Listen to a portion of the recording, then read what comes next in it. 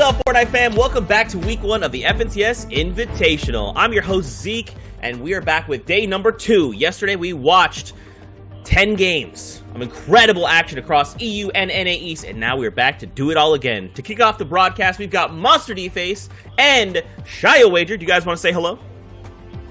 Oh yeah, absolutely, man. It's a big day. It's another round of EU competition. I'm excited to be here, Shio.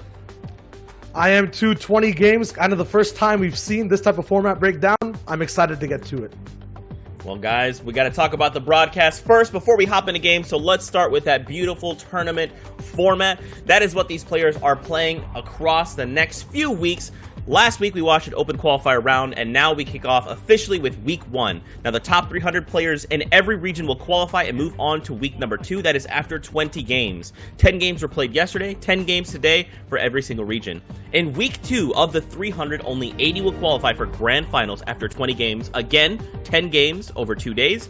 And this is where things get interesting. For players out there that have not qualified, they'll have a second shot in the reboot round, where the top 20 after 6 games will qualify for grand finals. Then we get to the big moment for every single region, grand finals, 12 games, 6 games a day, and at the end of it, one player will be crowned the FNCS Invitational Champion. It's going to be absolutely unbelievable, so stay tuned. You won't want to miss it. Now, of course, as I mentioned, this is a global competition, so other regions have already wrapped up the day. Oceania, Asia, and Middle East, yeah, that's correct, are already done. Now, keep in mind, we're only broadcasting Europe and NA East. There will be a little bit of a break between, but don't worry, we'll get you guys up to date on the standings on all those other regions. Next up, we'll take a look at that format. Now, Monster, in the open qualifier, we saw those 4 points be extremely hefty, but we're not quite seeing the same result here in week number 1. No, the dynamic has now changed. It's shifted. I mean, the format has stood the same, though, but the different caliber of player is making things very interesting at the top. It's almost in line with what we were expecting. We knew that this format, the eliminations being so hefty, would play a part, but not as much in this higher tier dynamic. So far, so good. I'm really enjoying what I'm seeing of the new format. This is the first of its kind for the official Fortnite kind of competition. So I'm happy to see something kind of working right now. And it's only going to get better from here. Remember, this is the invitational process, but from here on out, you just have to make the cut in order to continue to play. That's right. And of course, you know, placing is great and moving on, but we got to also talk about the prize money on the line for every single week and every single region. Here is the current breakdown. Now, keep in mind, this is every single week. Players will be earning themselves a cut of the prize pool available to every single region. That's awesome. Now, of course, prize money is great, but they are looking to push on through and climb to the top of the mountain to make it to grand finals. Now, of course, guys, I'm pumped. I mean, if yesterday's games were any indication of what we're going to see today, we're in for some crazy, crazy games. I mean, you have some stars rising up. Benji was definitely the man of the hour yesterday. He popped off. The first game we saw, he was taken out. He managed to come back. It was all about a matter of mentality. I think Sancho and I harped on that for quite a while, talking about how players in solo format specifically can be a little difficult. But, I mean, Shio, we all know that Benji absolutely loves solos. He does, and we talked about prizing, we talked about reputation. There's a lot on the line, and they want to hold on to it, right? It's all around the world, too. We have Oceania, people in first place as of yesterday. RBK Volks, he's going to be there all the way up with 38 eliminations, 236 points. And you got to pinpoint exactly how people are playing in their play styles if you look at exactly the breakdown of points versus eliminations. If you have a good balance like Volks, he'll be at the top, 236, but there's people just like him in 8th place, Looter, 36 total eliminations, 197 points. You can see possibly more mid-game fighting, more aggressive earlier eliminations, doesn't get the full placement from game to game, but it still nets him a top 10 spot. And that's the thing. I feel like just looking at these standings in general, if you compare the placements to the eliminations and like how some people with drastically less elims are up there, like 19th and place 18th. Lazar and Mavericks are a good example of that. That's perfect. 18 eliminations versus the 30 eliminations on Mavericks, but the placement being the difference maker and how they're still both top 20 competitors, but you can play to your play style. Yeah, there's wins all around the board as well, but that doesn't mean you'll be in the top 10 spot. It's about consistency time and time again. And still, even if you're nearby, you have tiebreakers, those eliminations matter. Forbes kind of gets his games above Nodiu all the way over there at 153 points, slightly more elims on his side of things. Spin, one person to watch as well. Alec, who I believe we saw at DreamHack as well, play it out. 15 elims, 160 points, playing that classic format of Victory Royale there for him as well, all the way down to 30th with Sorif. You can't also forget Repulse God, 1 win, 21 eliminations, 151 points. That's right. Now we'll head on over to Asia to get a look at how things went for them. 212 points, 26 eliminations, and a Victory Royale to Kurin's name up there at the top. So, I mean, we are seeing players break the 200 mark, and that seems to be like where people will push above into top 10. I mean, what do you think, Monster? Like, do you think that we're going to see something different out of EU today? Because there was similar points yesterday.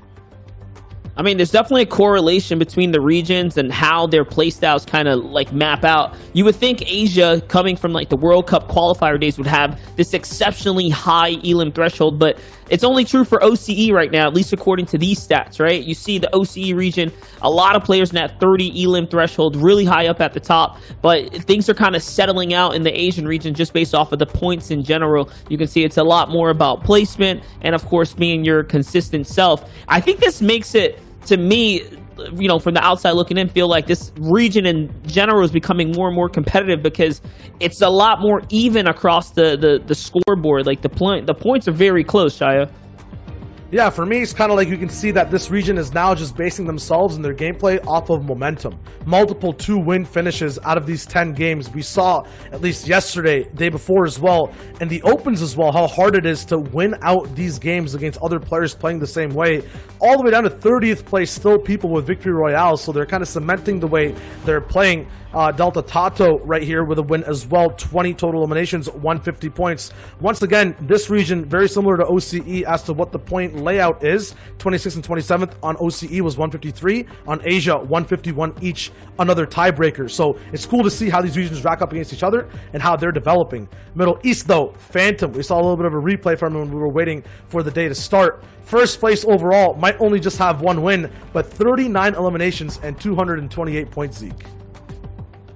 That's right, man. 39 eliminations at the end of it all. Not bad, especially the big key factor here is this is a competition over 2 days, 10 games over both days. So not only did players want to try and rack up as many points as they could yesterday, but now they're trying to solidify that placement that they need to try and push their way into top 300 to move on to next week. Now, of course, it's not the end of the road if they can't make that threshold, right? They will still have the reboot round to try and take that second shot. And who knows, maybe they'll make it through in the top 20. We'll have to see how things go. I mean, we still have a whole nother week, more games on the way. I mean, there's so many different things to talk about on top of how many incredible players there are, right? Because not only in Open Qualifier round did we see new faces, but now we're seeing those new faces pitted against the familiar faces we're used to seeing.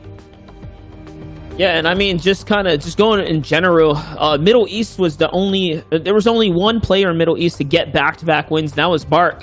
So it is kind of crazy. There's not a lot of players in general that can say they pulled back-to-back wins during this week 1 invitational. Commandant, Bumboy, Jack, and Bark, like literally the only players that can say that they even did that. So talking about taking it serious, talking about coming in, the expectations that I think most of even the cast and crew had was kind of like low just looking at the open qualifiers. We thought, hey, this might just be a WP weekend, but dude, the stacks, the stackers of the games that we've watched, the quality of games in general, I think far exceeds our expectations. And yeah, it gets me excited for the future comp. That's right. Now, of course, just as a reminder, we say it at the top of every broadcast. We just want to remind you guys, because we are trying that new format with additive scores, we will not be posting the final standings with the combined totals at the end of the broadcast. Instead, we will be looking those over, making sure all the points are correct, all the tiebreakers are correct, and we will be posting those to social channels later on. So if you want to keep up to date with that, FN Competitive over on Twitter is a great place to stay up to date on not only all things FNCS, but all things competitive in 2020. Now, before we get started, guys, I actually want to take a look at the standings from yesterday out of Europe, because that's going to give us like a nice like snapshot of what we should be keeping our minds on as we head into these next 10 games for EU, especially when we think about the guys at the top, right? Because taking a look at top 10, I mean, Benji was far and away with 250 points, 38 eliminations, 2 victory royales. I mean, 250 points, that's really, really exceptional. So these top 10 are, you know, if you're new to competitive Fortnite, could be people to keep your eyes on. Yeah, I mean, also controller on top for Leshy too here, Shayo. And not to kind of just jump in, but I just want to say that Benji really broke the lead. Like, he broke away on the pack here, Shy.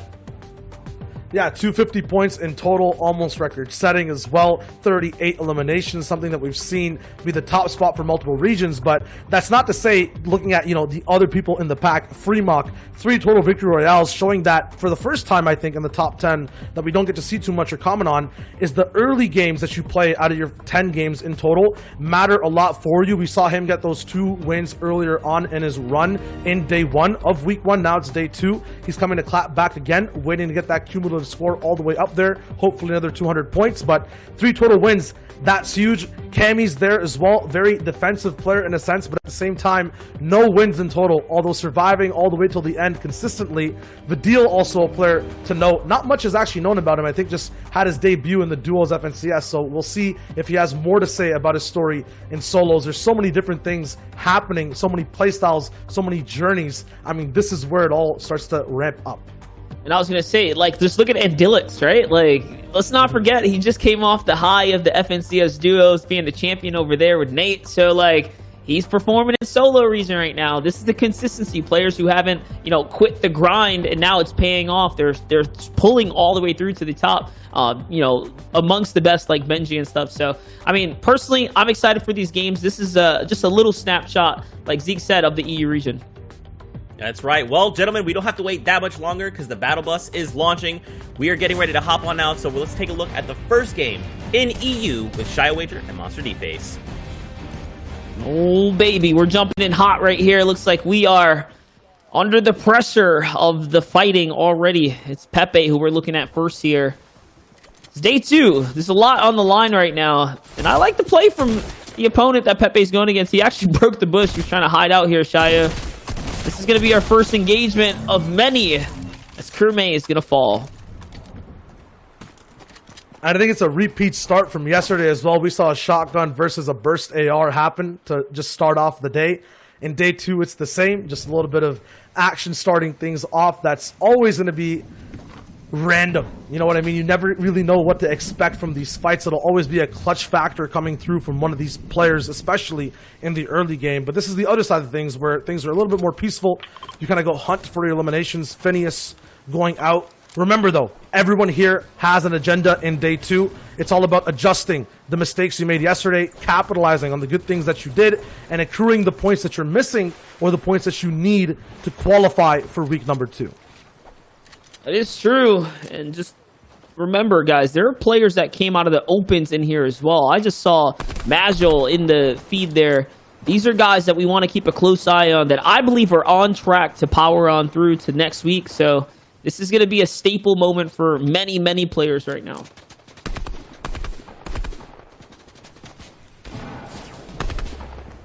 You can see a little kind of action going on here. Phineas is going to find himself a nice little pick. We're just easing our way into these battles right now, but Shark's going to be on the run, and he just barely dodges the RPG right there, Shia. Yeah, a little bit of a escape inside that porta potty, but at the same time, you still need to end up finishing your eliminations. That's exactly what he does. Phineas with a third party quick pickup does some damage, doesn't actually get that into his tally of overall points, but at the same time finds the next party that was there as well. That's one to start things off. Momentum already brewing, boiling, waiting for things to go. And here's another fight. Although a third party with a henchman, it'll be Flame and Croc who are looking to see who comes out on top at this hideout. This is a sneaky little henchman down there. He can definitely throw off the senses, to say the least. Croc still can't even finish him off here. There it is. He gets a little knock. You hear the screams of the henchman. This is an intense battle. He's going to jump in. He's going to find the 24. This player does not have any shield. But, I mean, Croc isn't too kind of comfortable right now, just in terms of the shield in general, and he's going to lose his now as well, and it's even playing field right now. 48 only.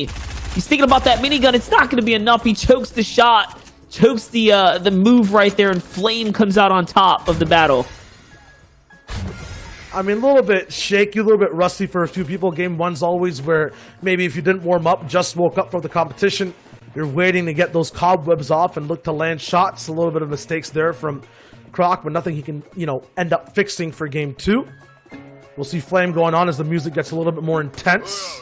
Switching over to another big, not even hideout, but mythic POI. It's the Grotto, and Rimmick's going to be the one just on top of it, making sure he has his mats farmed out. We can look at his beautiful loadout.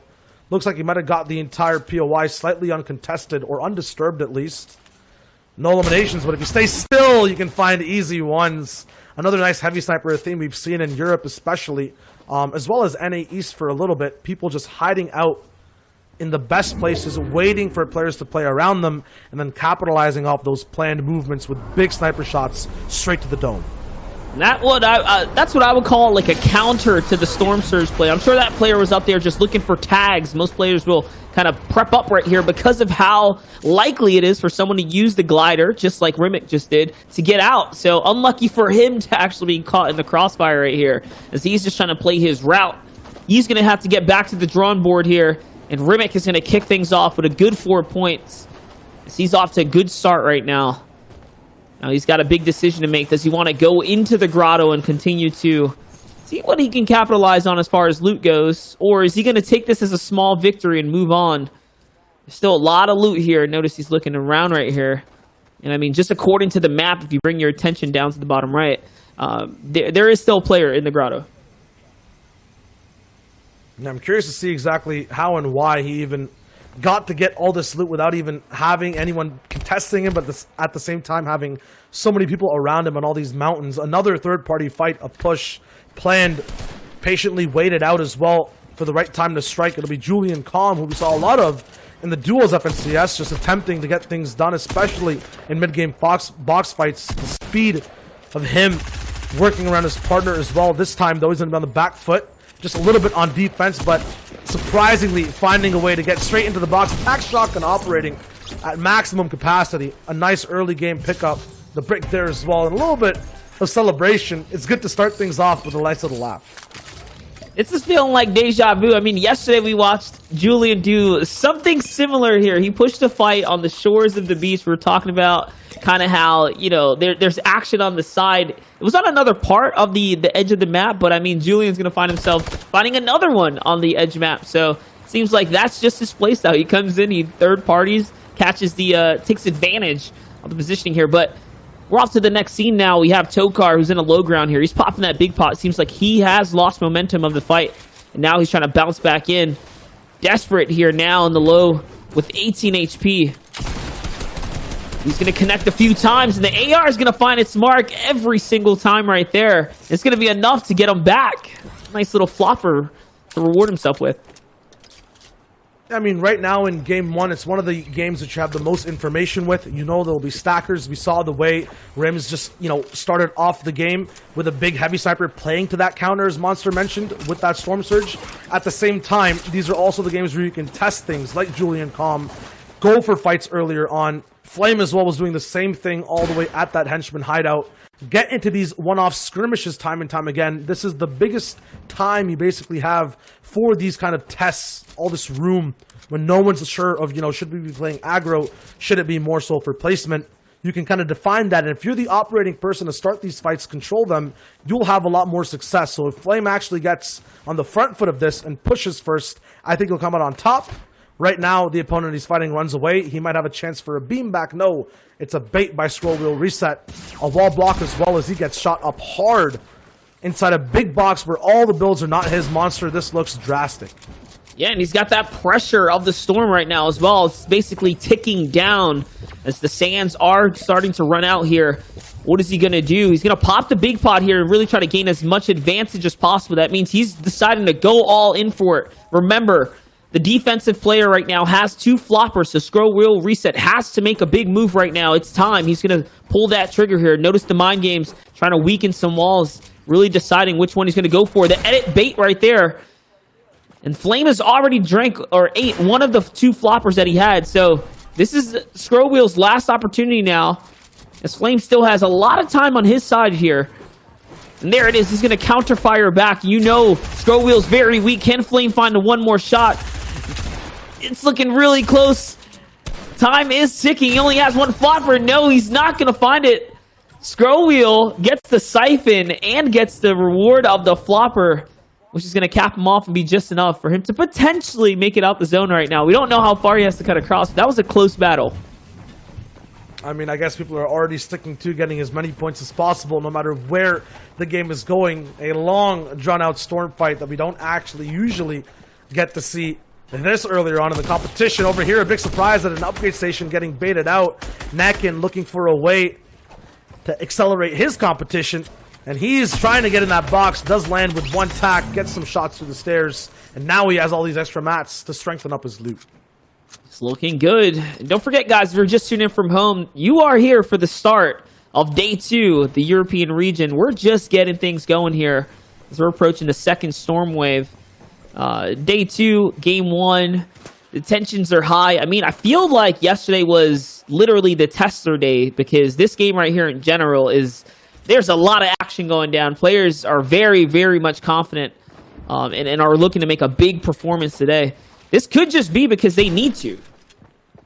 Yeah, absolutely. They know the exact amount of points they got yesterday. They know the way they rack up on the leaderboards versus all the other playstyles. They play towards their strengths, and that's earlier on, getting big moves done, like Ketzon over here, getting into fights, finding beams. Then that's good. They're going to keep going for that. But the problem is, if 40 people are doing that in the server, you'll have people sporadically just jumping into fights like we've seen all over the map.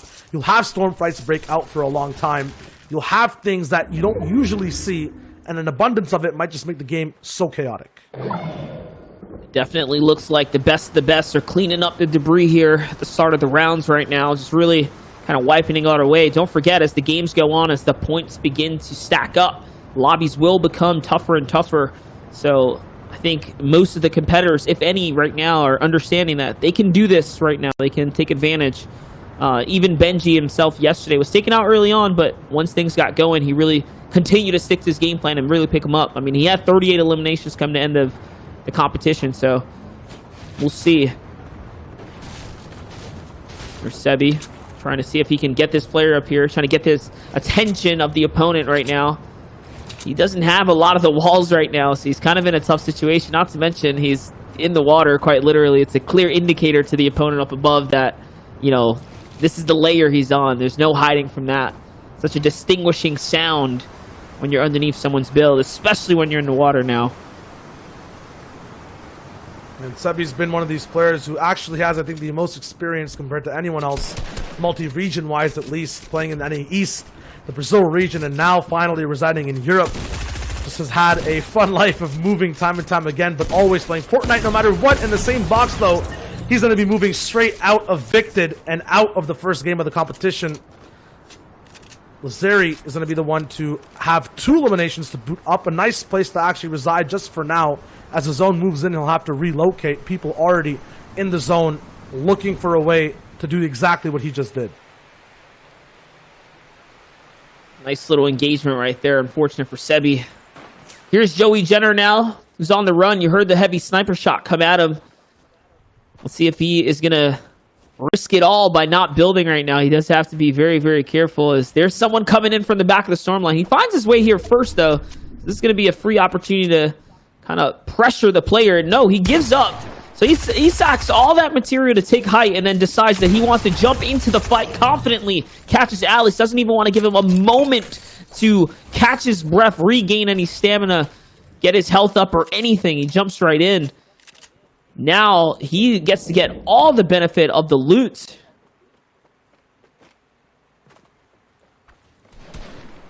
And he gets to move out. You'll see the way the boxes are kind of being made for a lot of players right now. A lot of these box fights that started to develop earlier on get people paused in their tracks. Not specifically in their own game plans. Now they're on the defensive side of a reaction to the way other people are playing. Razor is trying to find a way out. Not even that. Possibly now a way straight through his opponents. At the same time, look at where the zone is. Look at the other people waiting for these fights to still divvy out and get points possibly easier than finding them late game. Razor now on the back end, on the back foot, gets taken out. That's Capsino who finds that one. More loot. He needs to move on. And I also saw in the feeds, Julian Calm went down as well. As much as we were rooting for him and his early game aggression, seems like he got put with some stopping power come to mid game right now. We'll see how that plays out for Julian. Will he be able to bounce back as well? Just that fight in general, Razor has some really good movement. I don't know if you guys noticed, but to give you guys a little insight, he was going left and right on those ramps, making it really hard to track. Capsino just capitalized on all the shots, though. Tactical shotgun, one of the better ones for the room of error. You can continue to fire, and if you miss, you can still follow up with a good fire rate. It's got great damage for close quarters, so probably my preferred favorite here. He's got a rotation to make, though, being on the backside here. He's got somewhat of a freebie right now. I think it's just the opportune time right now to move across while everyone else is focused on the same thing. Looks like he's going to catch a nice free builds from the enemies here to go through. I mean, it's kind of deceptive as well, because when you have these late rotations, yes, at first it's really free, but then look at where people base up, especially near Dirty Docks when you're at that retail grotto mountain. It'll be very difficult once you get to the zone to find a space you're comfortable with, not only just to base up, but to get shots at, get picks with, like Evil Delta's doing now, and then be comfortable to rotate off of as well. We've seen the dynamic of these end games when they're about to start moving towards half and half, the later mid-game portion of Fortnite. You have to be in a favorable place to move to the next zone. If you're based up underneath other people, they can force you out, bait and switch your rotation path, and then you're in trouble before you even know it.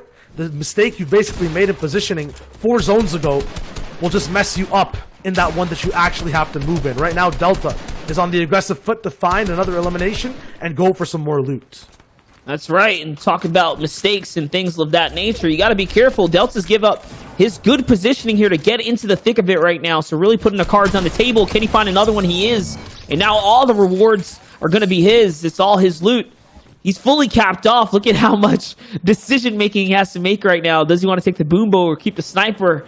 Take the extra shields. A lot of opportunity here for Delta. Capsino's still on the back line. He seems to have gotten tagged up. He no longer has shields to kind of work with.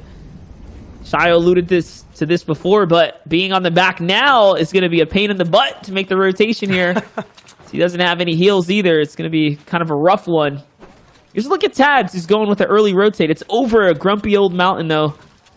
Let's see how this is going to play out for him.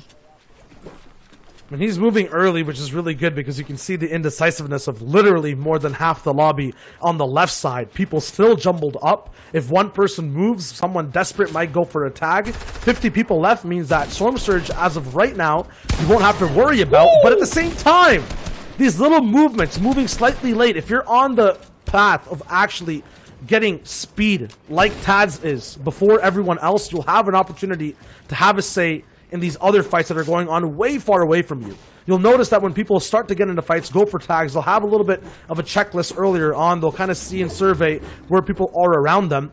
If you kind of wait for that checklist to happen, then move afterwards like Tads did, you might catch people with their pants down and then just have an easy shot.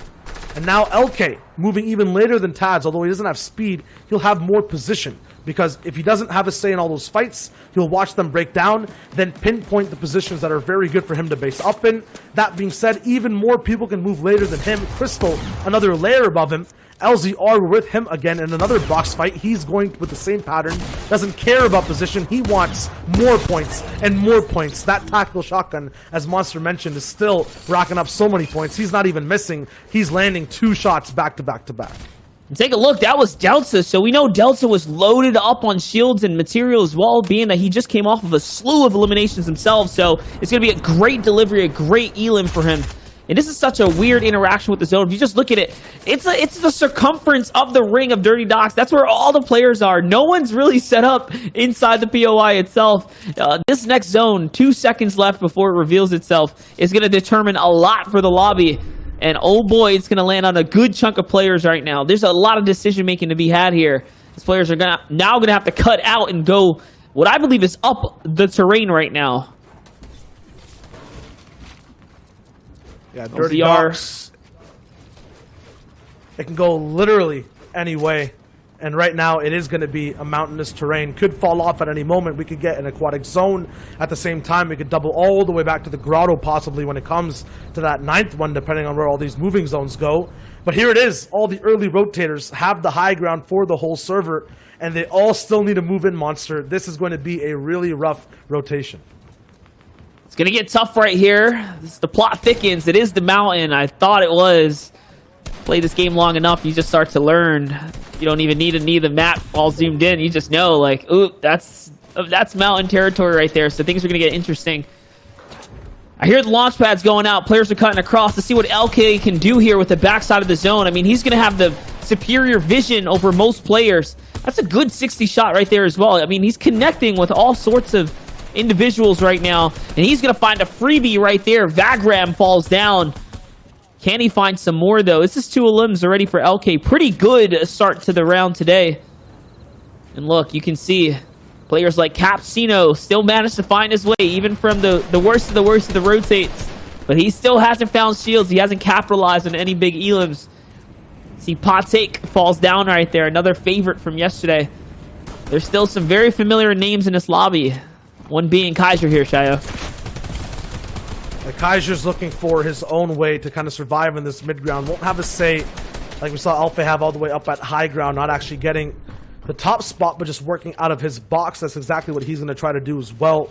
2 eliminations is kind of the pattern we're seeing from a lot of these players who are in prime positions.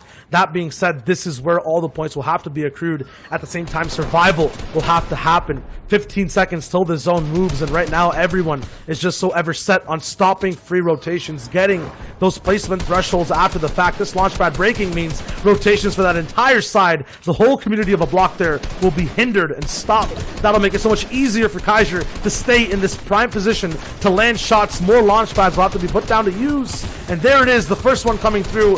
One and start of many more. There's another launch that he looks to kind of break down, if not capitalize off of. Now it's time to go. He starts to move. No launch of his own. Has to find something to recycle. Doesn't have it straight up just yet. Might just have to be a natural rotation, but in trying to find things, he gets beamed down and now is in a lot of trouble as the zone is moving very fast. Kaiser has been the bearer of bad news for this entire side of the map right now, really shutting down all the recreation of use right here and there. Just the shots on that player right there is going to be the end of him, and now he gets the siphon rewards as well. He's still in this game right now, following enemy builds. This is the end game moments right now. Rotation, decision making, timing, it all matters here. Kaiser doesn't have anything left. He needs this shot. No, he's going to get taken out. It's Kayland who finishes him off. Take a look at height. You get a little kind of glimpse of what's going on up here. It's just chaos right now. It's movement. This is moving zone territory. And it's such weird terrain. It's going off the mountain now. The elevation's so high, Shayo. Fast man Tads goes down. Now it's all up to wind all the way up high. But as you mentioned, that mountain now getting removed from the equation of this end game. Everyone has to just try to drop down as fast as possible. That being said, low ground will have so much more to deal with. They can't just look up and try to beam. All these players are very experienced with that waterfall move, the tech to get down, connect up, and not get beamed, succumb to fall damage. Wind will be here early. Doesn't get much of a say on what's going on around him. 3 builds left. Needs that recycle. The heavy sniper is not going to be something that Kinzel can actually land, I believe. If that wasn't him, that was someone else, possibly Kaxi. We'll see Wind moving up. 3 more eliminations. That's his 4th. A big double bang comes through. And now he keeps moving on box to box. Topped up with a few materials. Not enough to actually push off on the competition, but a bounce back saves his game for a few more seconds as he looks forward for more opportunities. He didn't get to grab the mats. He did not get to refresh at all. So we'll see if he can grab some more here. Wind jumping down early was probably the best decision he made, having to drop on enemies as they're trying to scramble, trying to understand the lay of the land. He's got the advantage. That little bit of information is all that separates him from the rest, as now he's once again leading out the push here, the aggression. This time he is going to go for the material count as he needs it desperately right now. And he's going to find a flopper as well. So into the zone he goes here. He's going to drink 1. He still has another. 5 more seconds is going to buy himself here on the clock right now. The sands of time are ticking. Can he find his way into the zone? He needs an elimination right now. And this is going to be a siphon. It's exactly what he needed. The zone's going to favor him again this time. And now it's going to rotate off the side of the mountain. Lucky him. Lucky him right now. 5 enemies remain against him. He's surviving, but still making things happen. The two-tack attack, Shotgun Warrior. As Olmiz is all the way on high ground, Wind has another opponent. He stops down. Kalen bites the dust, and now it's all up to Anarchy and Olmiz to try to stop this big momentum that Wind has, although doesn't have height. Probably in the best position he can be, especially with low materials. He's just thriving right now, waiting for his next opponent to fall into his builds, into his trap. Falls down once more, controls everything down below. But it's so dynamic the way things are actually developing. Another big 160. He finds and makes it a final 1v1 as Dono goes down. He launch pads up, gets the high ground, 20 builds available, starts to hold it, and Monster, he might be able to just wrap up this entire game. There's nothing like a good gust of wind on a sunny day here as Wind comes all the way up to the height now, and it's against the grappler, so he's now going to lose it as well. This is just a back and forth engagement right now. Can he find the shots? He needs to. He needs to look up. He's going to pad up again. He's not giving it away for free. This might be the vital error, though. Can he land? Can he make him choke? He kind of does. He needs one shot here, and it's going to be just enough. He finds Olmiz. My gosh, we never get to see launch pads effectively take height, let alone twice in an endgame, Shayo.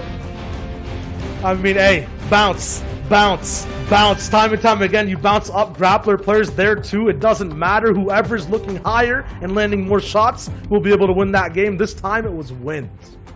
Guys, that was a crazy game number one. The back and forth. As soon as he dropped and he eliminated the player in third and he gets the first launch pad, I was like, okay, he can make something happen. He goes up, and then Monster's like, go, this guy's got the grappler. He goes up. I'm like, okay, what are we supposed to do here now? The second launch pad, and at the end of the day, you just gotta make sure your shots, you can hit your shots. And that's exactly what Wind did. That was unbelievable, Monster. That was so crazy.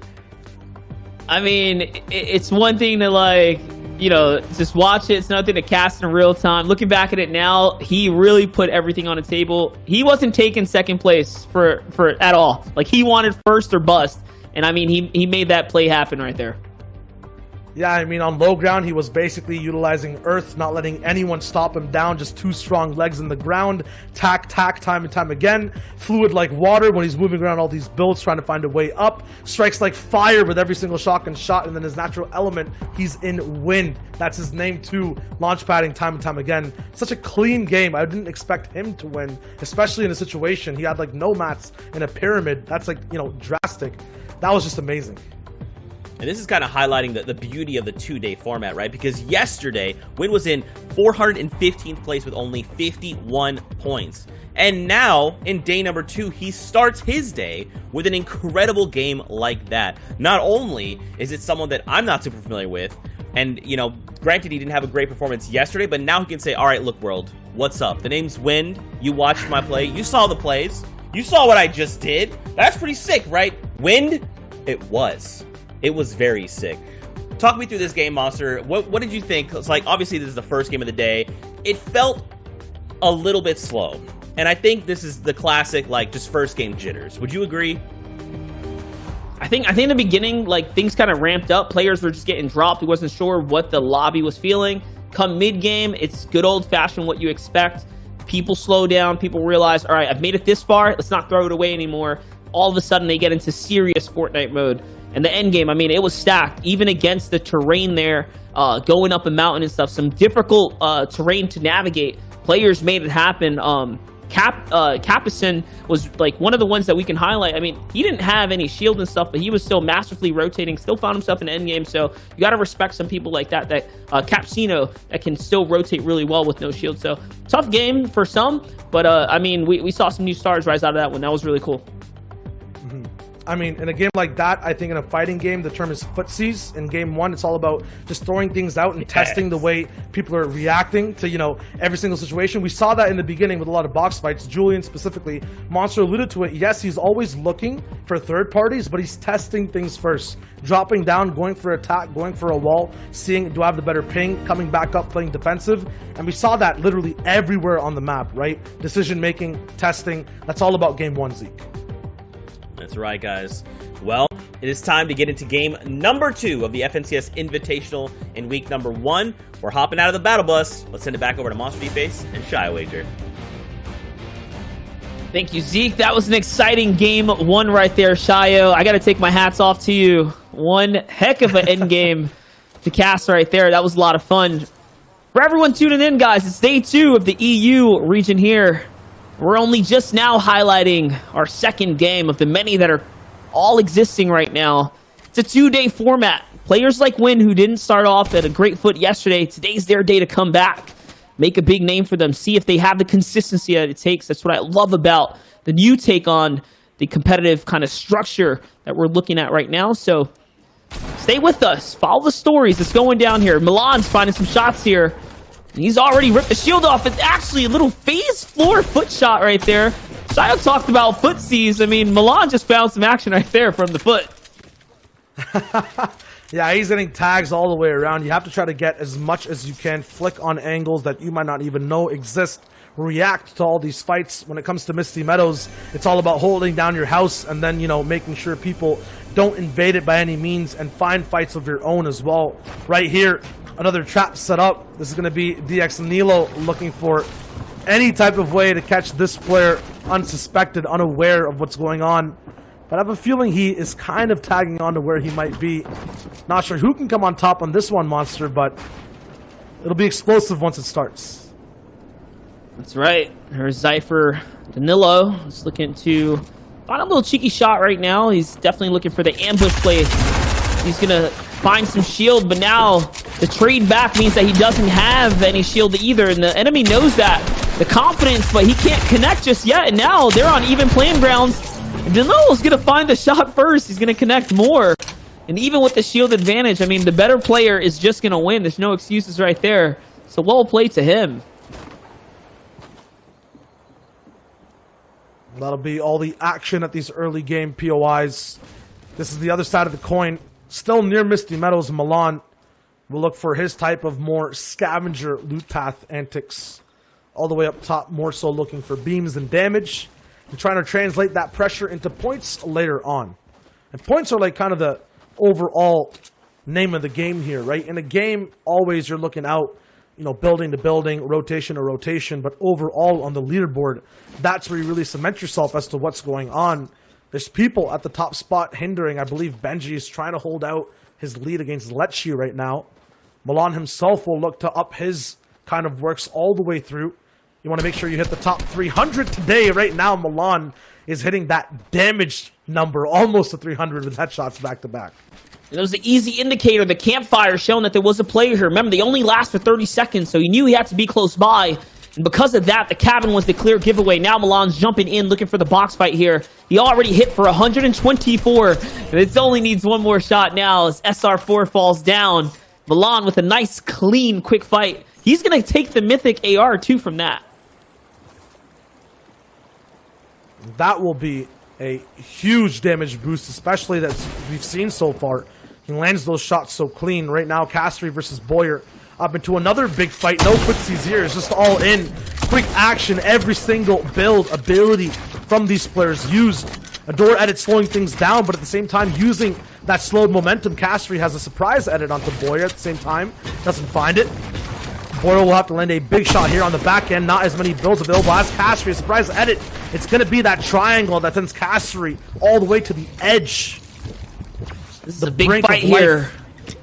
Two exciting names right now. Castry and E11's Boyer, both of which are veterans to their own right now. And this is close. It's fair game. You can see the reaction speed. This is super high tier fighting right now. To say the least, Boyer on the run, knowing how to change elevation, play the mind games, never being too still to be tracked. Castry still trying to apply pressure, but, you know, maintain control of the field by healing. Never too much, though. Never too slow to give away his advantage. As Boyer now has the high HP lead right now. He's looking for the turnaround here. Let's see, it's Castry who's on the back foot now. They're in the box. Once again, Boyer's going to find the mark, as does Castry. It's still 50-50. It's even game now. What is Boyer going to do? He loses height once again, Shio. Has to try to pop that 50 potion if it's possible, but right now it feels like these guys are just heating up so fast and not going to slow down possibly to heal or even let each other. And Castry does not have the same tool set, the same loot that Boyer does. He has to all in for the shot. Boyer with the advantage, although at a lower elevation, lands the attack and then moves on, gets to have 4 more points for his overall score. It was the shield potions. I think him just faking them out over and over and switching back to the shotgun, so ready for the shot. It was just enough mind game to play to his benefit here. As we're jumping to Carton and Milan. Milan was already on fire. He found himself somewhere. Misty Metal. He had an Elim there. Found one at the lake. Now he's trying to see if he can find one at the agency house here.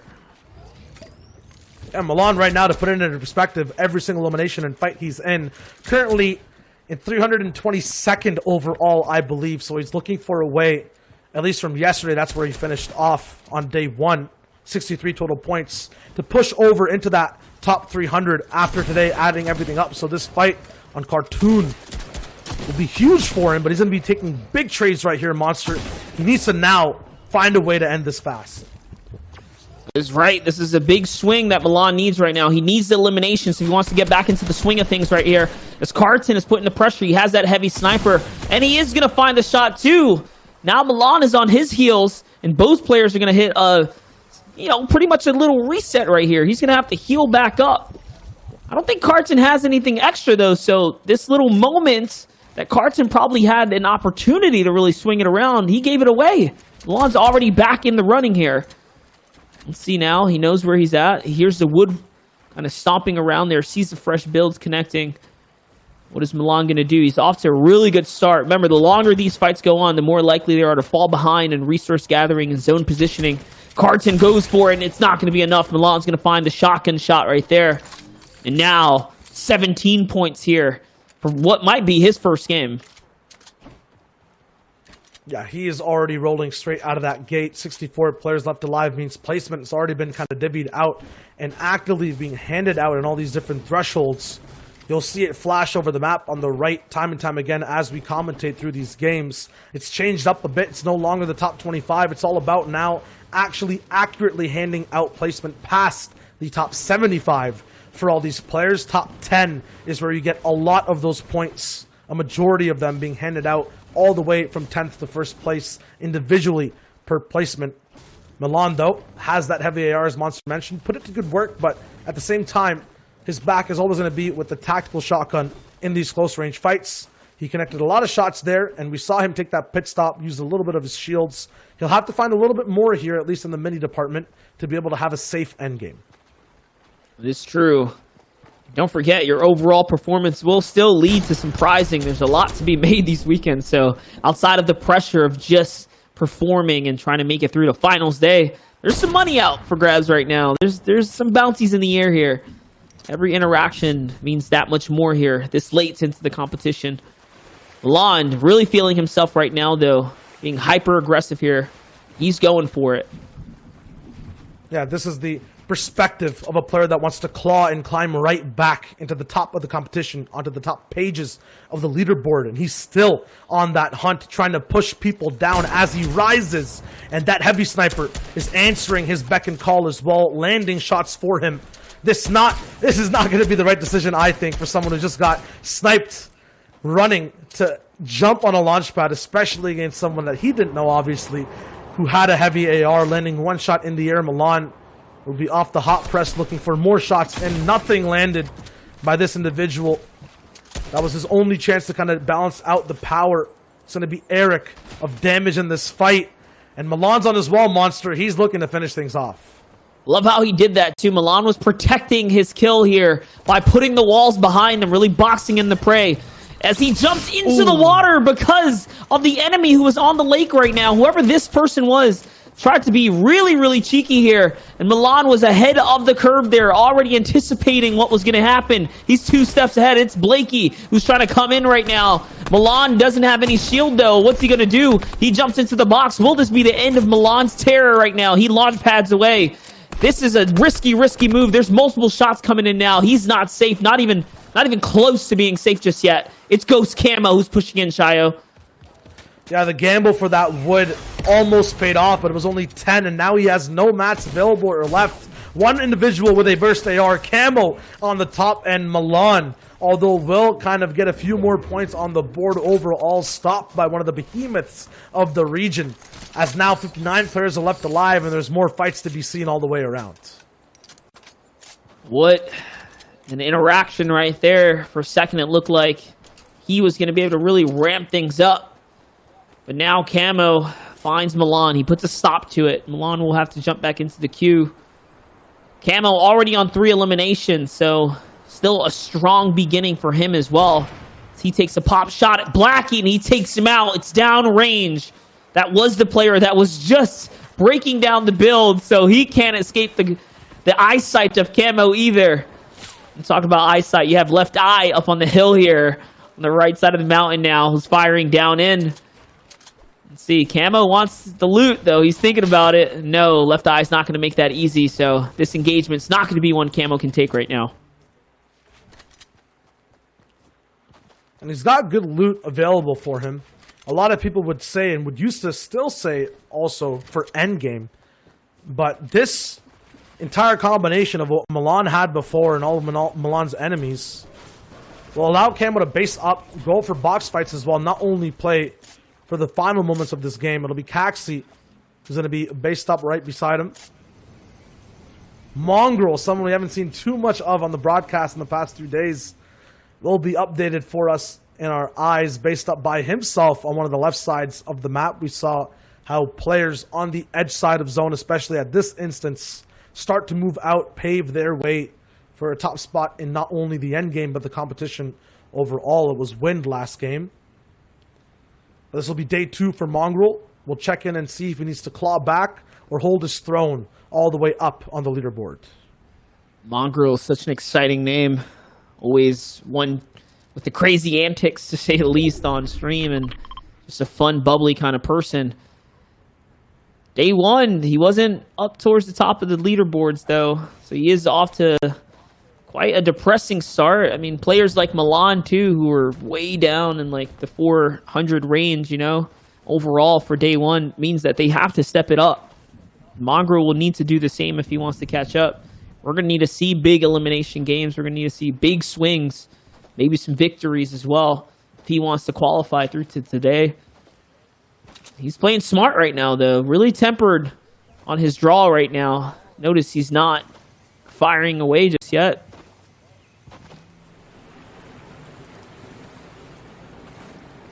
And Mongrel at the moment is at 77th place at 117 points, at least at the end of day 1. So he's looking to get even higher there.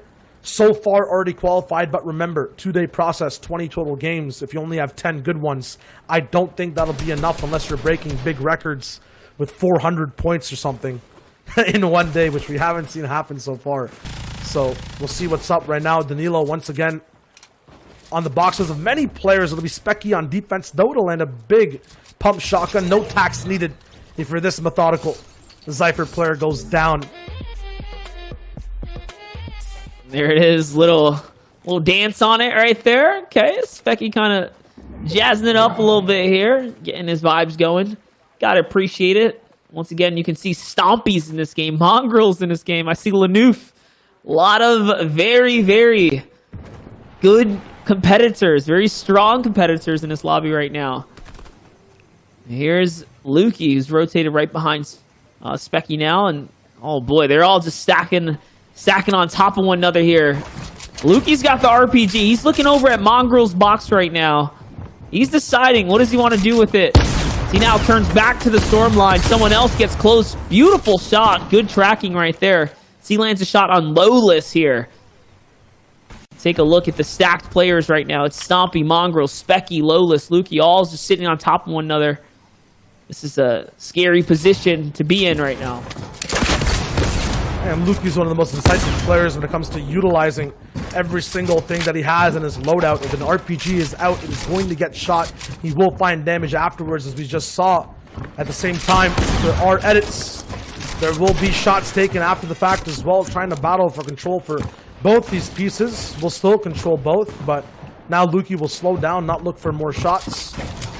0 eliminations right now, a nice surprise RPG to possibly drop down the player up above, but a cone, a pyramid, will be able to just keep him up there for the time being. Look at the mini-map, look at the overall layout of the land right now. So many people just held up, trying to reserve as many materials as possible, but this zone will not be friendly. It'll be a bunch of water, a lot of hills. These guys will have to move fast. Lukey, though, might not be able to move at all. Has to get through.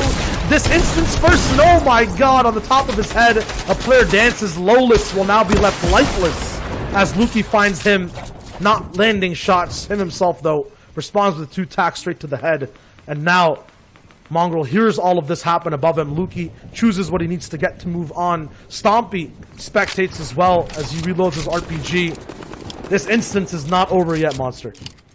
The question is, why haven't they moved? Why are they still sitting here? Are they waiting for a launch pad, or do they have one, to say the least? Because when fights are happening, these are the perfect times to rotate. So I am interested to see the decision making as we're kind of sitting right here on this side. Specky's out of here. He's hitting the road, and as does Mongrel now as well. The timing seems just right. He hears Specky take off, and he wants to trail behind. Stompy's doing the same now. This is very, very good plays by all of them, choosing to rotate at the same time. Good timing, and Lukey gets to walk away without needing to engage on any of these Titans here. What you're looking at right now is Stompy get tagged up a few times here, Chayo. It's Nespit, Froxy. Mongrel's still on top of him. It's the barrier. Although Mongrel is on top of him, just look at the entire lobby making a big wall, basically across on a lot of fronts, both high, mid-ground, and low. Lukey will find Bailey, who was trying to rotate as well. Stompy, who was getting pressured before, gets to get some release, but it'll be Lukey now with a very destructive loadout, giving up the rocket launcher to get a drum gun, and at the same time have that long-range beam still available with the burst. What a nice find, because he also picks up that prestigious launch pad, which is going to play so well into the half-in, half-out zone, especially if it doesn't pull his way here. A lot of water dividing the landmass here now. The field is split in two factions, the left and right sides. There is no space for an allegiance in the middle, not in a solo game, not at all, as everyone is an enemy here. Let's see, though. You see Boyer is in this lobby as well. This is a very, very exciting lobby to be looking at right now. Let's see what Kezix is going to be doing here. He's got 5 floppers. He's going to cut all the way across here, Shia. It's going to Lazy Lake. Yeah, this is going to be the travel along no man's land. It'll be Kezix who moves in first at the same time, even though such a clean rotation, especially right towards an airdrop. He'll get beamed down. We'll have the hard mats and be early enough to not get super focused by the entire lobby, but then push, I believe, into someone else's box close by the side. He does have a chance to refresh his launch pad and get possibly another power item, but it'll cost him a lot of materials on this defense. He has to act quick here. You have to choose to either heal or take the package. The third elusive option, though. Get the big beam and a huge reward. It's Sky's loot that was in that box. Another player on the door for the package, but now Kezix has a free way to rotate in. Not sure what that player was doing, but Kezix has one of the best loadouts in the entire game all of a sudden. And another gold That is true. I was going to say, it's another good weapon falls from that as well. It's the gold tactical. He doesn't even want it. He's comfortable with the pump. My gosh, talk about a huge come up here. Kezix may have took what would be the biggest gamble in the lobby, and it does pay off. He's rewarded with the best solo loot possible, all for the drop. Here's Mongrel. He's looking back at the zone right now. There's someone in the storm. He finished 77th on his first day overall. It's not too bad. He did have a victory, so he's somewhat middling in the competition right now. If he can just continue to kind of play A-OK, he will be qualifying for any of you Mongrel fans out there. He's looking pretty good right now. As the information was coming in. That's a good RPG right there. Now he's looking for the shotgun follow-up. He only has a tactical, though, so it's not going to be very effective at longer ranges. Nonetheless, that RPG does so much damage. 130 if you get connected with it. And he gets zoned. He gets favored here on the 6th zone right now. And while he's doing all of this, finding this loot, getting a gold AR, which we saw him in every single mode operate with at maximum efficiency. Now it'll be the operating weapon to complement the rocket launcher, and he's trying to find the shot, and it'll be Snuffs that actually, or Snuffles that goes down to Jason. Mongrel doesn't get to have the same that elimination or the points at all. Camo has been picking up points all the way around on the other side of the map as well. Boyer's right below Mongrel. They've been side by side in a lot of these big bases, time and time again. Looking for another launch pad to possibly get on top with an item also in this game as it starts to finally move up and get hot and heavy. It'll be Mongrel moving on. Has the tarp available, the trap set up, the build's controlled, but doesn't find anything around him. Instead, ahead, blocking people off, moving past controlling where they go, and Jason picks up another one off of him as Crack gets a big pickup. Belvede goes down, and now Mongo has to catch up with the rest of the server. It's absolute chaos. People in the air, on the ground, and on their builds too. What will he do next? He's running low on material now, though. 150 material to his name. That's 15 builds. Just a few tarps ahead. He needs a frag, or he needs to jump off this layer, and he falls down to his death. When I said jump off the layer, I didn't mean like that, but unfortunately, Mongo is going to fall now. Still, before getting rewarded for the big placement points, as he kind of left this lobby prematurely, Shayo. That was tough. Tough indeed, but we're going to be tuning in with other people who didn't make the same mistakes. We'll be back to see more as Kezix wants some more. A huge loadout here, but he didn't start off with it. Let's see how he adapts of using that grappler. Has the Mythic AR. This is just basic fundamentals of having positions in Fortnite. It's pinpointing exactly who is where on the zone, where they're going to go next, and then getting what you need to get after the fact. Has a lot of floppers, but at what cost will this loadout take damage? I know you can have those floppers to use immediately. You need refreshes, but if you get beamed that hard, it's going to be very hard to bounce back. This is where the grappler must be used. Sees one more person left up in the storm, has the combination and gets it down. It'll be Vibes who gets claimed. Another refresh and more floppers into the inventory. Now that mythic item starts to get active. All the way for height he goes, and the player sees him coming, so it'll be an absolute fight possibly if he wants to control that high ground. No, stays mid. Kezix still lives on and is very healthy on materials. He picked up so much material from the zone, like Shayo just said right there. This is enough for him to take height right now. Typically, this late in the game, height doesn't have a lot. It's very unlikely that he does with the grappler, with the max mats. I mean, he's got a lot of opportunity here. He feels like it's too much of a risk. He's going to jump down and play into the low ground kind of tarps now. He's still not giving up height, not for sure, not for free here. Up he goes, and it's his now. Can Kezix hold it out, though, as he has the grappler? There's no way he can lose it now unless he makes a vital error, or an RPG does kind of ruin his chances here. But he's looking really good right now, Shayo.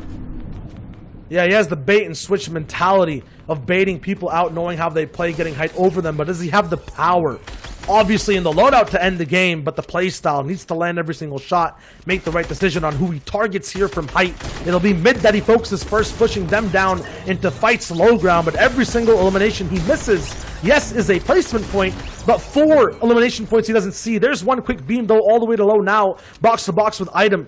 He looks for a little bit more pressure. 500 wood still available, but acting like he has none to force out a build fight, and now claims up top on the item, drops him down with his own builds. Pressure still there from the AR. Kezix still in the mind of his opponents and has the loadout to answer any questions they pose as threats, and he gets another quick pickup, making it a 1v1. He's trying to find a way to finally let things go. 7 eliminations, finding his 8th. A lot of minis available. That big shock and eluded not to get the tack. Is this the reason why? Does he have the accuracy, the power to end the game? Finally popping up the heels, waits patiently. The edits are there. And Kezix, from start to finish, dominant and staying in the shadows and striking when he sees fit. He'll have another win on the European region. Love to play. So smart to bait on the no wood material. What a good little read right there. That was really well played. That was really well played.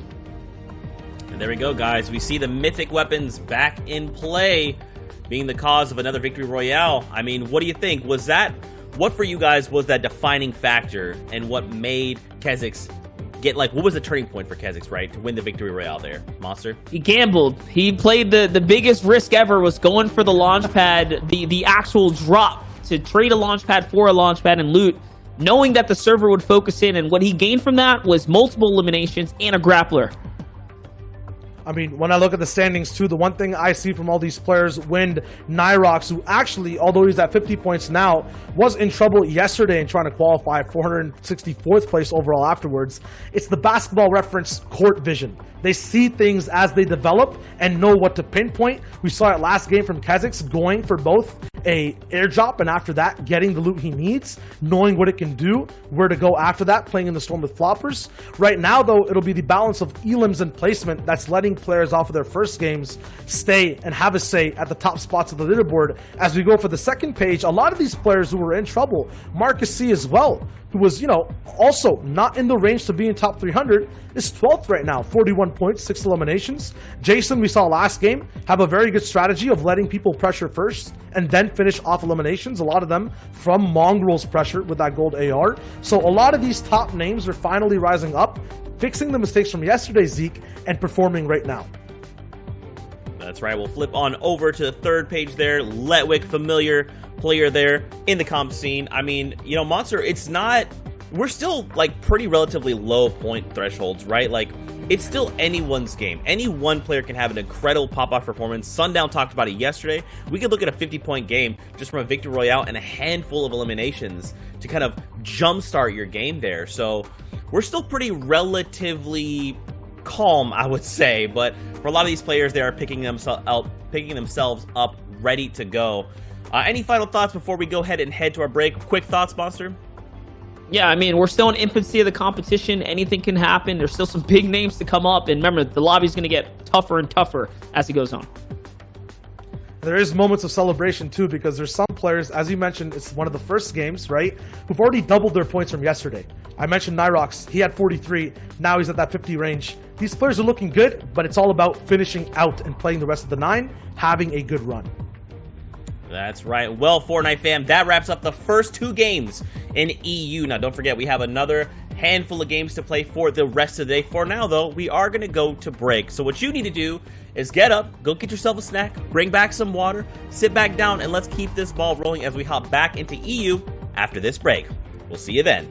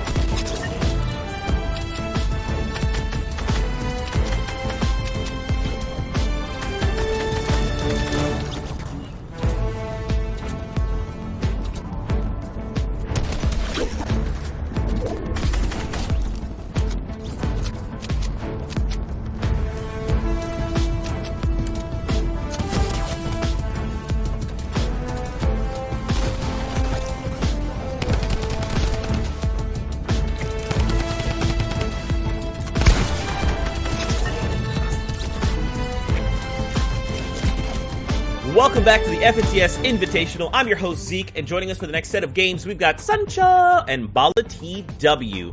Gentlemen, as we get prepared to head on in the battle bus to the island, let's go ahead and talk about things we're looking to see as we get ready for these next set of games. I mean, we should probably talk about pop-off performances, right, Sancho? Because we're still pretty early on in the competition. Oh, no doubt, dude. We just saw Wind literally with the winds of change, changing his destiny, going from outside the top 300, getting himself, catapulting himself all the way into contention to no doubt qualifying with that big 65-point game. And that's what it's going to need to require you to get qualified going to the next weekend. Wind got like first place currently right now in day 2. And what the whole thing I want to say is there's so many players. We talked about Mongrel a little bit in that cast with Shio and Monster, that they have that potential. We all know that the people that we root for could pop off at any moment. And with this format, with that 4 eliminations and then the top 10 impact elims where you could kind of multiply your points, that will be huge. And this is all about redemption for some people, and Bala talked about Nyrox as well, and Nyrox had that same kind of situation earlier. Yeah, and I was pointing him out because you said the winds have changed for Wind, but I think it's the road to redemption for Nyrox too. Was out of contention by a long shot. I think he was around the 450th spot in day 1, but now sitting in the top 10 in this leaderboard. I think for somebody who's really trying to make a name for himself and show that it's not just a duo's performance in the World Cup with Aqua, but also can perform in solos. That's another person though, Aqua. We haven't quite seen him. He was slightly out of contention too, Zeke. That's right, guys. Well, let's see if these guys can turn things around as we head into game number 2 of EU. Let's go, ladies and gentlemen. Day 2 is all getting set. The tensions are kind of out. The day 1 jitters, as we like to say, has no doubt ironed out here, Bala. And we're on board here with Finscoot. Got himself a bandage gun. And, no doubt, Bala. That's the mentality when we talked about this professional games, trying to figure out and work your way through your own mentality, but as well finding that game sense of how everyone else is going to play. How do you see the rest of day 2 unfolding as we're heading into the middle of the games here, Bala? Yeah, I think it's going to be a complete opposite thing that we saw compared to the open qualifiers, where quality and intensity kind of went down in day 2. In day 2 here for week 1, I think we're going to see this get more and more intense because not only are people trying to fight for that top 300, but there's also the fight for the top between players like Benji, between players like Letchi, who from their day 1 performances are trying to double that at least to try to hold on to the top spot because there is significant prizing on the line. I think it's $15,000 for first place today on EU.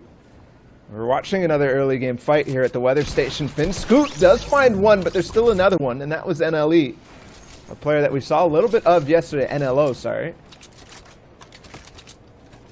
Finscoot got himself on the board with this Ford Elam. No doubt someone else is kind of running around. Goes for that reverse edit right there to try to be a big surprise, but Scoot was prepared. Gets a couple of nice hits right there. And there it is, Freddy getting sent back out of the server right there. Finscoot taking that nice 2-piece, getting himself 8 elims, and it all goes into the butterfly effect. And now we're going over to Capsino as Monster and Shire we're talking about. We're having a big day today for Capsino, sitting with 14 elims, has a nice high ground right now. And take a look at the format that you see and how important making placement plus elims. We've been talking about it throughout the entire broadcast, taking a look at the leaderboards throughout the different regions. If you could get both together, you're going to be looking very fine right now as Capsino is doing his best to poke and prod and get himself inside of this little cabin, which was always having the Christmas trees, the Nutcracker cabin here. I've been seeing so many fun troll clips here. Capsino's not trolling around. He's not messing around, Baller, doing some great, fantastic pressure here on his opponent, letting him use all his resources, and there it is. Eventually, Tanks goes down to Capsino. And that all actually stemmed from the structure itself. When he ran out, tried to get himself a little bit more space from down below as Capsino pressured him against that back wall, you couldn't actually place a floor above him. So he left that open for a second. You have to place a cone because there's already a pre-structure there.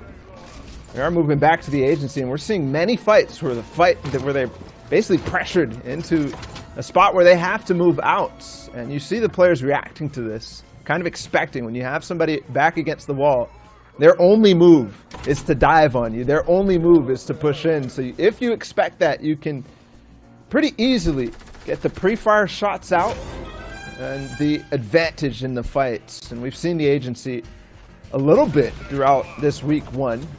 The influence of the drum gun, clear. But there's 3 players here, and this is one of the reasons why this is not one of the better spots in this week 1, is because it's so many. Every time you try to sneak out, there's another player getting ready to attack. It's interesting, Bala. What would be a great agency run? Is it just walking out of here with that mythical weapon? Is it getting into the vault? What would be a whole waste of resources and efficiency as we're seeing this build battle between Zyrax and Skullwheel making a return back into the cast here? Zyrax, Skullwheel goes down right there trying to get that high ground. But what would be a failed sense, or like an opportunity for you? What's a successful agency run? Everything? The kit caboodle, the vault, and the Midas drum gun? Or, you know, one or the other?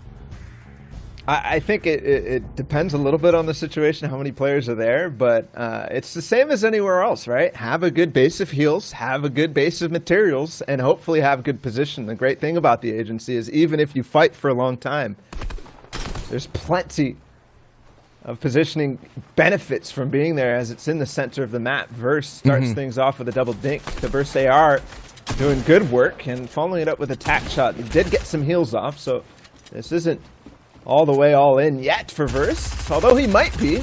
As he gets him on the back foot, he's in the box now, but the edit comes through. It's a punch shots. Oh, that was risky for a second there. I thought it was going to turn the tides, but he does win out in the end, and he has the shields to get right back into it.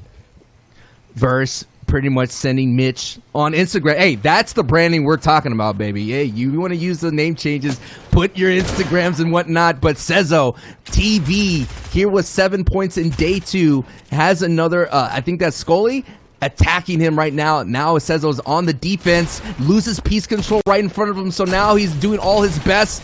Didn't have that camera advantage that we all want, and Scully does what he does best, getting 15 limbs, but another challenger enters the fray. The third party is here to try to steal, catch someone with their hand in the cookie jar, and it is Flame on the high ground. But that's what we talked about in the last time broadcast there, Bala. Even though you may feel like you have someone at a disadvantage, and Flame realizing that, like, wait a minute, I don't have the surprise attack anymore, I'm going to go ahead and back off. And the key thing for third parties there is listening and making sure that they know what's happening in that fight, know whether damage has been exchanged, so that it will be a positive and easy look in. Milan, we saw a little bit earlier in the broadcast, somebody who was out of contention, trying to make his way in. He's at 33 points right now, possibly around 80 combines.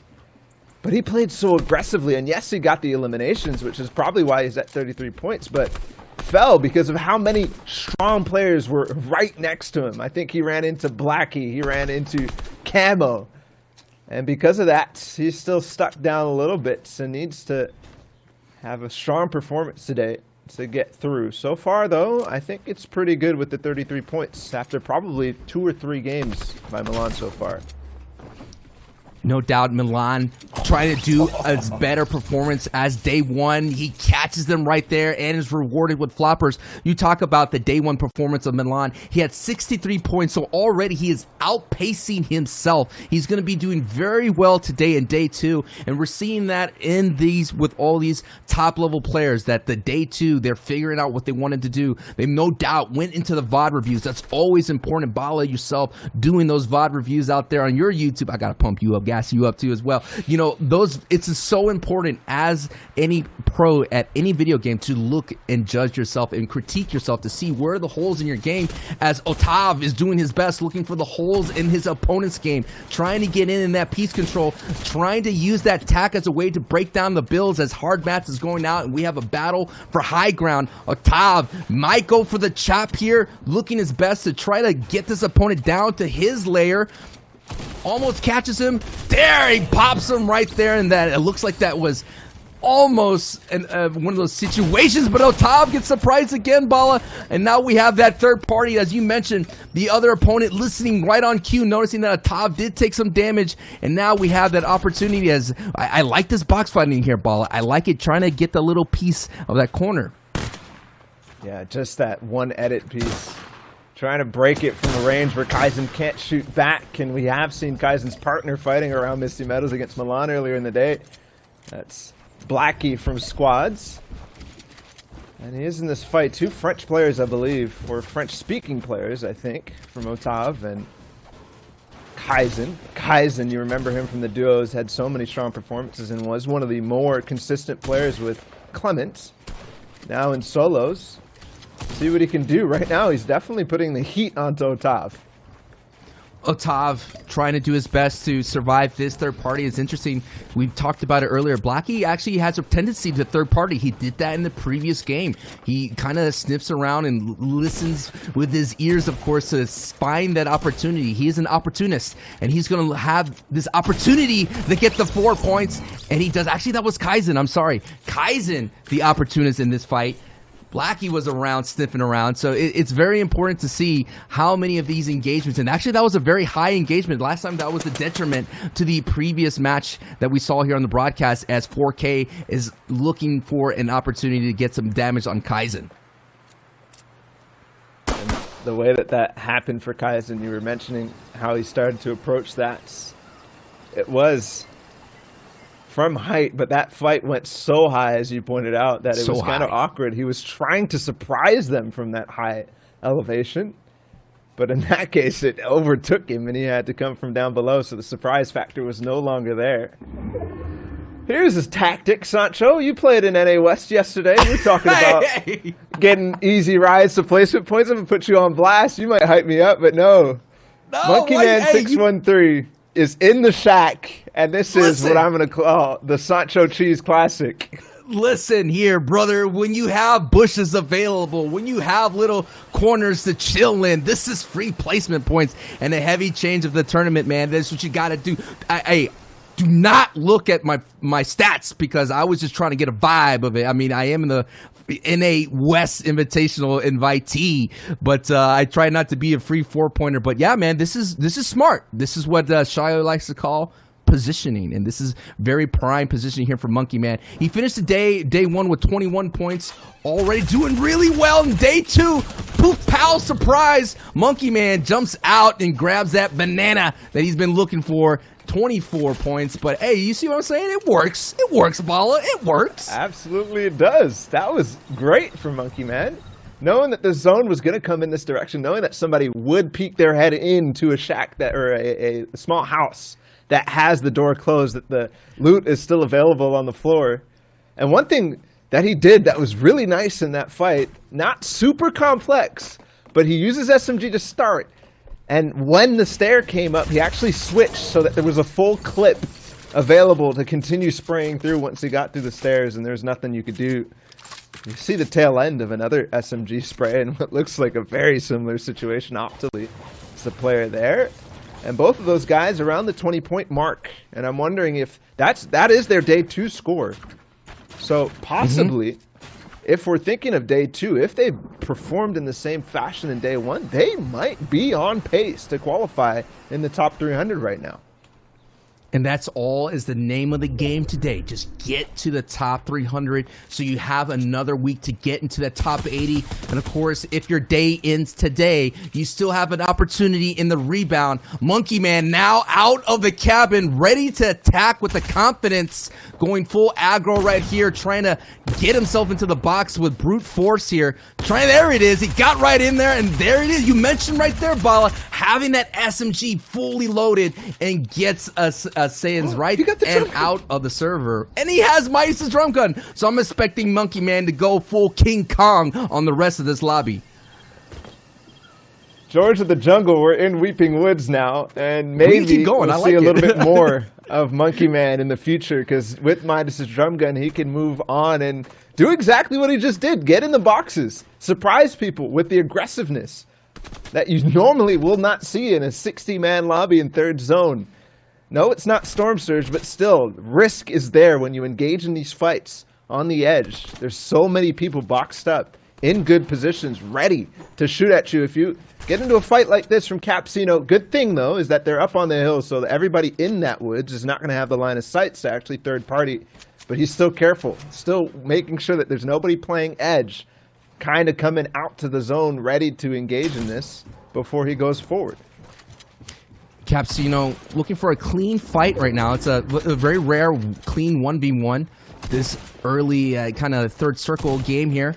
So we're going to see what happens now. The sound of the storm comes out, and these two most likely will start moving and trying to figure out how they're going to do the rotation. But you know, you try to limit the time you have your back towards an opponent, because then they could just take that opportunity to beam you right in the back. But Capsino has his opportunity now, sitting on high ground, doing his best to pickaxe anything that he can. Tack shotgun, pickaxe. You're seeing the techniques. Razina opens up the box here, looking for an opportunity to just get this guy off him. Capsino still applying the pressure. Now he has the green light, and he sends him right out of the server. Razzie does his best with some great defense early on, but it's just not enough to hold on to. Capsino, now with using those tree lines as cover, guides right into circle zone, the safe zone right there. And something to note about Capsino, his day one performance was only 44 points, slightly off pace, but so far he's higher pace than that. So hopefully he can maintain if he wants to qualify for top 300. And plays like that are going to be what makes the difference. Outside of zone, a safe fight that you can get extra loot, get refreshed on materials, get the shields that you need to actually perform in a game like this. And also starting to accrue some placement points too, as he gets into hopefully a solid position. Though edge zone makes it difficult to rotate as this fourth goes. But look at the density of players. It's actually fairly spread, which is not something I expected to see at this stage. Maybe in week 2, maybe at grand finals, this spread of players might be something that I would have expected. But for this stage, usually you'd have these congested sides. It's all over the place today. Ball is referring to the mini-map. You take a look, and all of them looks like a nice little polka dot. Usually you will see one side. No doubt, maybe that north side right on that tip of the circle there might be very congested, but you said so yourself, Bala. It's all spread out, and Milan is actually doing really well. It's one of the top people to look at in day 2. It's kind of like, you know, Tiger Woods out there. We're not yet at the red shirt, the red polo of the grand finals, but we're working our way there. And for those of you tuning in, this is the FNCS Invitational solo style action day 2 from the European region. We're going to have NA East coming up later on today in the broadcast as Milan catches someone on the trying to get into his little area right now, and Milan is now being aggro, going all the way up using that technique of the tack. The tack does so much damage on walls, and you could keep up that intense pressure with that high rate of fire. A lot of resources is being used on this opponent. I worry here, though, for Milan. This was somebody who was pressuring him for quite a long time. This may be a little bit of an emotional play, but he makes it work. But what I'm referring to is that the zone was going to start moving if he did not wrap that up, which it quite as well could have happened if Dark Areno could have held on a little bit longer. This was going to happen. Milan being held out of zone. He's still making the rotate on the backside. Another player, too, Capsino, we mentioned that he was on the edge. Optily, too. As they go down this hill, yes, it's through the trees, and I said the line of sights might not be there, but all the players who are in there are looking back, looking for people who are on the outside to take shots just like this. Optili gets right on top. The cone was phased. He does get beamed a little bit, but still has a lot of HP to work with, and his opponent, which was Capsino, does fall, so he doesn't have to worry about that too much further, and he's in zone now.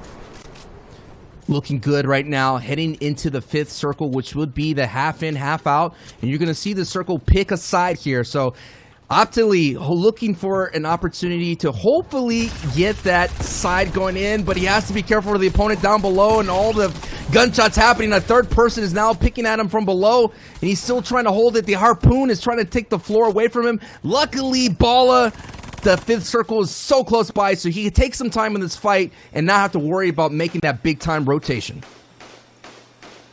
100%, and there's already players blazing the trail for him down below. I saw Jamside from VP making his rotation already, so that might be somebody that he can follow up on. But hold on, there's a heavy sniper in the box. It's Julian Calm. He gets aggressive. He knows that there was just 2 eliminations taken by Optili, which means that there's 2 eliminations worth of loot in that box, possibly a launch pad. Julian Calm does get that, and now has the luxury of being able to pick the rotation fairly easily. Milan on the backside of this, though he doesn't, and only 67 builds. He might be able to make it towards 5th. He misses the opportunity for the community launch pad, opting to go over towards these 3. Where I don't think there's anything here, Milan. I think these guys were waiting just as you were, but there it is. And he finds one on the outskirts, another launch pad too. So I'm confused. There's 2 players here were holding on to launch pads while Zone overtook, and Milan now gets the spoils, but riding in high, late. I'm still a little bit worried. That's why he waits for a second for the tree line so that he can swoop in afterwards with all the builds in his way. Well done from Milan. We're seeing now the congestion now forming up as there's so many competitors inside the circle. It's going to be very heavy on the south and north side, which is where the border of the storm line is still open. So a lot of the players making their way as much as possible to the north. And as we're going to see to the next circle, it's going to be the rotating circle. Kaizen picks up an Elim right there. Milan is somewhere sitting really middle of the pack, so he's looking really good at qualifying for the next week. But the people that we've been seeing that you're watching here, folks, Optically, they're all still on the bubble. So those are the people we're going to be rooting for the rest of the day, because we want to see people succeed here on the broadcast. As we're on board, where's Resurrect? He's sitting with 11 points total for the day, and he has himself a decent position here now on the low ground. There's so much builds here, Bala, all over the place, and so they're gonna have the opportunity to recycle through. Resurrect YZY gets the big Elim right there and gets a nice refresher. We kind of talked about it prepping for this broadcast, Bala. These are what are impact Elims. You could get resources, you could get ammo, and more importantly, you could get closer and closer to the top 10 so that we could really start accruing points. The players on the edge are going to have to overcome tiebreakers most likely, as Milan is one of those. And you got to be careful with those, because if you're not all the way up the top, that tends to happen. He's got to maybe get a win, and he is going to get in the box and get an Elim. So maybe performances like this, if he does pop off, if he does get a 10 in elimination top placement, and maybe he doesn't need that. This is so solid from Milan. Remember, he used that launch pad. Remember, he was fighting with only 30 builds to get in the zone. Right now, back up to 68. He has floppers if he needs to dip in and wait for just a brief moment to actually extend the resources that he has. So far, it's looking very, very good from Milan. What looked like a shambles game. Shambles game turning around to its finest.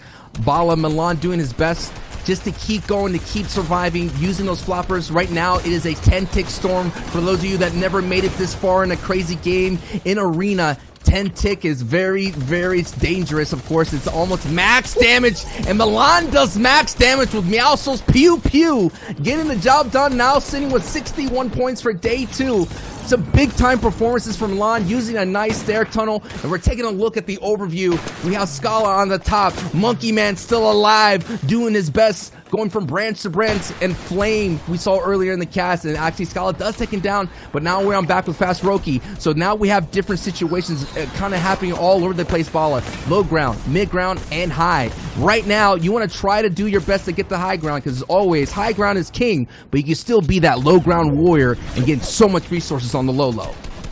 And we are looking at the mid ground from Fastroki. He's going to look back through his old tarp, and that takes out Monkey Man, who made it to the top 11. So good placement there, but he gives Fastroki the Midas drum gun. Trulex, I believe, is the player on height. And Fastroki opting to see if he wants to go dip in his zone for a couple little builds. And I think maybe harpooning what he could have would have been nice, but I don't think he actually saw any builds in that. And for now, 2 eliminations for him. A pretty decent layer. There's a player down below him. He tries to box it entirely up for situations like this when somebody tries to go up and into that box. He's ready for it, and he is going to edit down, possibly take a shot. Yes, it's on the driving. And that's now 3. Trulex has lost height. It's Jaemon, and Julian Calm is second. Milan's still up, by the way, in this game. Fast Roki sitting on the outside of the top 300, not in it right now, doing what he can to get himself in as Milan falls in the Elim feed. We're on board here with Fast Roki, sitting with 36 points with the power of the Midas drum gun. We're in a top 4 situation, ladies and gentlemen, and Fast Roki needs to do all he can to qualify. You don't want to get this far, and Julian Com actually just goes down to fall damage. Fast Roki doesn't get it, and now we're in a 1v1 situation. So much loot available for Fast Roki. Yeah, he needed to go into that to get the loot because he didn't have enough to actually play this, and with the flopper, you could take the zone. It's Starliu down on low ground against Fastryu. No materials on Star. He needs to hit the shots, and he doesn't. It's Fastroki who hits them, and after what looked like a scary moment for a second as there was a player way up on high ground, it was Julian Calm who ended up falling right in front of him, and to give him a little bit extra to win out in the final 1-versus-1. There you go. Congratulations there to Fastroki for picking up that victory royale. As Sancho mentioned, he's not in the top 300 yet. He needs another 10 points if he's looking to compete and be pushed on to next week. So he's got quite the battle ahead of him now. Gentlemen, this is obviously game 3. We're going to be taking a look at 7 total. How are you guys feeling? Sancho, I'm coming to you first. About the performance from EU today. I mean, you're seeing it's opening up a little bit more. I mean, the EU, it's all spread out. It's not really congested as it normally is. And what I'm excited about it is that we're seeing still, you know, that aggression of getting into boxes with the SMGs and things of that sort, and the Midas drum gun still being a factor. The day one was all about the grappler, and we saw a little taste of it earlier in the games, but it's still showing, you know, the... I think we might have lost him. Did oh no, he's gone. I believe so. The Sancho cheese was too strong. I think that what I'm seeing in EU, yes, there are a lot of people who are pushing up with these performances, the pop-offs that we're seeing. But one thing for sure is that it's not over. Everybody we saw on day one is still competing. Everybody that we saw perform and have those performances up in the top 50, up in the top 100 are also rising just with everybody else. So it's possible that we'll see those names come back. One thing I'm missing though is we're not necessarily seeing those names at the top. Some ones that we saw yesterday, Benji, where's he at? Lecce, where's he at? Is he still actually vying for the top spot, vying for first place over both days? That's something that I definitely want to keep tabs on. Do you think some of that, because like if you're Benji, you got to assume he is trying to make that first, like that #1 spot. That would be such a great story. Oh, yeah. Hey, but first back-to-backs is incredible. But do you think some of it might even lend itself to like, hey, I had a really stellar performance day one. Maybe I just need like, if I'm comfortable if I get like 100 points, right? Like, do you think there's some of that? Do you think these guys are all trying to play their hearts out right now? No, I absolutely not for those in the top 5. I don't think there's any of that. I think we might have seen that a little bit from players who just want to make sure that they make grand finals and have their performance there. And that is an element that I think these guys are thinking about, is pacing themselves. I don't think you want to waste. And I say that with the caveat that, of course, players can still have these stellar performances like Benji, but there has been an instance of people wasting their best performances earlier on in the tournaments, in the open stages, in the semifinal stages. You talk about sometimes the semifinals curse, or the first place in heats curse that happens in FNCS, where if you get first in heats, you don't do well in grand finals. So that's something that they kind of have to keep in mind, is pacing themselves a little bit, not getting too far ahead of themselves. But don't forget, there is significant prizing on the line for these games. First place in EU right now is 15,000. Second is, I believe, 12,000. And I think next week it just gets even harder. That's right, man. Well, it's time to kick it back over to Ball TW and Sancho West. Let's get into game number 4 from EU. Yeah, I'm right back in it. Let's do it. Winzo 2 here with the 11 points. And we kind of talked about it, you know, big time performances could get you into the top 300. Fastroki getting himself into the top 300 after that game. So that was a big time performance, Bala. And this is, of course, day 2 of the EU region. And this is a very interesting place to land. It's one of those ones that kind of came up as the season progressed here in the chapter 2. And I kind of like landing here. This is not like a kind of like I would say a total scavenger landing, because you get some good chests landing here. Yeah, 100%. And also the ability to get really, really nice fights involved if you get some good loot, and Windows clearly does. And already the third party's got extra C4, which you don't see that often these days, but in these early game fights, it does have a big impact. Something to note is that there's probably not too many materials on the back side of this, but it doesn't matter for Windows Z2. He dives right in, does not opt to actually make this a war of attrition and get his materials down. He goes in, gets the loot, gets everything, and also not much spent. And I talked about it. I talked about how I want to see Benji Fishy today, and he does have 59 points on day 2, so definitely up there in terms of the performance and scores. We haven't seen the standings in a little while, but last time we checked, it was around this scoreline. So Benji is pushing his way back up, and probably still in first, though. We need to know, where is Lecce? Where's Andalex? Where's players like Vadil and Cammy, who were all in the top 5 yesterday? Are they also doing what Benji's doing with 59 points right now? Benji, day 1 performance was incredible. Most single game points was 73. Most 10-point E-Lane games. So he's a trendsetter, and he is setting the pace, no doubt. And you mentioned the people that are very close to it, and now it's a kind of like an opportunity here, looking for that opening that Benji was doing earlier in day 1. The perfect positioning, the sneakiness. And Peaker, I think Peaker has no idea that he has a shark in Benji. I know he's just a little fishy, but no doubt Benji's a big time shark in the EU, and there it is. He's taking those little hits, and now we have a fight between Benji and Peaker. Peaker's going to do his best to get on the defense as Benji's going to work his way to the high ground, using the SMG to make that wall weak, and now it's almost gets caught. Now it's an opportunity looking for piece control as both are going at it. Does that little feint, catches the guy down below, gets right in. It was just a matter of time as Benji catches Peaker, gives him the pokey. Woo! The pokey emote, of course, is one of the icons emotes in Fortnite. Did you pick that up, Bala? I picked that up. I had to have 100%. I picked up every single icon emote, even though I don't find positions like Benji where he can emote on people too often these days. But regardless, something to note about what Benji Fishy might be thinking today. And yes, we are clearly thinking that he wants to get first place. That's something that Benji is very hungry for. But when you think about how it's going to unfold for us in these tournaments, we have a couple more rounds before grand finals, but he wants to try to clear out his spot. He wants to make sure that he is alpha as possible. So he might be waiting for that. I thought that originally that might not have been the greatest engagement for him because of how much time was invested in it. But he wants to make sure that that player not only does not qualify, but if he does qualify, he does not go up against Benji Fishy in the next rounds. Retail row uncontested for him would be a godsend going to the grand finals. Jenner, that we have see on the cams right now, had a day 1 performance of 55 points. There's somewhere that was kind of started the day off on the bubble, considering the magic number was in the 60s. So he's still very, very close of contending. He still has to be very consistent throughout the rest of the day to make it, knowing that we have a nice fight here as Joey Jenner gets in a little scrum as well.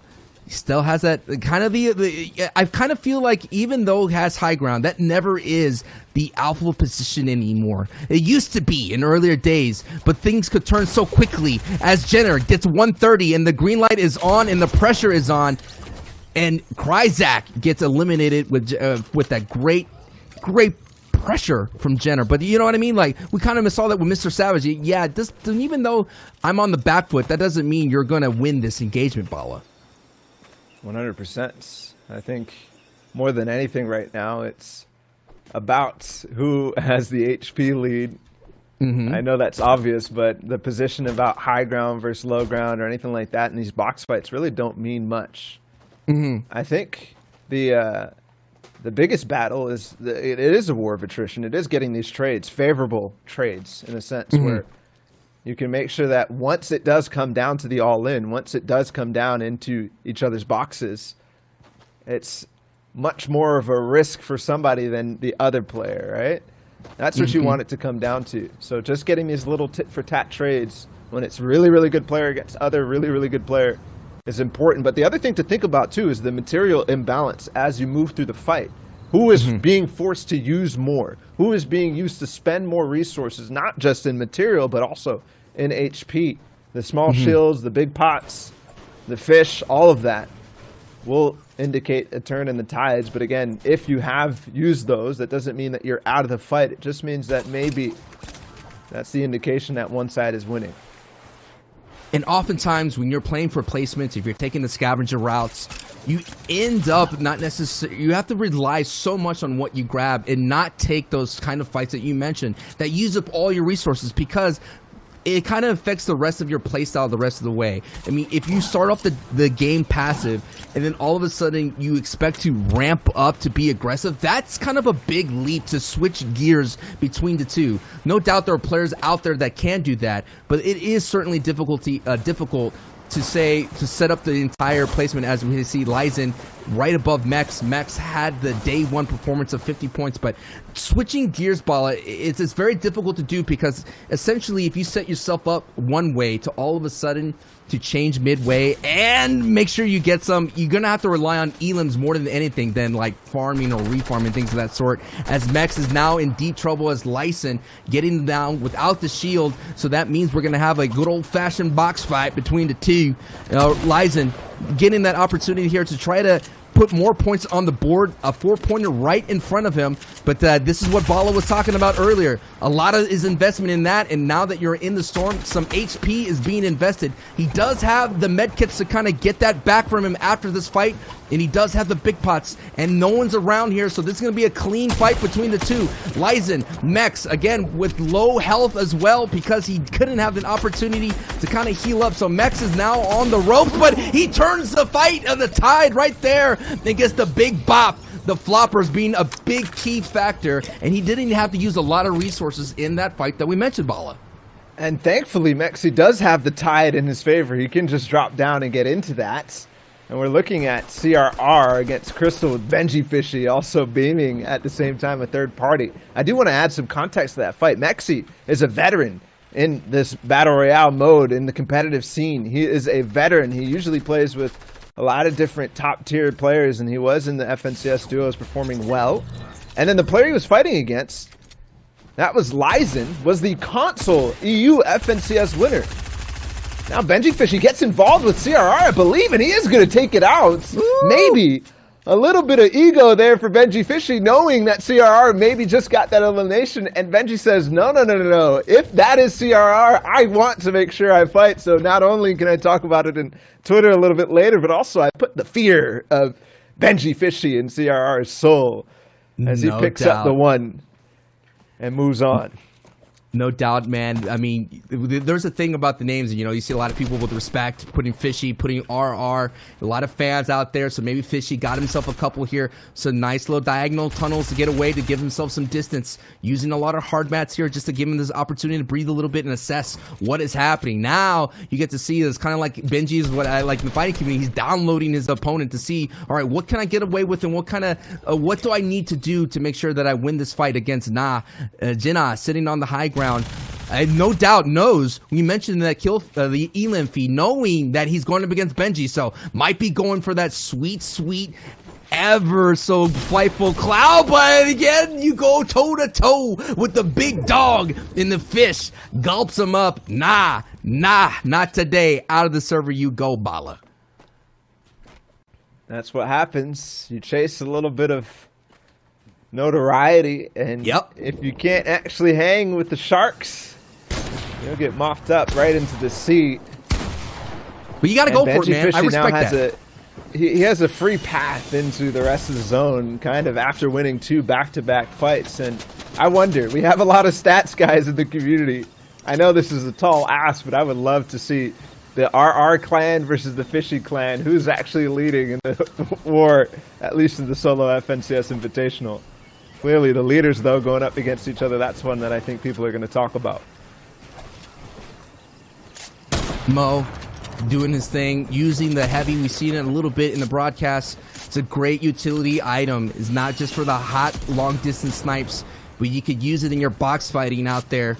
It's something that it's very interesting, the timing that I've seen a lot of people use it in, where it's just almost in a blink of an eye. You're right in your opponent's box just like that, but this opponent is doing a very great job of just dodging and so much time. That is another thing that we want to harp on, that time is a big factor, and it slows down everything that you need to do. Continuing on, as Mo, though, has been eliminated, as Lusa does the thing, and now he has some great tools in his arsenal, hits him with the L. I'm liking it. You see the competitors, Bala, getting a little bit loose as they're getting more and more confident. I'm going to take a quick look at where Lusa is in the pack. Lusa is actually sitting, let me do the math.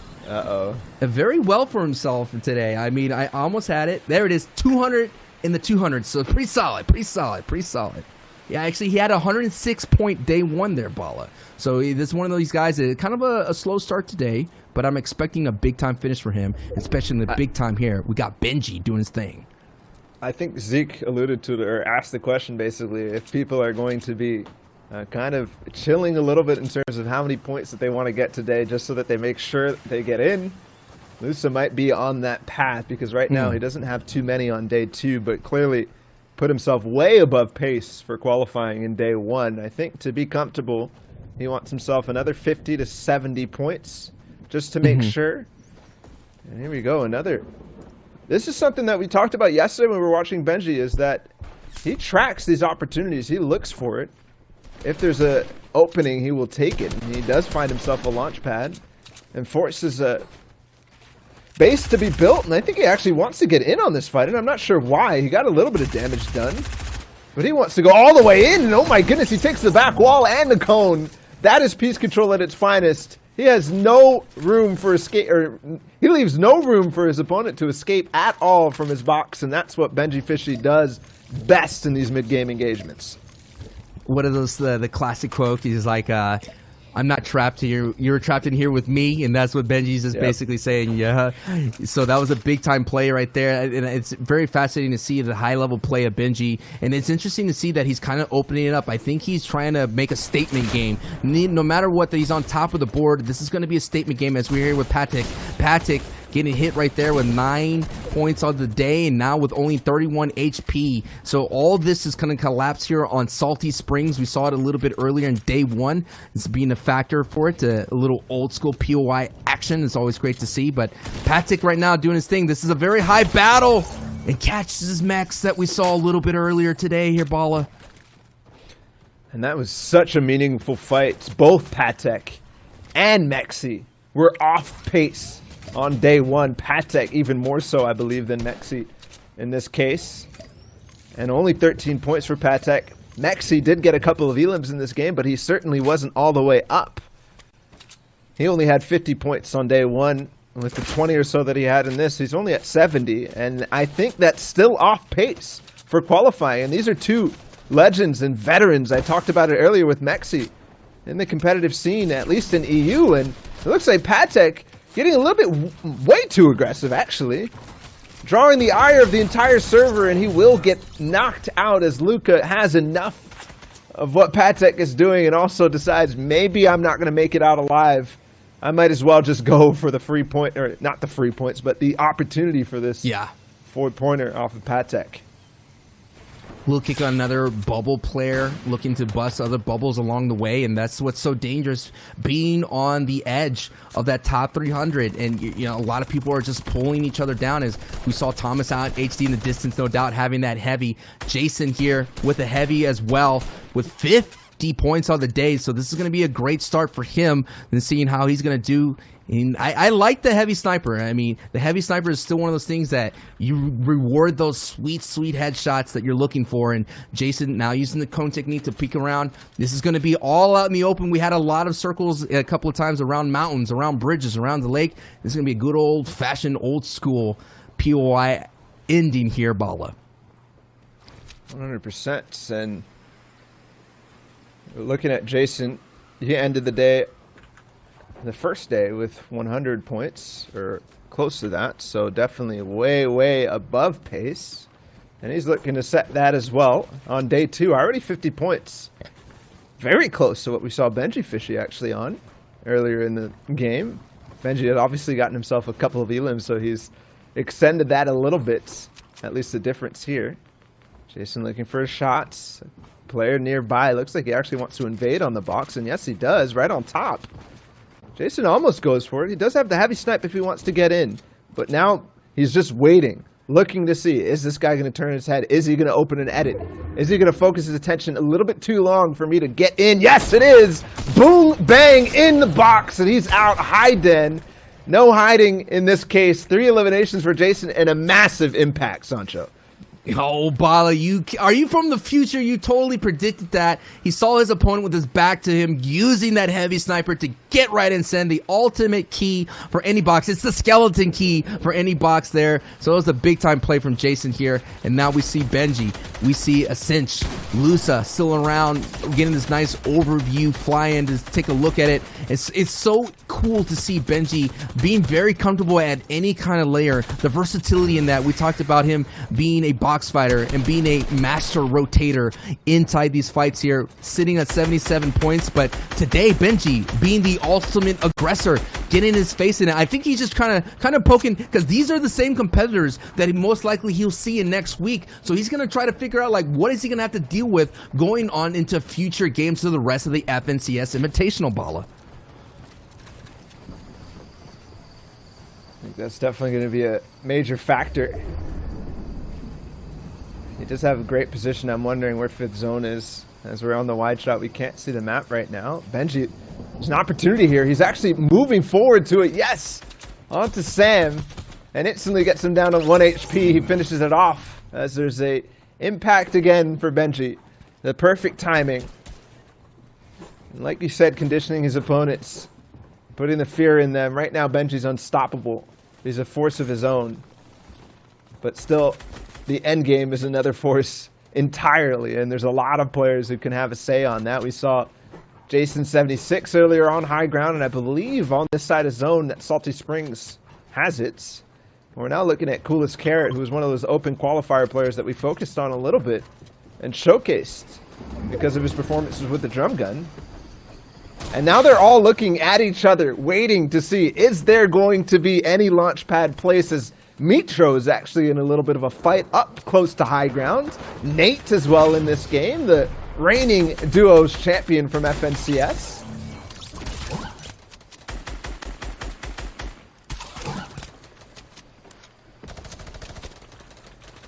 Just taking a moment to see what Nate is going to do, using that harpoon, and now he's going to expect to see if he could vulture some loot. Of course, every time that harpoon hits a wall or hits a person, that's one use of it. And now the congestion is building up as we're getting really close into that rotating circle here. Nate doing all that he can and all that he knows best. Gets a big time beam right on top of that. Doesn't know if he's going to go all the way in, knowing that there's so much action around him, Bala. So he's going to try to do his best to see what's the best opportunity to get more thing. Gets that opponent right there. 4 points for Nate. And Nate with 23. So he's on pace for a decent day. He's just going to have to keep it up. Currently, finished day one in 54th place with about 129 points. Again, Coolest Carrot finished day one with 78th place with 113 points. I think right now, I mean, this is a good recipe for Coolest Carrot. I mean, having that Midas drum gun, now he's kind of like a nice security blanket. So I'm expecting Coolest Carrot to do what he can. As Bala called out earlier, the community pad goes out and everyone just flies over. And then you're going to see that a lot of people box up here and try to save as many resources. And Coolest Carrot, right on cue, decides to catch someone right in then and there. Linear flopper going down. Controller 007 getting Thomas HD, but Coolest Carrot continuing filling up the feed, showing that you need your carrots to get that ultimate sight, and he's seeing it all go down here, Bala. It's not the Omega 3s that you need as he takes out Benji Fishy. Coolest Carrot with one of the most aggressive landings I think I've seen. Landing on the outside of the box, but instantly trying to get ahead and breaking and phasing through. Well done from him. That's not something that you end up getting. Right on the side, and Benji Fishy even tweeting right after that, Coolest Carrot is the best player. If you go over to his Twitter, you'll see that right now. That's insane. 3 eliminations, but he's now in a pickle. Oh my goodness, he almost made it out of that. Ends up going down to Cafo, another one of the open qualified players who is still in this game. Mitro down a low ground. Sebi, who had a weak performance in day one, looking to climb back up in day two. I think so far so good, especially seeing him in one of these end games. The in-games is going down as Jason76 gets a nice one with that AR, catching someone trying to rotate in, trying to evade the storm. He has a nice here stair tunnel. He's going to make his way, goes for the layer switch, goes a little bit higher, almost pays a price, but he does have the shield to kind of slow it down as the circle is rotating, getting closer to the A zone. And now Jason76, one of those players with a great number right now, looking really good, picks up actually an elim on Mitro. The storm finishing off that full elim for Jason. So more points getting in and getting out one of the big aggressive players in the lobby. Jason being continuously more aggressive. Another one on the storm line. And I'm going to expect Jason to continue using that aggression. And he's getting that heavy sniper ready. 110! Bang! Gets the job done, and Mini is out of the server. More points are accruing here, Bala. This is a great performance for Jason right now as we're getting into the top 5. So even though that 1 point, he has height. He's going in, baby. Go! No way! He just launched up on the height from outside the zone. There was an opportunity there into where he got that impact. He looked for it. And then because there was an extra piece, there was old builds that the high ground player was not paying attention to, he landed perfectly on it, and even more loot as well as the grappler. Jason76 finds a cache of a lifetime, especially with the RPG and Sky's AR. Now he's going to be able to rip through all these structures that players are 100% trying to rely on to hide from the high ground onslaught that's oncoming. Is it Friday? It must be Friday, because, I mean, Jason is wrecking everybody, hunting everybody down, and now he has the ultimate weapon on high, and he has the utility just to keep this entire thing down. Top 3, Capo gets it. Now it's a 1v1 as Jason finishes that up with that explosive rocket launcher. Jason going in hard right now, doing his best just to stay at the height, and it's a 102-point performance right now in day 2, Bala, as the action is unfolding, and he's looking for this last person on the low ground. And it Slicks from becoming legends. And Jason is just letting him know that I have RPGs for days. It is going to be a launch pad play, and he's actually outbuilt himself, so kind of put himself in a rough position. I think Slicks now has it, and he turns the tides. An RPG up on heights, but he blocks it and makes Slicks fall to his own RPG. Are you kidding me, Jason? Oh, Jason! Wow. That is ridiculous. Ridiculous. That's not the way I thought that was gonna go, dude. No. That's pretty crazy stuff. Yeah, well, congrats to Jason. Heads up play saying, you got an RPG. Floors beat RPGs, I guess, you know? That's we've seen it before. Well, he's doing it again. Great heads up play. Let's go ahead and take a look at the standings, see how things are going for the European region. We just got wrapped up with game number 4, and we'll be shortly hopping into game number 5. Woo! With that performance, though, Jason currently sitting all the way at the top there, 109 points, Sancho. Yeah, dude, Jason, I mean, the big time moment in that match was him finding that free pad, launching himself to height, and then not only that, the lady luck on his side, finding the utility, and even though he didn't need to use it, but he just kind of had everything fall into place, and that's why Jason is sitting at first place.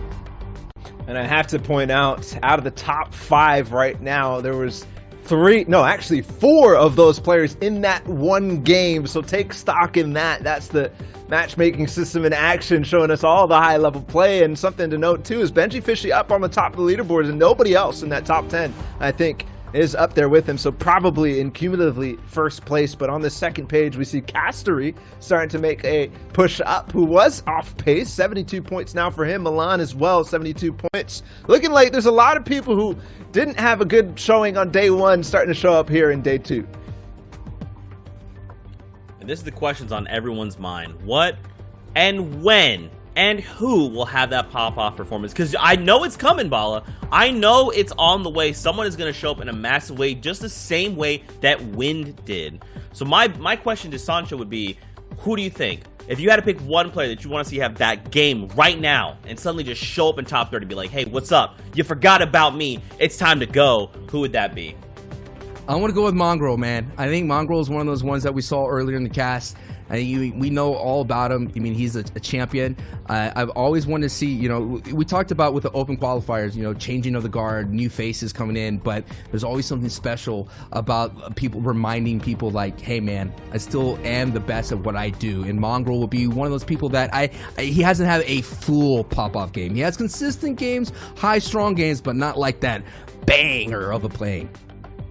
And he has that hunger, same as Benji Fishy, and obviously they're duo partners, both vying for first place as much as possible. For me, Zeke, I think somebody I'm looking for is Moki, who didn't have quite the performance on day 1, but she's trying to make it in day 2. That's right, guys. Here we go. The game at number 5 in EU. Take it away, gentlemen. Well, man, what a crazy day so far, Baller. We've been seeing some insane finishes, new names popping up in day 2, and then all that's going to happen is you're going to get to that top 300, sending you into the second week where top 80 advance, and then we got more action with the rebound, and of course, grand finals near the end of the month. Here we got first time looking at Mitro sitting here at the Shark. And this is actually going to be a rematch. I'm not sure if all the 4 players here have indeed fought. I'm going to guess that they have multiple times over the Shark. But Mitro against Chapix is one that I saw multiple times in the feed go in Chapix's favor. With 4 players here in solos, it's definitely a risk that you take. Same with the agency. The amount of players landing here is very high. Sky is going to eliminate Cappy. And that's unfortunate because it's solos and you don't have any revives. And at duos, we saw a couple of notable names go down to the bosses. And Dietrich takes out Mitro instantly. Wow. So that's another boss in and of itself for Dietrich, who's at 59 points and also way up there in terms of the day 2 performance. That was a nice elim for Dietrich there, getting Mitro out. Started off day 1 with 113 points. Didn't get any wins in that, so no doubt looking for that first victory royale. We're back into Benji at Retail Row. I think you're right, man. He's just trying to tell everybody, hey, this is my place, and this is forever mine. It should be called Benji Row, so please step away from my property, and I don't want you to see you here next week if you end up making it to the top 80 as Benji now being that ultimate aggressor. And this is all Benji's. It's going to be Benji's world right here. This guy's in a whole heap in trouble, and the opponent knows it. I don't even think he has a strong weapon to fight back, so now it's just Benji playing with his food right now, trying to get this elim easy sauce, and Benji on the full attack. And wait a minute! Just like that, out of nowhere, Benji's runs over, and also in the feed, Mongrel goes down. There goes my cursed Bala. Wow. And that's an example of what Shia was talking about earlier, the footsies, the spacing that you kind of have in these close quarter box fights. You've got to make sure that you give yourself the room for when somebody makes an all-in play like that from Kiko onto Benji Fishy. And it's interesting that at the same time Mongrel goes down, they're duo partners. Mm-hmm. And also, it's to the hands of Nate, who that rivalry has started. Not only is Mongrel against Nate something, but Andalex is part of that Nate duo who won the FNCS duos, and they actually gate-kept Mongrel and Benji out of the grand finals. And that's a big reason why they ended up winning. So a rivalry that started up and gone for quite a ways, and the Kings of Sweaty. Dietrich's continuing, though, on the Shark, continuing to try to make this work, and he does. It's Wakey who gets put down, and he also gets the cache of loot from Sky, plus the vault key off of Wakey. Dietrich starting off strong, but he still has one big boss to get through, and that's Chapix, who's diving right in. Wakey, I believe, part of the FNCS squad champion team. So no doubt we're seeing a lot of champions going down early, a lot of champions having performances, and no doubt new champions will rise in this upcoming month. This is the FNCS Invitational Solos. You're watching the EU. Later on the broadcast, we will have NA East. And for all of those that want to watch NA West, that won't be on the broadcast, but there are a lot of big-time plays that are happening on that side of the world. Not for me, of course, because I only got 9 points. But now we're on board with Vemsa here fighting in Weeping Woods. And he's a pretty good pace. What do you think, Ball, is the pace for the day right now? You should be around your 50s or so for doing really well as Finus is doing his best to play some defense. Yeah, I think 100%. Towards the ends, nice shot from Vemsa. I think definitely on pace, but it depends on what his day one was. Combined scores, I think you want to be around 130, 132 points is what I would say in terms of an estimate for that top 300 to qualify. So 70 points on day 2. Hopefully you've gotten yourself around 60 points on day 1. Should be okay. And that is the marathon of this total 20.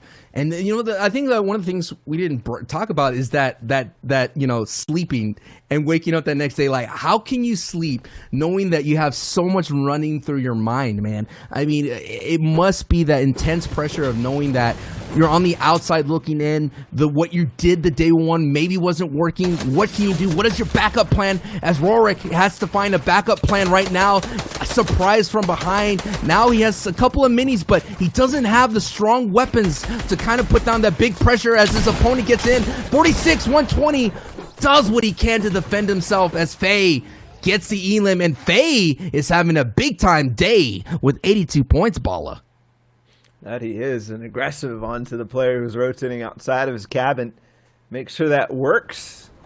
And this fight at the Shark still happening. This is what we will see. The zone overtaking the Shark. Both players just sitting still, waiting. And yes, as we talked about with Benji conditioning his spot, it's going to be the same for these guys here, trying to make sure that there is less and less players landing at the Shark in the later stages so that it's actually viable for them to continue. And it's actually viable for them to win out of the Shark in the grand finals. Chapix clearly qualified in day 1. He got 129 points. He was in 52nd place, and with 51 points already, he's well above my estimate. And that's my estimate of 132 points. So he's not worried about not qualifying. He's also clearly not worried about surviving much longer in this game, just doing what he can to make sure Dietrich does not survive and make his way through with the Shark. But 64 points, and you already pointed out the status for him. This fight, pretty much inconsequential, Sancho.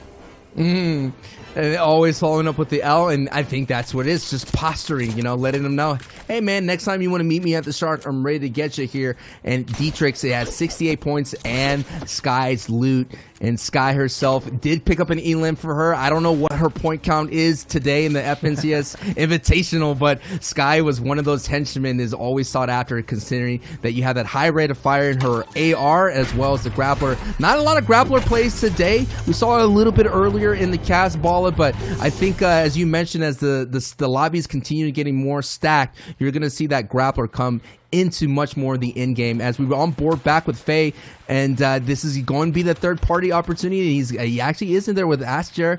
Asjay is trying to get his best to get his footing again. It's kind of like a, whoa, wait a minute, what's going on right here? And then they kind of have this opportunity to reset. And he just gets right into that box in the window edit play right there, and gets asked to leave the lobby by Faye. And 90 points for the day for Faye. So I like this aggression from Faye right now, and his kit is pretty nasty right now, Bala. And we've talked about third parties and assessing the situation before getting involved. In this case, Faye spots that the player was getting chased with the drum gun. We saw at the Shark how that unfolded. They would not let him leave without the mythic loot. The same thing here. And we actually are going to tune in with Chapix's former teammate of Crew, who played so well at the World Cup and on his road to the World Cup. And then also in squads with Chapix, Beehive and Ritz, one of the better squads in the FNCS. But since then, not really done super hot. I'm not sure. I don't think he qualified for the grand finals in duos. He did play 6 in the World Cup solo, so this is in his wheelhouse of performing really well.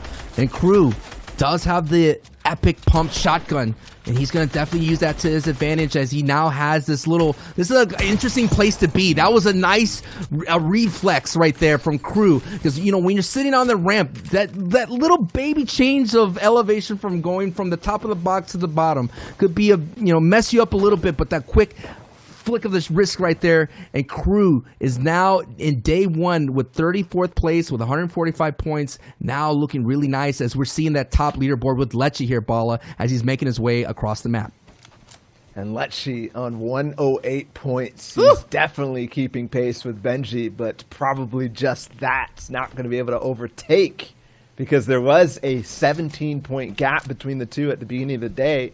as Benji was in first and Lecce was in second, but still performing well. One thing to note about Lecce was that at this time, yesterday, was when he started to have his crazy performance.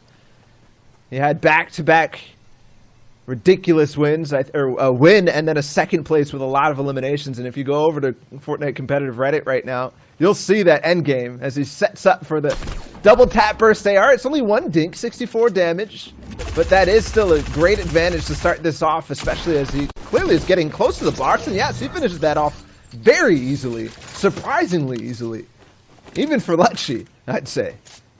Yeah, man, the thing you brought up on the competitive Reddit thread was an insane thing. I believe he was sitting at 2 elims, racks up 7 elims, getting a total 9 elims in that victory royale. And then his pop-off was so nice. He said, "I'm the best!" And Lecce is trying to do his best to be the best in day 2. Of course, sitting very close to second. He's sitting in second place. And Crew back on board with Crew.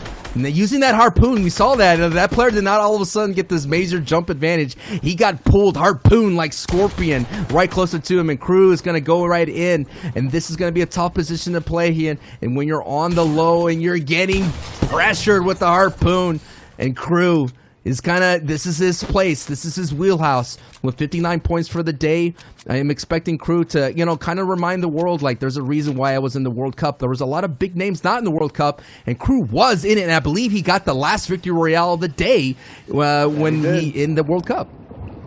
That he did. And there's a lot of actually kind of redemption stories from World Cup unfolding in this FNCS Invitational, since it's the first first regional solo tournaments. I mean, we've had DreamHacks, but not everybody had access to joining those and going to them. Although I'm pretty sure Crew did go to Anaheim and to Sweden.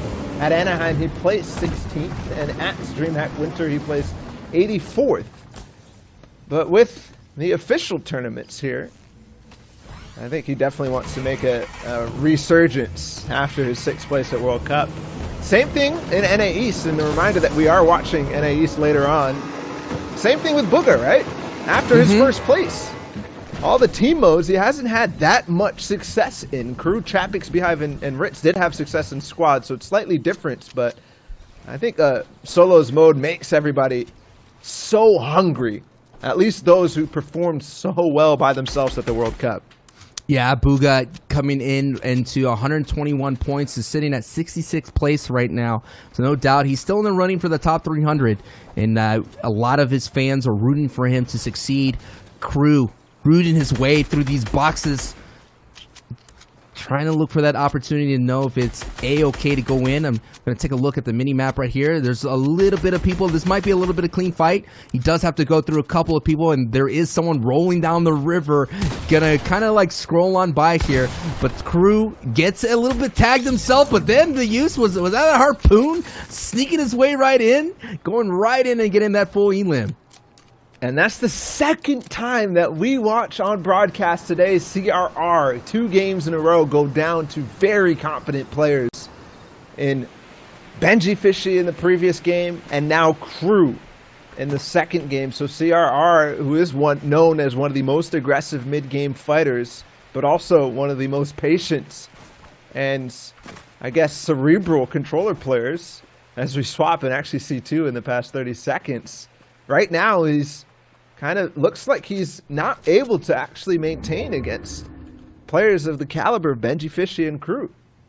It's interesting though. I mean, that's where CAR is. So no doubt he's landing somewhere where he's sticking to the same path, because we saw him in day 1 that's where he was, and he got a nice beam with the burst AR. So I think right now, you're figuring out where players are going to find him, and no doubt Crew knew that he might run into them, as we're on board here with Vinny. 49 points, does have a great kit and the valuable launch pad, and now there's just that opportunity where things kind of slow down a bit. Players are trying to figure out what's going to happen as Lecce kind of lurks his way in. No doubt Cactus has got to be at high, but Lecce does get a couple of hits on the back, so no doubt maybe Vinny comes in and gets in that third-party action, that knowing that there's a player weak in the lobby. I think that could have also been Crew, but you're right. I think it might be Venny. Yes, it is. Crew all the way over to the left, not having anything to say in that. He actually takes a massive high ground position in third zone, so maybe a little bit too early. Possible investment of a little too much. Lecce, though, is the target of multiple people now, and with the ammunition of Venny, he has to basically hold on for this to run out. He's going to take a couple beams back, and also another player entering the fray for Venny. All of a sudden, things turn for the worst as Crew comes in for the save on Lecce from a distance and cleans that right up, and Lecce's going to get in that box as well and get a lots of loot from that. Zandalex takes out Droben, who again was part of that squad you pointed out earlier with Wakey, Snappy, and Redwash, who won squads in EU FNCS. So we're looking at a lobby with plenty of former champions and former big name players performing throughout all the online competitions in FNCS. Clash of the Champions is happening as a Crew did accrue another 4 elims, a point right there, and maybe that high ground position being very keen, understanding that maybe he just wants to be the high ground in this little piece of land right now, as Lecce extending out, using that loot that he was able to vulture right off of Crew's kill, and Delex out in the distance. Lecce right now sitting at second place, no doubt overall. It's going toe-to-toe with Benji, but he has a lot of foes ahead of him, and this is another wide open circle. We saw this yesterday in day ones between Seti Sands and North the Weeping Woods. But I like this for those of you, a lot of people. Sundown brought this up in the previous broadcast. You kind of use the extra loot that you have. You kind of extend a little bit, get more real estate, get some opportunities to branch out, and so knowing that you could always go back for that refresh from that existing loot pile. 100%, and with zone so close, he can do just that. So he's going to throw all those, he's going to recycle the materials, bring them up. And something to note positionally about this circle is that it came down south, favoring Lecce.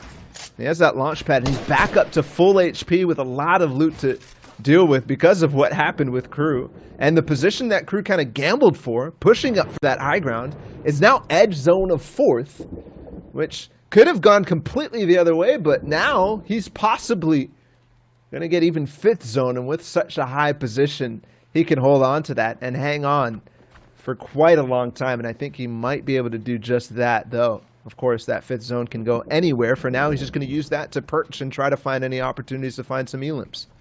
So you talked about it a little bit earlier. You mean it's investing in high ground early. I mean, the stats tend to not favor doing that in this third circle, but what would be the ideal zone that you want to take it? I mean, I talked to other competitors out there. They like to sit in maybe 6 or 7 zone, kind of take the high ground, but what would be the ideal time for yourself to take high ground if you're an inspiring Fortnite pro out there?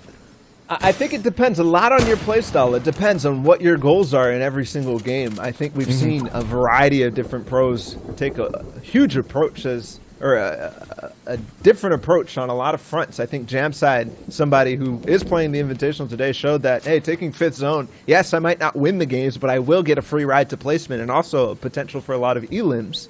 If you take it in 6th to 7th, you give yourself that opportunity to get the wins a little bit more, but it is harder to actually take compared to trying to grab it in 5th zone. Now, it does go across the entire way, so it's not going to be the case for Crew to actually hold on. It's going to be the Kaizen mongrels, or baby mongrel side. That's not actually mongrel in that case. A younger version of him, maybe. Although I don't know what that looks like, considering mongrel is, I think, only 15. Let's see now. You look at this. I was going to bring up that there's really any kind of big trees balla to block from sight lines. So that high ground, you can't really tarp over anything because people are going to be easily seeing that, taking advantage. I know in earlier chapter ones that was the play to make, but the skill levels is progressing as here. We're seeing Lecce with 113 points progressing all the way through into the circle, and he's just on the edge right now. On the other side, he has the opportunity if he wants to turn around, but there's no one rotating in. So almost all our competitors are in. Lecce's sitting on the uncongested side of the circle, as you can see. Not that many competitors. You're looking at the mini map, but he's gonna. Oh my goodness! Use that opportunity and take another person outside the server. Racks up another 4 points right there. Lecce, I mean, we saw Benji going down a little bit earlier in this game, so Lecce now has the opportunity to get some ground, even though it's about 70 points there, Bala. And like I said earlier, this is the time yesterday where Lecce started to have massive games, started to have those clutches that got posted all over the place, and people started to turn their heads and say Lecce is definitely One of the best controller players in the world, if they didn't know at that stage already, though I don't know who has not heard of this man yet. The World Cup qualifier, a player who placed, I believe, very, very highly at DreamHack Sweden. I'm looking back really quickly to see where he placed third at that, and that was a spot that he actually almost did not even go to. So right now, Lecce's trying to make sure that that gap between him and Benji is not enlarged anymore, and hopefully even for Lecce, maybe switched. Maybe he can take the lead with this game. And the Storm is taking the lead, pushing everybody all the way towards Salty Springs. Little extra salt as Razon does use the pad to get a little bit higher. Looking for the high ground now. This is what you're talking about. That 5th to 6th zone, taking high ground at this opportunity to get those placement points. 51 points for I, but there it is. The risk you take, you might be taken down. Now we have a battle here at the high. He does have a pad if he wants to use it to go up higher. We saw it a little bit earlier today, a flashback, but he does get one on Fixer. Crew does go down to Elam feed as we're bringing him up. Astro picks up an Elam, but Ryzon is sitting here at the high ground, doing his really great job here of keeping this entire lobby down. I'm not quite sure how long he'll be able to hold it, but he is really doing well, racking up those points that we were talking about a little bit earlier, Bala. And Alex in this game, Imagine just went down. I saw Baye as well, who's one of the better, or known as the better mobile players in this. Lecce in the backside of his own takes him out just as I speak of him. He did make it to top 22, so a number of placement points, but Lecce, so many floppers now, and this is the opportune time. He has 143 mats. All this time in floppers with the Slurpfish 2. Now he's most certainly going to go for height later on with this, but he has so much time to basically sit here in zone, accrue the placement points, and also find picks, just like this player right ahead of him. And here he is. He starts to climb up slower and slower, and he still has 5 fish to work with. The Siphon also going to come through in the back there. Top 15, and I think he spots a launch pad that he wants to get, but pops the flopper before this, and now he might get launching closer and closer to that high ground where he has the opportunity to win the game from. And Lecce is now on the high. No, he almost doesn't catch it here. Might go for that mid layer right there as Lecce, as we see now, he's gone on the backside of the Storm, and he has a great advantage here. Doing his best on the low ground, gets Laxi right there, big time elimination. These are the impact elims are going now forward here, Bala. So every time you get one, you can basically get 5. They kind of multiply. 5, 6 points are on the board. Jaime gets that one, so is going to do his best to rack up all these elims on the low ground, only with a common tack. No doubt he's going to look for an upgrade and more impact practice. Does not have a lot of builds to his name. He's going to do his best to chop his way. Got the opponent here in this cone. Going to crack the cone open. Try to get to that tasty center of the Tootsie Roll pop, so to speak. Doesn't find it as he's looking for. More time is being wasted here. It's a nice defense, but eventually gets right in and gets the elim on Chintz. Now we have 6 people left in the lobby, Bala. And that's a fight that took a little bit too long for Rezon, and all of a sudden he knew that that fight was happening. It's basically a full-blown box fight in endgame, and you know how long those can take as we see through mid-game, but now inside the box, Rezon again gets the white shots, and he does finish it off. Now top 4, it's Lecce who goes down, and from the magnificent opportunity, it looks like he's not going to get there, and Alex gets a position way up ahead in zone, possibly a little bit elevated that he can look, but Rezon's actually going to climb, and he's getting very close, dangerously close to Andalex, and Andalex is so focused on Rotary right now, who used that launch pad to get a little bit more distance, while Rezon has bought the time to get back up to full HP, and I think also find himself one more elim before he has to face off against Andalex up above. Andalex coming into second place at DreamHack Sweden, looking for some redemption and let the world know that I am one of the best solo players in the EU region, sitting at second place, but he has an opponent, and it's Razon sitting on the low ground. Always trying to be that warrior, but it doesn't matter. In comes Andalex with that big time shot and getting himself that victory royale. And Andalex was in 5th place at the end of day 1, so with that he also puts himself with the 83 points that he has on day 2 in possible contention to be at the top 5 at least, and possibly even challenge again towards Benji Fishy, towards Lecce, who also had a massive performance in that game. Man, oh man, we'll have to see if that is the case, because it's looking like he's got the trajectory to do so. Now, of course, gentlemen, thank you guys so much for coming on the cast. I'd love to get your quick final thoughts here on EU. Sancho, I'm coming your way first. Oh man, it's opening up, and that's what I love to see. I mean, EU is just so fun to catch because it's one of it's the biggest region out there in Fortnite, and it's so cool to see these big names finally popping up. But we're still seeing those open qualifiers still, as Monster says, meddling around into the ranks. So it's gonna be interesting to see how the rest of the EU region opens up and finishes for day 2 there. I think I completely agree. It's opening up both on the back end, but also at the front end. A lot of the names that we're competing for in the top are there and back again, and also having more pop-off performances. So it's going to be interesting, Zeke. Well, ladies and gentlemen, Fortnite fam, we're going to go to a break. When we return, we'll have more games from EU, so don't go too far. We'll see you guys after this break.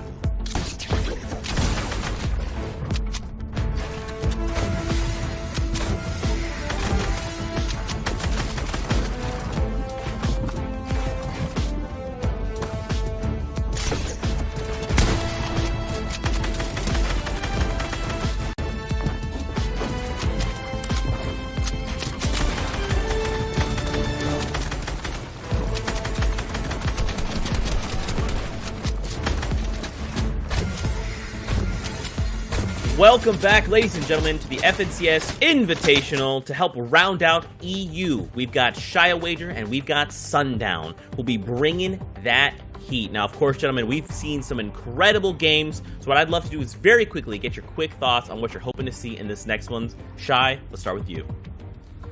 I want some fast and furious gameplay. I just want to see things hit all the walls on all the boxes. That's just an easy wrap-up for me. What do you think? Honestly, Sundown? I'm ready. I want to see some pushes. I want people flying at each other. I want to see who's going to close out the day. I want to see who's going to be able to get the miracle clutch. And honestly, I hope we get to see a little bit of Moki. She's playing really well today. Just closed out another game. So hoping we can catch that at some point. Absolutely. Well, the battle bus is drifting on over to the island a quarter mile at a time. So let's get ready to hop into the last few games of EU with Sundown and ShiaWager. Thank you so much, Zeke. And it's so good to be on the cast today and hopping on in with Tohaj, my investing buddy over on the edge of the side. A very, very, very cerebral player, ShiaWager, somebody who likes to kind of pride himself on his ability to kind of focus and play safe and kind of get those routes down. We see him just outside of Misty Meadows right now. And that cerebral type gameplay that Tohaj is so known for and likes to, have that as his playstyle hasn't been the thing that's been propelling a lot of these top contenders forward. It's kind of been more so instinct and feel and aggressivity. Right now, a little bit of both in Tohaj's playstyle, but we'll see if this old classic way of playing Fortnite will hold true in this game. And Misty seems like there's a bunch of people creeping around it right now. You can see the little triangles as the point format does pop up on the right-hand side. Remember, those are the cumulative placement points total you can get, so you can see once you get towards the top 5, it spreads out. But there's also placement points at 75th in top 50, so after 25% in half of the lobby have gone down, you get a nice little reward, and then every 10 players from there. You really want to aim in this format, particularly to at least hit top 20, mainly top 10 to start getting those cumulative more points, as right now we swing on board. And we see it's either cynicals or cancels, depending on its vowel replace, but he's in a little bit of trouble here. 75, 75, 7, 82. Cleans up Blossy, saving it a quick double onto Lobard, making great use of that siphon. The extra 50 HP, giving him just enough to survive that with 18 HP. Brilliantly played. Honestly, in a situation where he should not have been able to get out of that. Yeah, now he'll be in a situation where before you'd have to try to find some HP. Not many people carrying medkits. Nowadays, those kind of flipped around. We have these pocket white heals that a lot of people need to have, especially in solos, because if your path doesn't have floppers, there's no other way to get that pool up other than Siphon. And we know when it's the top 600 people in the region, the invited list, it's that much harder to find eliminations. Right now, Tohaj will look for his own. But as things wrap up, things will not be slowing down either for Europe today. It's going to be intense competition. Everyone, this is kind of their last chance in week 1, at least for this region, to find a space to perform, get to that top 300. Right now, Tohaj knows that.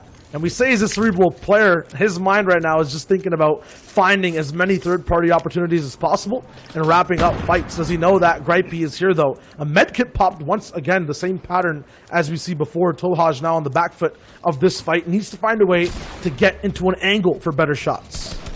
Yeah, and he had a pretty solid day yesterday, but currently sitting on 21 points. Also has a dead slot in terms of his utility, meaning he cannot use that C4 anymore. He's already turned it off. He's just holding a trigger in his right hand, but can he do enough with the ramp replace? Brilliant job to make sure he flips that wood there to get himself enough time to get out, but ooh, this is careful and this is close. Tohaj is being hunted right now. He is most certainly the prey and not the predator in this situation. Yeah, ramp flipped about 6 times there to buy a little bit of time, maybe just a few seconds, but with 15 HP, he might not even be able to last about 3. Has that peanut butter triangle edit, and it's not enough. We'll see Gripey jumping right in, munching up this fight straight up, and now has a lot of shields to boot. Actually, not too many. He needs to find more, but it's early game. We can still see loot, and this, once again, the repeated pattern we saw since Game 1. Flame here as well from that Game 1. It'll just be fights all the way around with an extra party coming in afterwards, landing shot after shot. That'll be Tico that goes down, and now Papito looks to wrap up this fight once again. Holly Hedges has its own brand of action. And it's just these slow little delayed one-on-ones. People aren't quite getting third-party, but they're getting the engagements in time for the next person to come over, so you never really get enough respite to kind of set yourself up and then take stock of the next situation. I'm not positive he knows exactly where this player is, and as I say that, he gets dropped in on, but Flame gets absolutely 180 chunked in the face. That was a huge pump shot after being taken off guard, and from 19 HP, Papito says adios, and he's the winner on that one. Yeah, tapped on the shoulder, turns around and just slaps the man right across the face. That'll be a wrap-up for that POI as well. That's two kind of wrapped and done, both Misty Meadows as well as Holly Hedges. We tune over here towards Lazy Lake, though, where it's going to be a while before things simmer down. So many people holding their ground. These fights now breaking out with hard mats. No one wants to leave this competition on the back half of Europe. That's a big shot over to that Fat Rat. 250 IQ right now, looking like he has none. Still another trap in the box as Falconly finds his second back-to-back in quick succession. But the fight still doesn't stop, Sundown. There's so many people up in this POI. Yo, Falconly's trying to make a Twitter clip real quick. He might have a nice little 90-second montage if he can clean up this box fight. Able to get the double edits on the side. He controls that wall. Trying to find a second one. And he does, resetting both walls in between right after and then editing himself through. Falconly picks up a swift couple of elims down there, making it look easy. Again, player we've seen before is very good, but as we see, Milo Boyer in a 1v1, but somebody else lurking just outside of that shark, trying to take advantage of all of this loot, but they know that you have to finish a fight quickly against the player who has the vault. You can see in his inventory, he has so many extra supplies. And right now, look at the bottom right-hand corner of the minimap. Not only is there that other player, ABDN, who's hanging out just on the side, there's somebody else also off the island to the right, right on the very edge, who's waiting to see the resolution of this fight, grab that boat and rotate towards it, as Boyer takes a huge shot against him. And Milo Boyer going to use that grappler to try and get back up on the high ground and just establish a little bit of a ground to cover himself. Not quite going to get the time. 54 HP now as the spray comes out. This is ABDN. This is the player who was over on the side, opting to now get into this fight. He's going to get his toes wet and say, hey, I'm bringing the fight to you instead. And the grappler looks like he's just going to try and keep creating space to disengage, because you really don't want to give that up. And now that he's revealed it's there, it should be a relatively easy find. 37 damage coming through. Some more spray. He is hanging on by a thread right now. You have to think he's eventually going to get tapped out, especially with the storm closing in and going to force some kind of movement. He doesn't have any white heals, Shio, so this is going to get awkward right about now. Yep, but he still has that grappler to make things kind of sway in his favor. His match running out, but like a classic boxing match, ABDN being on the forefront of all of this is running out of steam and ammunition. Just 5 tactical shotgun shots left, a little amount of light ammo. Won't do that much work from this large of an angle, and he has to expend even more mats to catch up to his opponent, who he knows must be at this campfire right now, healing up, but it could be a bait to kind of make him overlook, try to see exactly if he's crouching in and around here. Yes, it is. Actually bandaging up in a bush. I think ABDN hears it, jumps in, but can he find the shot? Misses the first one. The second one blocked by the tree trunk, but he chops him straight down. Milo Boyer tries to escape. ABDN finds the treasure, has some more ammo, can see a nice successful game as the zone's close by. That was almost tragic. Just one of those moments where you go sprinting into the bush and then you whiff your first 2 shots. Luckily, Milo Boyer being low enough where it didn't turn to matter, the tack giving you kind of that barrier of execution, being able to say, hey, I can miss the first couple, I have the higher rate of fire, I have a little more generous spray, and eventually when I do hit you, it's still going to hit hard enough to take you out. As we're on the side here, Monkey Man 613 getting ready to execute a pinch onto another player who's kind of tucked away in here. You can see somebody else creeping on top of the mountain, but he's just going full stop here. The pump backing him off a little bit, but only hitting for 32, and goes straight forward with the SMG. Caught Go Miner, just not in a good position with the shot, and Monkey Man's pretty much set for late game now if he can make the rotation. But we know exactly what he's going to be doing right after this box fight, trying to find another one. And we could see, just off of this game, the effects that the overall scoreboard and format is having on every POI, every scavenger route across the entire island of Fortnite. Everyone's just trying to use one of their last games, one of their last 2 games, to climb back up into the competition to make day 2 matter, the back half of 20 total games over the weekend, trying to get top 300, because if you don't, you're going to be waiting for that reboot round trying to get top 20, and that will not be an easy feat whatsoever. So if there's any secret strats left, if there's any more heart left in the body, it has to be shown now. Kaiser getting a freebie over to Lucky right there. I think he disconnected from the game. So picking that up will be good for his overall score, but still attract a lot of attention. One person on the backside, the south side, is just waiting, looking, seeing if everything's clear to possibly attack him in this fight. Everyone right now kind of spread out, but can see each other at any moment. Yeah, and shout out to the Fortnite community. Love the amount of work and effort that people end up putting in and going through their resources. You can see that somebody put up a running total, and they constantly update the EU scores using kind of Fortnite Tracker and going through and comparing the scores. They have a cumulative leaderboard for what the top 300 look like, and they go through and they've been updating it in real time. Sitting here looking at it next to me, look at some of the players we should kind of be keeping an eye on in case they pop up in our feed or they're around. Moki being one of those who I talked about going into the break, has been playing fantastically today. She was one of the invited players going through, had a pretty good performance at DreamHack Anaheim. Got off to a little bit of a slow start yesterday, but has really bounced back today. She's hovering right around that 170-ish range right now, but some players we've seen or heard of before. Tohaj, just outside the 305 range. MCAS Squall ZK, just outside that range as well.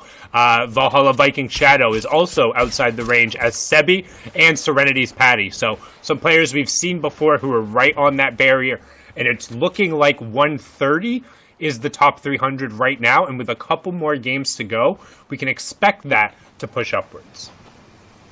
Yeah, but 130 is that total across both days, so you might see some people who just have 80 points right now that we might refer to being in that top 300, but that's because yesterday they had such a dominant performance. We saw Benji being at the top spot of that right now, and Dreda with 65 looks to further his possible lead on the competition in that top 300, getting blocked off multiple times by a lot of builds in this storm fight, with multiple parties kind of escaping from either side, but keeping track of how it's actually going to develop. And Dreda is still blocking a lot of shots, taking no damage. So impressive.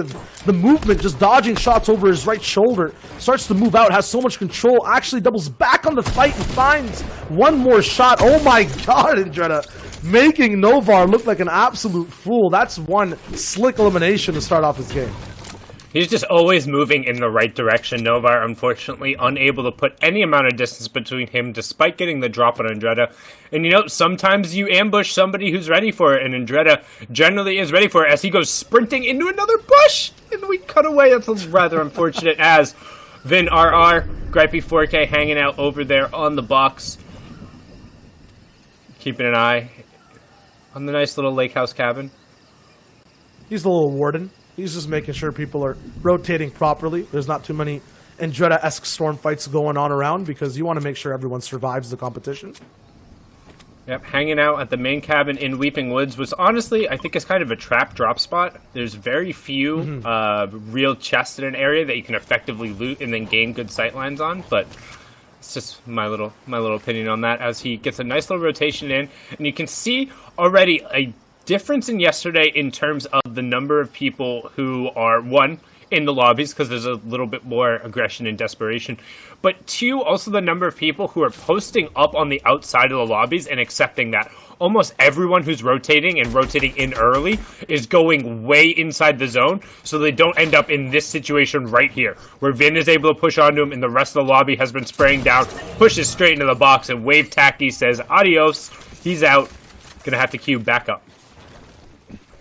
Yeah, it's kind of like you think about, you know, in sci-fi, these starships that have engines and shields, and a lot of the time when they're taking a big damage, a big force from the front side, a lot of their attention, a lot of their shields, their bases are set up to strengthen the front side of their bases. But when you're at the edge and people are coming in straight from the backside, from Wailing Woods moving towards Salty Springs, that's your vulnerability spot. You're not going to be able to adjust in time, put those shields in your back burners, and then instantly just take shots in unsuspectingly. Maybe just one wall separates you from the competition rather than 3 boxes. Your game's over. At the same time, the way you rotate might also be dangerous. A lot of people walking in straight lines of vision towards heavy snipers like the one in Kaiser's hand. And he has full builds, a really good loadout. You talk about endgame Sundown. He's basically already there. He's just looking to survey the entire map and find snipes if he can. Yep, that's the benefit of having that heavy sniper as well as that legendary burst AR. A lot of single shot potential that can end up doing a ton of damage, even if he just exposes somebody for a second, has the quick reaction. Trying to find the shot, and he does. Body shot goes through. 127, follows it up right away. Thanks for making me look intelligent, Kaiser. Hits the shot there, follows it up with that legendary burst, and he's immediately going to decide to play Loot Goblin. I am going to disagree with this decision. Only because what could he possibly look to upgrade and get from this other than floppers? Oh, and as I say that, ends up grabbing a stack of floppers, and we'll see. Does he keep the bigs? It's the classics question, shall wager. 3 bigs or 6 minis? At this point, it's always going to be the 6 minis and then have those floppers if you have the option to afterwards. It's just too good to pop on the fly. If you're getting floppers, it's for that endgame play. If you're sticking to the endgame play, speed is of the essence. Minis are your friend. Right now, though, it'll be all about the mid-game, so him picking up all that ammunition, I think, was the forefront of that push, having 500 bullets versus 250, medium ammo at least, especially with that gold burst AR. That's just the wave of supplying pressure down time and time again. If you don't have that much ammo, though, you can be in positions like Nakamakarma here, who can come right in, play his position, play off a wall, and get cheeky shots in. Just 4 bullets to drop this man straight down from all his shields, get into that box, clean things up, and get even more ammo and mats, especially positional pressure all the way here as his zone closes in. Notice Salty Springs, everyone like a donut still around the edges. No one filling up the creamy center, just waiting for people to move in once the zone shows itself. No one wants to over-rotate or over-invest with their mats. Well, and that's honestly, that's more of an RMG situation. We talked about how people hadn't been kind of going towards the center. Once you get into zone 4, if you're central, you're actually guaranteeing that you have to rotate. So you're risking yourself guaranteed once to move centrally past all the people who are already just inside the circle and are saying, okay, I'm good. And then you're also risking yourself again right after when the circle shows, because 5th zone, as we talked about before, is the one we call half and half, which actually goes outside of the safe zone and begins the moving zone segment, or as we call it, the late game in competitive Fortnite. So there's really no reason to go centrally unless you happen to land there, and then you just get the benefit of a halfway rotate, I guess, and then some firing preference. So that's where you see ABDN, Cynicals, or Cancels, whichever one it is of those two hanging out as we survey the rest of the lobby right now. Andretta probably being the highlight name, the one to keep an eye on, as KPZ is just hanging out in his cone. Yeah, and the server's kind of in that lock-in position as well, where everyone has their base. They're playing defense. 40 players still left alive and have been for the past at least 45 seconds. So no one budging just yet, even though you hear all the pressure. Brutus's minigun rattling up in the back end and AR's following just to make sure people have to check their position, invest their mats. Placement is being handed out. The next threshold about to appear as soon as one person goes down. And with 2 seconds left, we finally decide which side of this lobby will be Salty or Springs. Neither. Wailing Woods, kind of towards that river, is where people will need to be. About 10 people are in that position right now. And some people have max zone. KP not in the best of positions. Low ground. Will have to delve out pressure, but be careful not to tunnel vision. And you want to have enough space to make sure that you're able to rotate, but you're still putting pressure on other opponents. As KPZ picks up AMP Claire, but the harpoons immediately come out, and it becomes who wants what and who can get their hands on what. KP trying to prioritize the mats there, looking for the big shield too, and gonna grab a pair. It's a relatively efficient pick. Get the elim, get the placement points. Skale getting dropped down there another level into his other buff, so he'll be okay with that. As we see now, Rax, Krajnik, Dox, Alexis, Sillet all across the side, and we have hit top 40 as well, so another placement point going through there. But again, we're looking for top 20 before it's then every 5, and then top 10 before each placement, as Rax 36, 36, 64, ADJ goes down. Rax immediately gets traded back, needs to go see if he has any shields stashed away somewhere. Looks like he does either that. Nope, just going to forward rotate straight into the zone and make sure he has enough space. And This is going to be a tough one for him, considering he has 5 medium bullets, 30 in that rare AR at the end, and just the 1 flopper. So not a whole lot he's really going to be able to do, and he's stuck down at pretty much 1 tap to any real significant threat. Yeah, right now it'll be a very dicey situation. Also a lot of pressure on him as well, because just having these limited amount of resources, you can only really have the impact off of them once, including that launch pad as well. We'll have to try to find a way through to put it down in the best position possible to not take damage. The tastiest target in the air as soon as one person just lands a white tag onto him. And everyone around him is so healthy with shields. And Drita next to the box of Cyclones. And then Rimic up top here as well. We saw him try to have a chance at a high ground earlier on. Didn't really hold it for too long. We'll have a reset on it again if zone falls his way. But 3 total bases right now. 1 really big one, a small community at the bottom. It prefers Moki, though, who's all the way here, kind of mid-ground. Could take out at some point, but gets pressured down on HP. Kaiser directly underneath of the player we saw with that snipe combo earlier, putting to work that legendary burst rifle. First Elam comes across, and he has the fantastic angle using the cone and the half-edited wall to really keep himself protected, as well as the cone on the outside. Another 33 tag going through, making sure he's following those up. And now he's going back out towards the zone to get a better angle on his launch pad and joining everyone. Great bunny hop right there. Pressing jump as soon as you land can hold your momentum. Kaiser using that to remain on the edge of the zone, tunneling his way in, and now about facing. He's going to continue to now rain shots down on the rest of the lobby and looks for picks. Another 33 tag will get us into our top 25, as Cynicals is also still up. Jachu, M10 Pepper, Moki, Skale, Dox, Hupek, Silitz. This is a who's who of a bunch of EU's top players, as we see Moki able to pick up Jenks as well, and we have our top 20, Shio. Yep, and right now it's all about holding the throne versus the climb. Players like Kaiser looking to be a barrier with that burst AR, looking to stop people in their tracks, not getting that top 300. Meanwhile, Moki looking to climb straight in, 89 points right now, but looking for so much more to try to solidify a position for herself in the top 300. On the backside of Storm, no floppers available, so every single damage in terms of health will be permanent down to 75, at least just 1 bandage. Is still moving so well with great speed, not even affected by the pressure around her. Blocks off, quick decisiveness on one side with the pyramid and brick. So many players flying all the way around her, looking for any type of a shot of a translation into having these bullets be an elimination, be a point. A Monkey Man, once again, we tune in with him again. Had that big load up before, trades it out for a lot of floppers. 8 total in the Storm right now. He can catch up whenever he wants. For now, though, leisurely thinking about what to do next. He's big chilling there. That was a 9 flopper little pool he had there. Honestly, I'm surprised he didn't try and take a little bit of a harder or weirder angle on this to try and take advantage and just abuse the fact he had so many, but instead getting from the zone and about facing. Kaiser goes down. Mudasun gets Vertex, ADN, and now we're into our top 10. So every single elim here, you get 4 points, but every placement you go up and you're getting more, as ABDN also gets Skale. And here's Monkey Man sprinting back out into the zone and looking to about face. Nakama Karma picks up a whole bunch of numbers. No clue who you are, friend, but Monkey Man knows who he is. He's a player who wants to eat some fish. Moki as well, though, says, hey, I got some sushi myself. Going up onto the high ground and taking away with a very aggressive manner. However, is now down on an empty slot. She's trying to find the player in the zone as we have our top 3. She wants to close out with the victory royale, having the high ground and plenty of mats to be able to hold it. 36 left.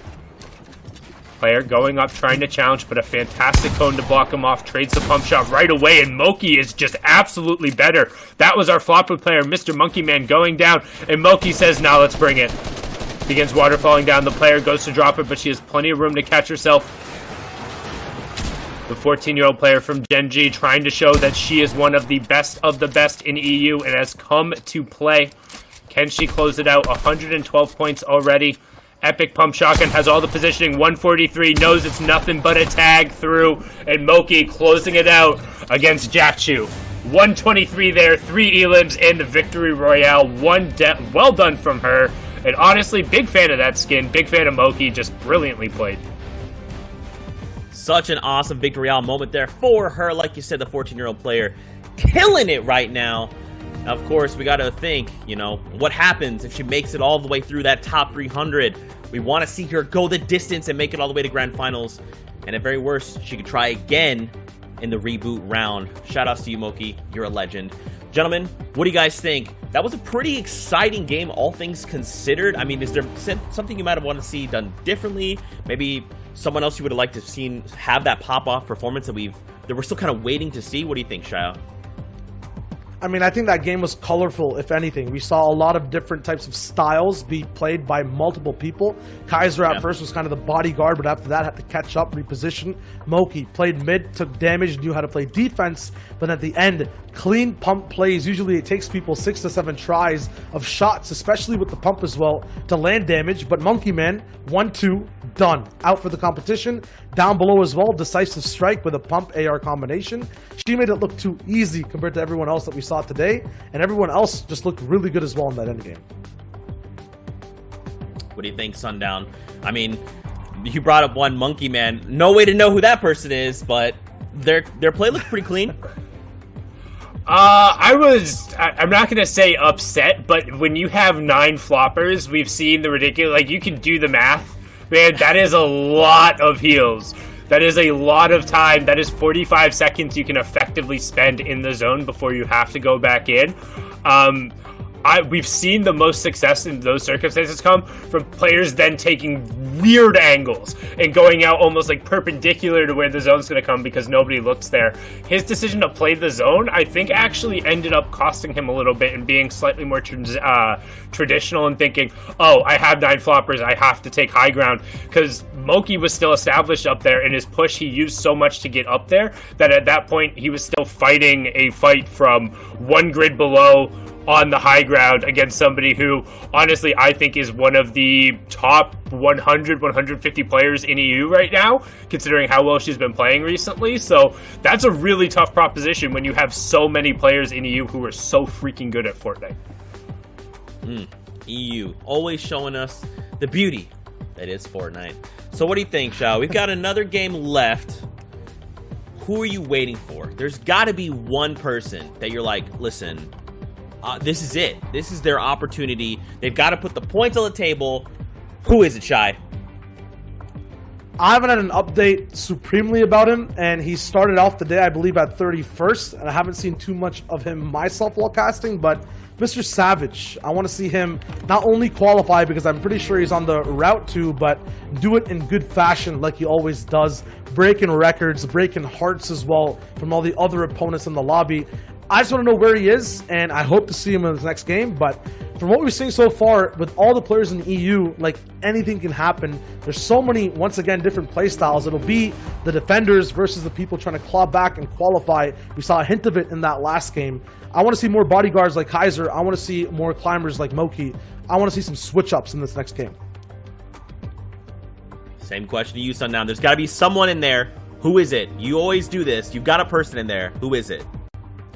I want to see Boyer at some point today. I'm going through and looking at the sheet. He's hanging right around kind of the mid 200-ish range. That's E11's Boyer, not Milo Boyer, who we saw in the last game. So hopefully he pops up. But I think we're about to hop into game here. So excited to get the next one going right now and see who is able to pop off as we're getting towards the end. It is 4:04 p.m. on the East Coast. Means the queues should be about done. We'll get the last couple of games going as we see another competitive that actually getting taken down there. That's Atlantis' Majin going down to Cartoon here. Yeah, up in Misty Meadows as well. That was a fast, decisive 50-50 fight. But we are tuning in a little bit later. A lot of loot still gained from both players. Still one more person left over at Misty, and right now everyone's minds must be working in overdrive, Sundown. They're just thinking about how to plan out this game. Yeah, and you talked about Mr. Savage looking at this handy-dandy notebook sheet I got over here that, again, I highly recommend people check it out. If you check out FN Competitive, I know somebody posted it on over there. It's a cumulative running standing board. They have it for each one of the regions. You can control F the players you're interested in. I know, some cool little sheet functionality for people out there. But Mr. Savage currently is sitting in 21st on the combined score. So nice. doing pretty good there. I just want to see all the nuances of the way he plays the action. It's always so solidified, but a lot of people, including Stormy, right, actually, are taking accounts of that and putting it into their own gameplay, always having a decisive take on what to do next. The biggest issue with Stormy sometimes, though, is the tunnel vision when it comes to making plays, sometimes being forced into positions, and that happens right now as well, as he tries to play back a little bit fearful of the power that Cartoon had, and Cartoon sensing that retreat, pulls straight in, controls every single piece in every single box, and wraps up that elimination in a record time. Yeah, Shayo, I'm going to ask you something. I think if you don't have attack shotgun or an SMG early game, I don't think you take a fight. Thoughts? Disagree, because we've seen it every single opening of every single region, and NA East is coming up, we'll see it there too. The Burst AR, I think, is the most sleeper early game weapon that can just surprise someone with 360 damage headshots close range. Thoughts? I think I agree. I think the Burst AR is stronger in the early game than it is in the late game, as we see Benji now going to work, trying to use that C4, the remote detonation there, something that has been adjusted for competitive play. In particular, Benji using it to get whatever advantage he can, and then pushing in to Jader's box, sitting on 190 points today. Benji, come on, man.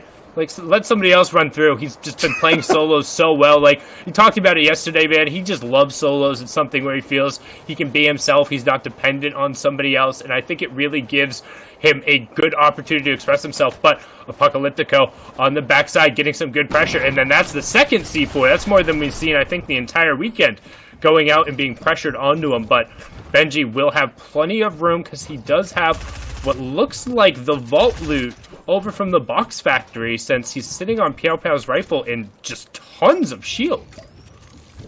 Yeah, I'm not sure if there's two people and I'm missing one person on my screen, because the way Benji's moving, the amount of builds he controls and ends up putting out once he actually starts to expand his entire base, it's just so fast, and I can barely keep track with it. These players can't either. Right now, yes, he's on the defensive, but look at the amount of time he's bought, already up 50 shields. It's so difficult for many people to do that on the back end as well. Instantly turns away the fight. Like, this man is so fast and so good at what he does, now has height. If you blinked or even looked away for 5 seconds, you've missed the power dynamic, and instantly takes over. Apocalypto does not even understand what hit him. And the thing that honestly impresses me most about the absolute top tier of Fortnite players, when I'm talking to everybody, they're like, oh yeah, the building is crazy. I'm like, honestly, if all you're focusing on is building, a lot of these players can all build incredibly and do it well. Yes, some do it and execute better. What Benji and what Jake also does incredibly well in a lot of circumstances, I think we're about to see here, is the way they're able to weave in the builds and edits into their own fights. The way he's able to throw a wall out and protect himself as the shots come through. But unfortunately, Jake letting me down there, not covering himself in either one of those circumstances, and Ray's doing what Ray's does best and just flying forward at him.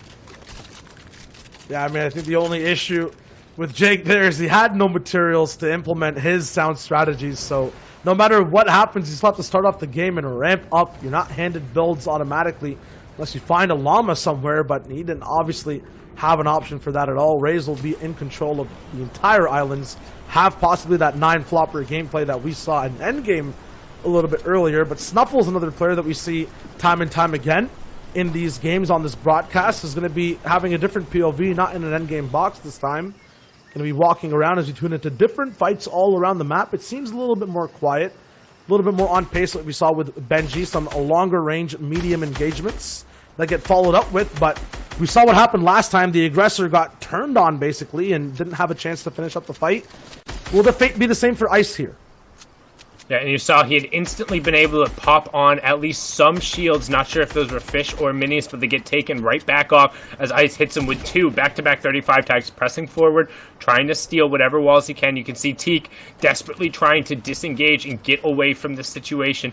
Good job walling off there, putting a floor in between and using the tree to his advantage. However, Ice finding an angle and still tracking and following Teak incredibly well. Pushes into the box. Now it's just the ramp separating between. Teak unable to get out the side. Takes the 75 hit. Ice phases up through and Teak gets destroyed. Absolutely no turd, no change in damage, and Ice will reap the benefits there. Great mid-game fight.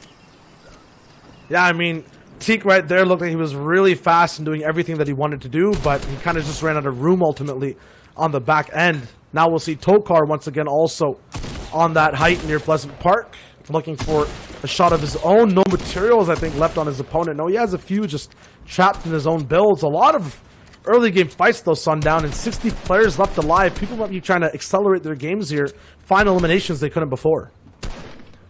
Again, once you get down towards the back half of the game, it's half of it is people who feel they just desperately need to hold on for those last few fights and make it an end game, and the other half is people who are saying, okay, I need a 50-point game here, or I need at minimum 5 elims before I start getting into placement points before if I'm going to try and push for tomorrow, and people will go for it. And yes, some people will be cost, but that's the nature of a battle royale. You're dropping in, there's 100 other players in the lobby, 99 players do not win the game. Yeah, and then that's a big thing about endgame and passive playstyles as well. You're expecting so many more players to be able to be left alive near that endgame. When there's less, it's kind of a different game altogether. The people who play for those, you know, in the air eliminations, those box-to-box fights all the way in the 7th, 8th zone, you don't have that opportunity there either. So all these players not only having an effect right now on people's paths box-to-box, but people later on in the game as well. And you can see right now Tokar just trying to farm up whatever he can. He's in kind of a rough situation. Doesn't have the top 50 shield. Doesn't really have shotgun bullets. Like, is only sitting on about a third of his mats. However, has a decent amount of space here to at least farm up a bit. And get some metal, get some resources. Maybe get a little bit of safety and get a little bit of respite. But until he's able to find some shotgun bullets, like, he really doesn't want to get into engagement. With just 6, especially the tactical shotgun, I mean, I could say yes maybe for the pump as it hits slightly harder. He's going to have to back up. Knowing that, though, is that a good play style for this game right now, Sundown, or does he need to turn on the gas, maybe use that AR and harpoon combination to get into boxes? If you only have 6 bullets, I think you cannot take an extended fight, so you need to get in and make those 6 bullets count. If you're able to break into somebody's box and have 6 bullets with attack, that should be enough to resolve a fight. And honestly, if it's not enough, you probably don't deserve to win the fight. As now we hop on board with Cartoon here, who we saw with a great early game pressure, but hasn't turned it into a lot more sense. Sitting only on 3 elims and still looking for refreshers for his mats, not afraid to build out and use as much as he can. Tracking this player has good control, 41 going there, but gets traded 36 back himself. Does have the minis as well as that Slurpy Swamp directly behind him to top off afterward. And he's going to continue to just press W, hold forward, depends on the input mode, but Glorly is having none of it. Trying to disengage, create as much space between him and Cartoon. He says, get this Psycho away from me. I want to play for late game. I want nothing to do with this. And Cartoon wants everything to do with it. He still has him pinned right now because Gorley pressing the fresh cone. He's going to lose both the cone and the floor, and the chase is on. And Cartoon finds yet another one. Glorly going down there in 50 seconds, so only 1 point for his trouble that game. That hurts. Yeah, and that looks like box-to-box pressure, but I think it's more so the mental. As the storm ticks down on the movement of it, you'll have the player Glorly, the defensive one usually in the situation, start to question why this individual is pushing them, make some more indecisive moves, possibly rattle a little bit on their defensive builds, and then 100% as that zone gets closer to move, we'll see openings for players on the edge to find eliminations. That'll always happen, but then put them on the back end on rotating in. Right now, a lot of calmness near Pleasant Park, not too many boxes to fight in, but once again, Aqua now will look with Sky's loot to expand on his elimination collection. 2 right now to maybe a fast 3 as he owns the wall. The quick pyramid, the chase down now gets extended. An opportunity to end that fight early. Missed. The third-party RPG coming in, and he finally finds it. I believe on a Blackie there, he gets taken out, but now he's on the defense with so much loot left to kind of sift through. Very well played there from Aqua. Again, we talked about placing structures around them, cutting somebody off. A really good job to get those metal walls on that side and then instantly force onto Blackie, making him look like he was a little flustered, honestly, in that situation. And Aqua now with a solid amount of tools here and an excess on shield, so he's not going to be afraid to run around and look to take trades and look to take some of these fights, knowing he has so much mobility and so many opportunities to kind of farm himself back up. And as I say that, immediately flying forward, but gets coned off, so going to back out, grapple away, and then go to reset the fight. Knowing, again, if he takes any chip, he's fine. He'll just heal himself back up. And he's going to continue to use that mythic grappler again we talk about just how valuable Sky's loadout is. And Shao Wager, I'm of opinion, everyone said during the opens, the drum gun was the weapon to watch. It's a super OP one. I think the grappler's going to end up being kind of the S tier, with the drum gun falling probably just below it, and maybe even with Sky's AR, simply because it comes with the grappler.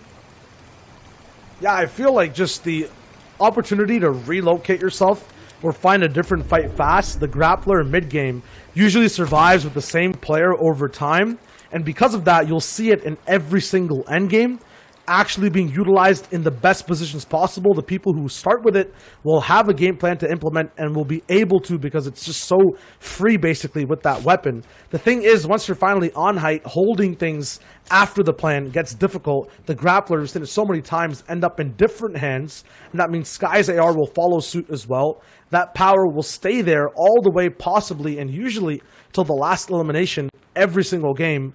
Whereas the drum gun, sometimes you already have a really good loadout.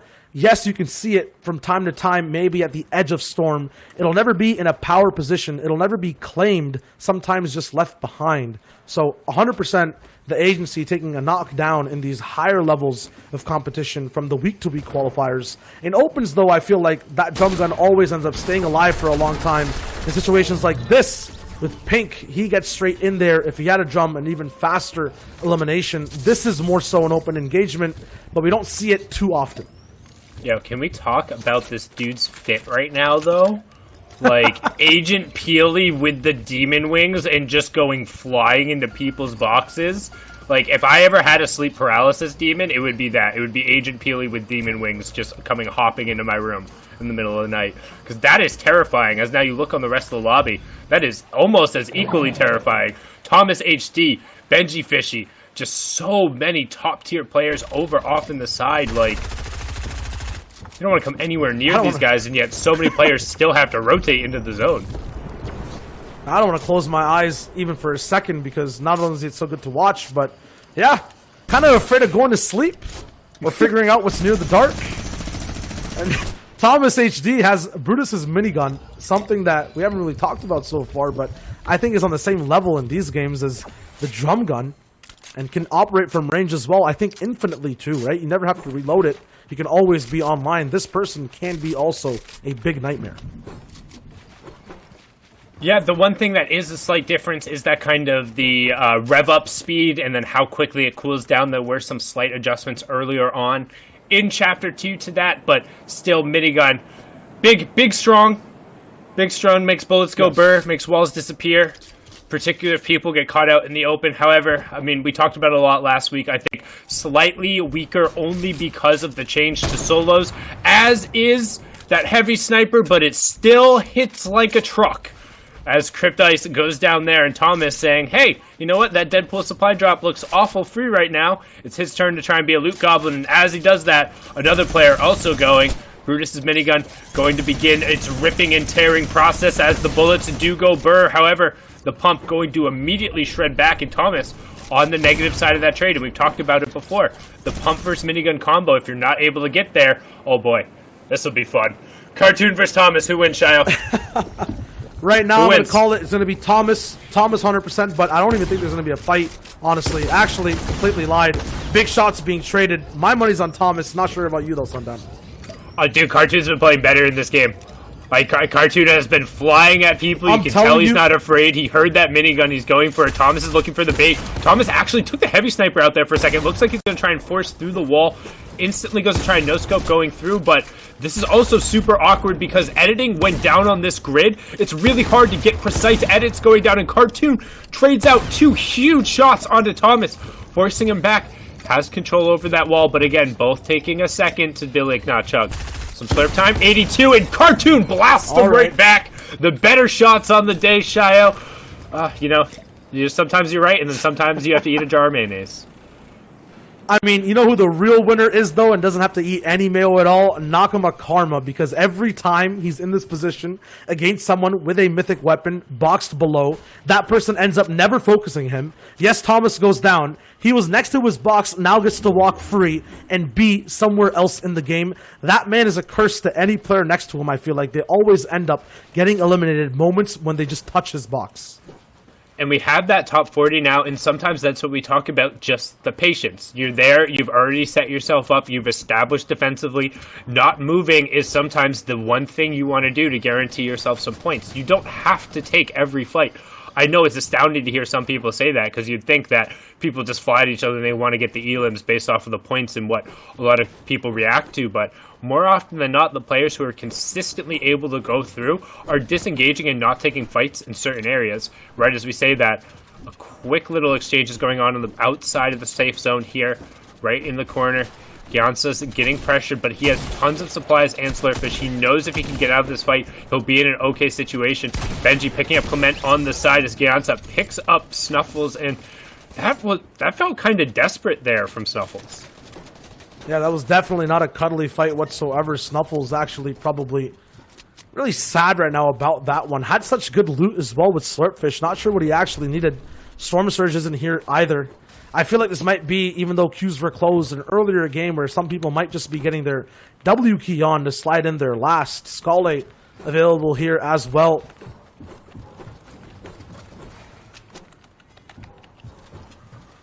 And now everything is just settled in. Yeah, we're chilling. Like we said, this is the part of the game. It's like everything happens at once, and then a whole lot of nothing happens unless somebody gets chosen. And now we get a good look at that lobby again. Here's Aqua with Sky's loadout. You have Benji just below him on the side. Magil also in the lobby. And you can see another one of the supply drops is going to be fought over. If you check the bottom right-hand corner, pretty much everyone is pocketed over by the supply drop or in the zone. The reason for that being the supply drop, the guaranteed launchpad, shall wager. Yeah, and people want it. Communal ones put up everywhere, but the man who's going to be spectating every single one looking for the tags, the pattern we see, a scary one too. Aqua on height. And every time this happens, every time it's fifth zone and he's there, he ends up winning the game. This time, he won't have a minigun. It'll be a grappler. We talked about it before. This is the item to have for the top players on the server. It's just so good, man.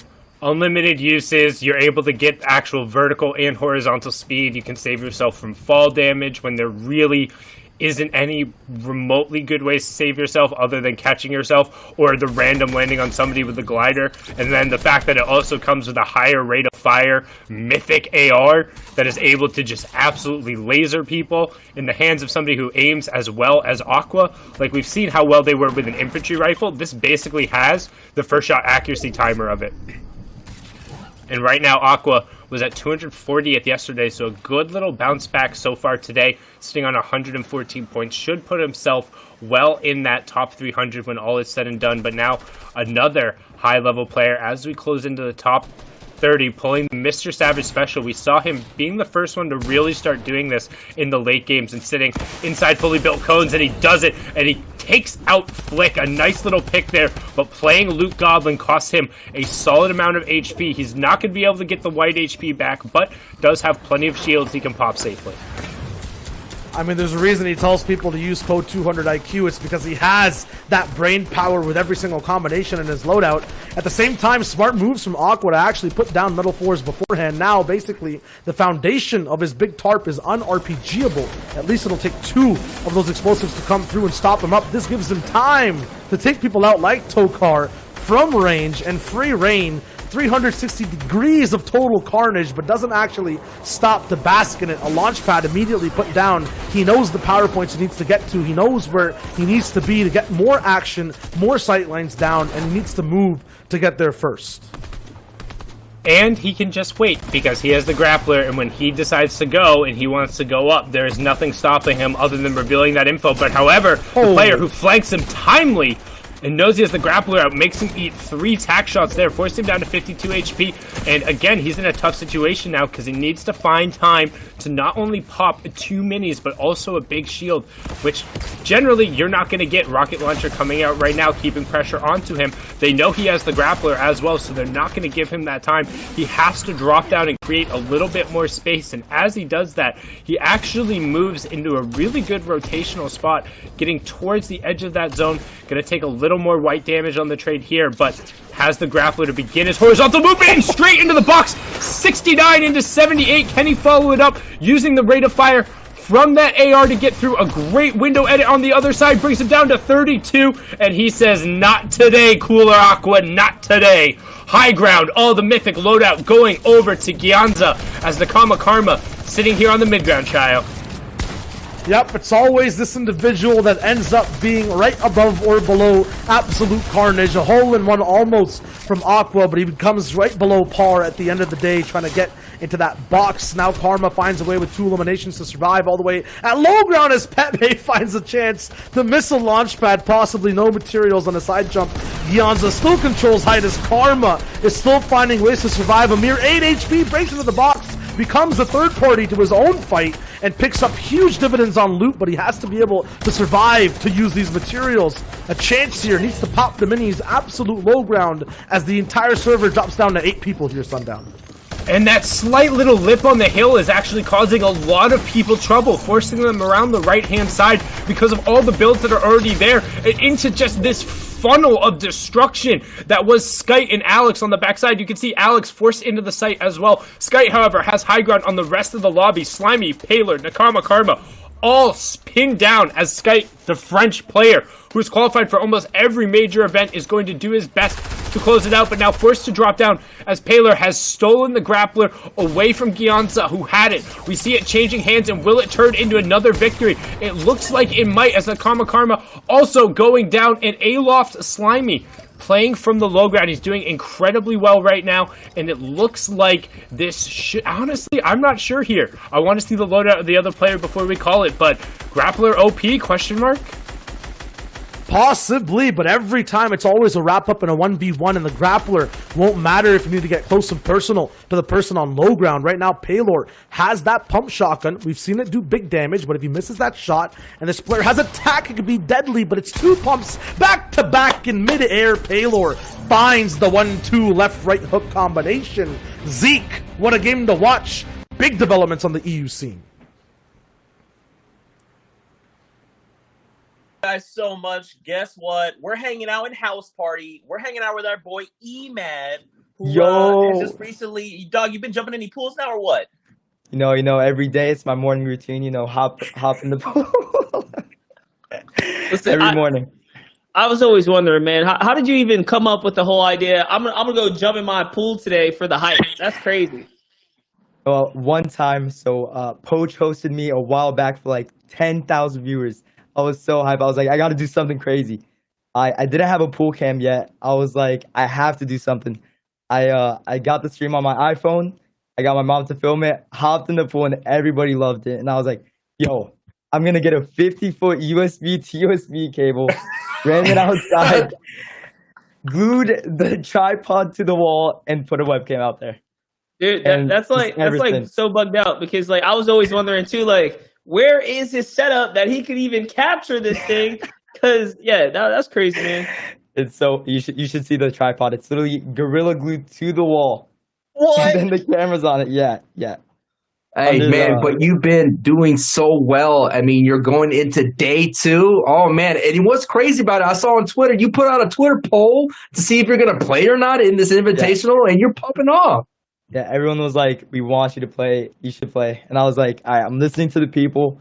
Down to play. I got 73 points yesterday. The first 4 games did not go so well, so I played every end game out. Got some points. Let's go. Ready to play today in 30 minutes. That's right. Ready. So what are you going to do differently? You're gonna run it back same? I think I'm going to be landing, on my secret spot. Can't leave. Right. Gotta keep locked. I'm going to be playing for end game. I'm going to be playing for end game. That's the plan. Every game. Bro, that's so awesome. All right, what do you want to say to the fans out there? You know, we want to open up the stage to you. Let you plug whatever you need to plug, all your socials, your Twitters, the whole thing. Nah, I'm not going to plug anything. All I want is for everyone to stay safe during these times. Try to practice social distancing. That's the most important thing. Try to keep everyone safe during these tough times, especially. It could be like really rough for some people. So just much love to everybody. Thank you guys for supporting Fortnite and the stream. Shout out to Epic Games. Greatest freaking game ever, Fortnite. Let's go. Thank you guys so much for having me as well. Thank you guys. What a guy. Thank you so much, E-Man, for hanging out with us on House Party. Best of luck in NAEs, bro. And we'll see you in just a little bit, man. Thank you. See you guys. Man, there you go. Hanging out with our boy Emad. What a guy. Well, Fortnite fam, that wraps it up for EU. Now, with all that being said, please don't forget we will be posting the final combined standings later on in the week, so please check our social channels to see who is moving on in the top 300 into week number 2. But that pretty much wraps it all up. Now, we're going to take a pretty long break here, but when we come back, we're going to be locking it into NA East for more games. Will Emad shine and rise to the very top? Well, you won't want to miss it, Fortnite fam. We'll love you guys, and we'll see you guys on this side of this break and on the Battle Bus. Later, Fortnite fam.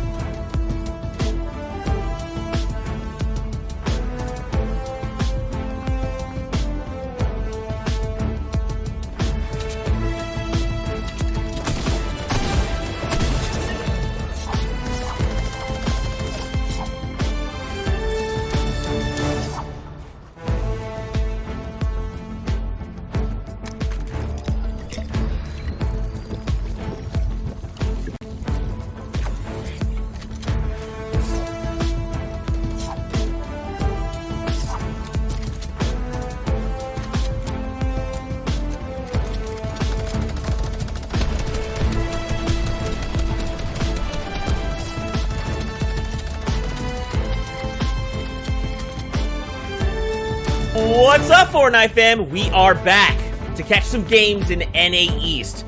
This is the FNCS Invitational week number 1. To get us through the next round of games, we got Monster D-Face, we got Sanjo West. How you guys feeling? What do you guys, I mean, you guys gotta be excited, right? We're into NA East, Monster. It's gonna be dope. Hey man, this is the region. This is the region with the biggest names, the biggest profiles. We just went through a phenomenal EU kind of playthrough, EU session, 2-day format. It's got me excited. That's right. Yeah. Go ahead. Oh, I was going to say, dude, not only that, but big-time performances as we're looking at the standings from EU. They had some big-time performances right over there. Mitro climbing himself to the top, Monster. Benji was holding it on for so long, but of course he had some of those mid-games where he totally turned up the aggression. But this is the day 2 standing, so no doubt Mitro's big day, and altogether it's going to be the cumulative that we'll get to later on. But yeah, man, what an awesome day for EU. You said it so yourself.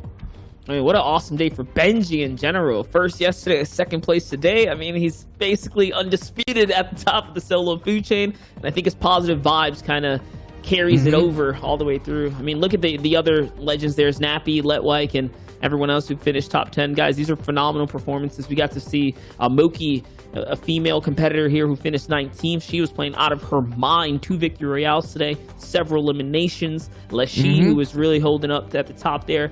These are just all competitors we really got to show appreciation towards, people that qualified. Yeah, this is day 2, and Nyrox had a great day 2. No doubt pushing him into the top 300. We did see Jason as well racking up a victory royale. So this is all setting the stage for kind of day 2 of the NA East, Monster.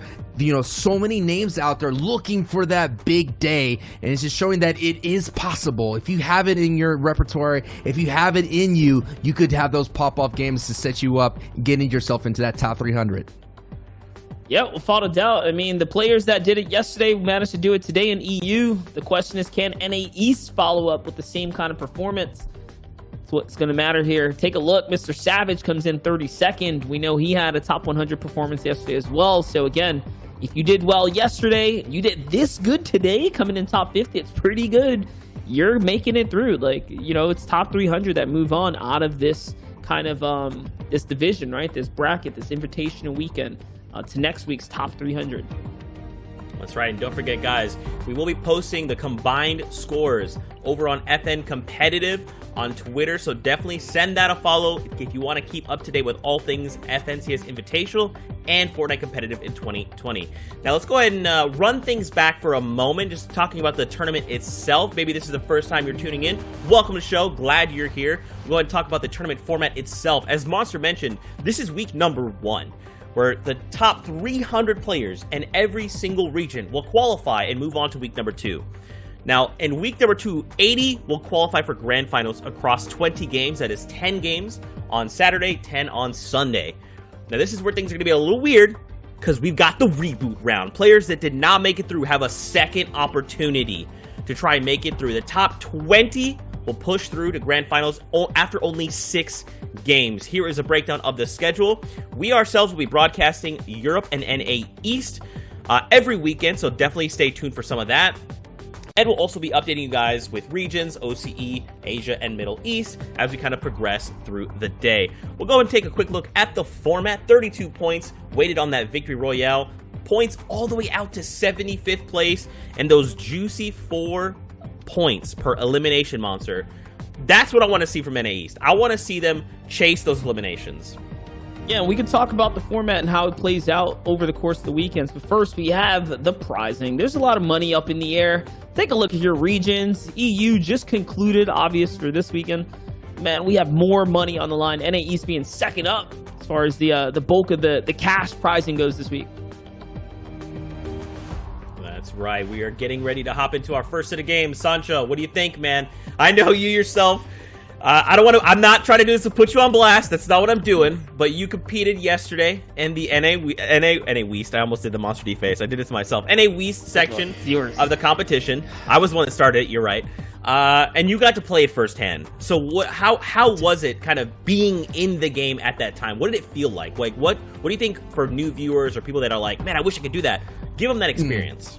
I mean, it's intense. I mean, there's so many situations that you go into where one person is a huge threat, and especially when you're going to your normal landing place. I mean, to be fair, I only got through half of the ones that I played. No doubt you had to be the family man, the gamer dad, and me had to take care of that. But what more than anything is every moment matters, and every moment is going to matter today, Zeke. So it's going to be interesting to see what big names step up to the big plate. Well, we don't have to wait that much longer because it's time to get in the first game of NA East. Take it away, gentlemen. Yes, so sir, very as much, we're on board Zeke. with Livingston. Livingston getting our first elim on the broadcast, Monster, and that's a 4-pointer right then and there. But Monster, I mean, we were kind of talking about a little bit of the day one performance as Livingston uses that nice right cam, gets it right over, gets up on that ramp, and boom, a nice two-piece right there on the outside of the agency on that cabin of the Nutcracker. But what I wanted to talk about was Commandment. We kind of didn't get a touch on the Commandment's performance. A lot of people tuning in for the first time for the NA East. Commandment had such a phenomenal game in day one. Yeah, I mean, he gapped the competition, like literally gapped the competition. He came first place for the opening, again, day one. It's well and clear that he is dominant in solos. I mean, he's dominant in team-based game modes as well. I didn't expect him to be the standout performer coming into the solos division. I think he went under my radar personally, but seeing him do that well, he's someone we have to look out for. Today's going to be the telltale sign, though. Was yesterday just a good day for him? You know, was it all a fluke, or is he the real deal when it comes down to solos? Is he ahead of the curve? Is he ahead of the cut, right, when it comes down to these competitions? Head of the cut, it is Mega outside here at the rig. Does find a nice opening shot right there on Teza and Mega. Part of the phase. A lot of people, a lot of pro teams out here. Monster, you got FaZe, you have TSM, you have E11 represented, but also we got to talk about the different types of platforms representing today. We've been seeing all over the social media the mobile players being a big time factor, putting on some big time show performances here. As Lupian seen Lysren right has him dead to the sights, going to try to keep this high ground as we're on the upper side here of the map.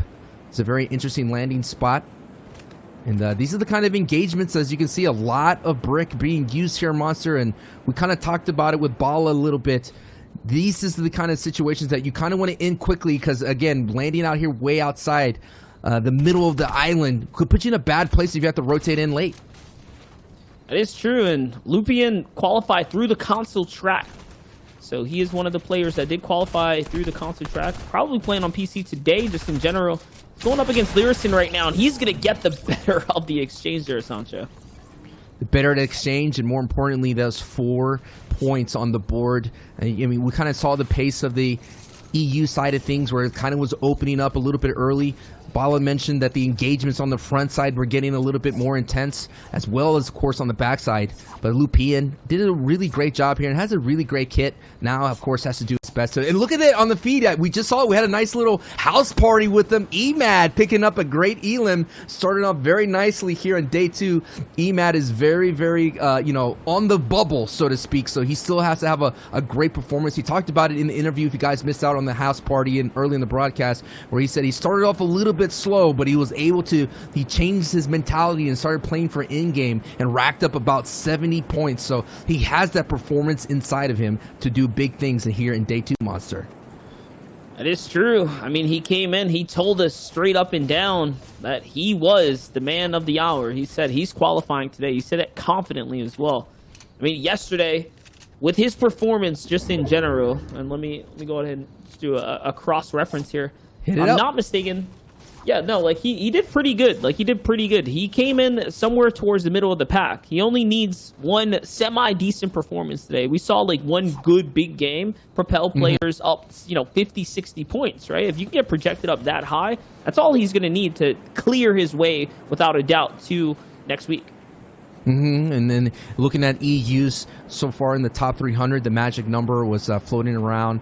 I don't know when you say the 200s or so. So you kind of have to double it up again. Lupian, first day, had about 102 points, coming in 127th place.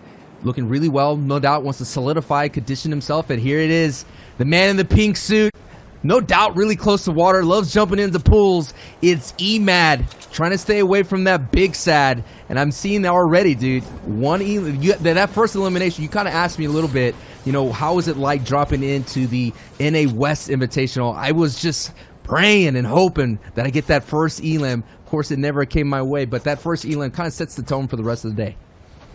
Yeah, man. EMAD already kicking things off on the right foot here. And talk about a very, very hefty loadout. He's got the gold pump. What a legendary pump off the bat. Game 1, that's so monumental. Not only that, he has the flopper, so he's got this entire kind of coast to himself here to really rack up. Yuri jumping in now with Rox and Illis. Illis, someone that dominated through the opens kind of portion. He's a player we're going to keep an eye on this weekend. And he get that really job well done right there. But Illis, from the open qualifiers, one of those people as well, trying to make a name for themselves out here. Illis ending day 1 with 22 second place, that's the word I'm looking for, and 154 points, and grabbed himself a supply drop and a very viable launch pad. We did see the launch pad, of course. For those of you turning into the first time in this high-level comp, the launch pads are so important in keeping on resources, and Illis looking for those important tags down below. He's just kind of get these storm tags so you can avoid the storm surge, not really going fully committed into this fight, and he's going to continue roving on to what the EU Benji says. I like to call it Benji's row, so he's just going to continue on going south of that area there, Monster. I mean, Illis's best game yesterday was a first with 5 eliminations, and coming up behind that was the second place with 7 eliminations. So shows that he can get a couple elims and make it to endgame and be a dominant force. If he could just pull up 1 or 2 more of those, I mean, he's on his way. 22nd place, 154 points. He's got a lot of room for error here. Remember, it's 10 games on day 1, 10 games on day 2. You know, max that you can play is 20 full rounds. 2-day kind of format. Here's the RPG coming in though, Sancho. This is kind of tough to play on defense. I like it. I mean, it is a definitely tough thing to do. The splash damage of the RPGs causing so much havoc, and they're going to kind of retreat back into Meowscles' little box factory. Illis doing his best to just kind of make the other pair. And let's take a look at height. It's just outside the tag zone. It is Cardarant trying to do his best to survive against Illis. Kind of pressure from down below, and he does get the big tat he's looking for. Now let's going to see how Illis responds to this. Sometimes the pro player just gets a little bit more aggro when they're low, just like Illis, but Illis retreats very, very intelligently, and just going to kind of take a moment here to breathe, but I don't think a Cardi is going to let that happen. Yeah, it's true. Karajin's looking for an opportunity here. I mean, Illis is doing a good job disengaging. Still a lot of plays to be made, though. He's going on those counter edits. Notice he's going on offense here, and Karajin's just taking his time right now, trying to find opportunity. I love the defensive edits as well that he's making. Notice he's being very cautious, putting that wall in front of him, even when he opens up those top halves. And I did notice that Illis' average placement was about 50. So even though he did really well, he does have those matches where you kind of just get out a little bit early. And Karadent does what he does right there, getting that 9 points right there, opening up in his first day. Karadent had 48 points. So we're going to see maybe that's going to be a good factor to get that start. That as we see here, Vexifire under fire from Druk putting the pressure on Vexifire. Vexifire does have the mats. He does have the shield, at least to protect himself for a little bit here. But of course, it is the lack of the green that's going to hurt him with only 22 HP right there. No kind of white heals to pick himself up, but he does get the tag. Holding height right now. Vexifire doing his best to survive, knowing that he maybe got that opening dink that could give him that opportunity to sneak right in. Has that piece control, and that is the danger right there, Monster, of walking into someone's fort. It's to someone's base, and Druk pays the price. Yeah, Drunk let his guard down, wandered into some murky water there, and he got bit for it, not being able to see what kind of dangers were awaiting him. Vexifire, recognizing that was his build. It was very nice on him. Made it too easy for Vexifire, though, and that's going to be a free point for him now. Struck's going to have to hit the drawn board here. And to reiterate, the magic number for top 300 for EU was 143 points. So the people that kind of have like EMAT in the 70s or so, they just have to repeat the same performance that they had. It's Hunt with the beam right from above and ends the dream for that opening round for TNT. So that's the beam that you're going to want to have with Sky's loadout. Now the Grappler and AR doing the fire on that motorboat that's going away.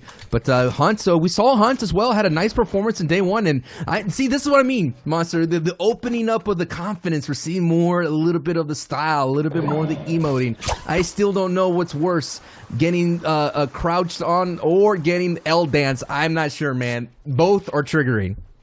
I mean, only in NA East you see the taunting like this, though. I don't think we've seen one L dance come out of the EU region, so just shows that the NA East boys are they're kind of aggressive with it. They like to tilt players as part of the strategy, have some fun.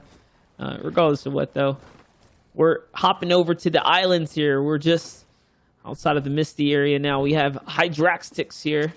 Want to see what he can find. He has control of this kind of POI. This is a very strong point of interest. Notice he's got 2 heavy snipers. He's basically gating players from picking up heavy snipers right now by holding on to both of them. And there is a player underneath him. It's Void, who's on defense here, sitting in the box. Hydraxis using the double. Ooh, he just gets the one with the wall, switches right over, and bang, ends that run right there. And you thought about he was just hoarding it. Nah, man, he was going to use those bad boys to get it. And it's basically just like one's named Dez and the other is named Troy. And that was a big 4-point elim right there for Hydraxis. But oh my goodness, he does have clicks on the other side there. So, and there's some other more big names in the lobby. Bizzle sitting here as well, one of the players that we highlighted. Bizzle looking for another DreamHack type performance from him. And I no doubt a lot of people in the community root for Bizzle because he's one of the good guys right there. I mean, just leaving that young white age of 22, going to 23. And of course, with the new pro team with FaZe. So let's see what this FaZe version of Bizzle can do in today's Day 2 Monster. Bizzle is a likable guy when he's in a good mood, that's for sure. I mean, we're talking about one of the players that pioneered the tunneling for Fortnite early on and just really being a master at rotating. Someone who's set the bar super high, and for that reason, he has managed to earn all the respect of the pro community and continue to keep it that way. I mean, as of late, he has been doing pretty decent still. It's a competitor here in Fortnite. He's got a lot to prove, though, right now. He still has a big mountain to climb if he wants to make it all the way through. Remember, this is about consistency. One-day performances are not going to be enough. Question is, was his Day 1 strong enough to set him up for success here for Day 2? His Day 1 performance was 95 points, coming in like around 150 place, 55 place or so. So it's a really solid one, as a lot of people like to use the words consistency when you think of Bizzle. So those are the terms that come into play. And so no doubt, he's keeping a nice angle on everybody as you see the rest of the lobby making their way around the mountain. You see Bank, you see Angalore, Durant, Livingston as well. You see a fort way back off in the top left, but it's going to be one of those interesting ways to see what happens. We have seen a lot of circles around Misty Meadows before. The Yellow Bridge came into play, as we did see D-Roller, who was a big factor in the previous Day 1. He had some victory royales, rolled through a lot of people. D-Roller coming from the console track, getting himself a nice elim with that metered shots, and he's going to go ahead and collect the fruits of his spoils there. But there is a vulture in the thing. He's like, wait a minute, you can't go in there and take my loot. That's my loot right there. And he's no doubt he's going to pick up this other elim with that nice spray down with that SMG. He played it well, jumps in that box, takes quick care of him. It was just kind of another easy kind of elim for him, I guess. I mean, that one just kind of walked right into him. The player couldn't even react in time to close up the builds.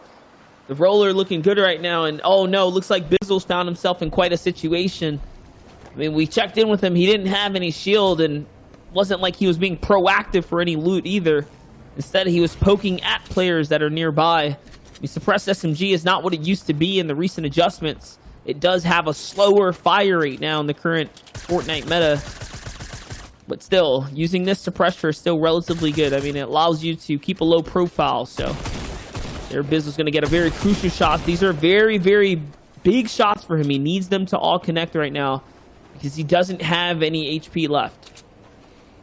He slides down the mountain. It's going to be a little bit of an issue. Almost maybe it works out for him because he's able to disengage without using any kind.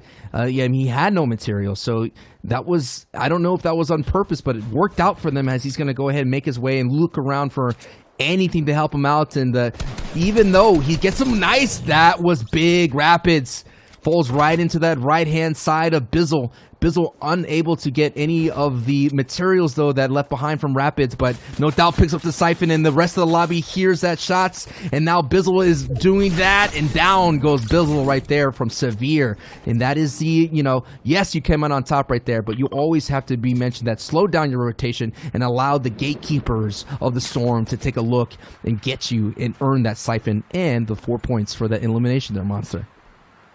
That is true.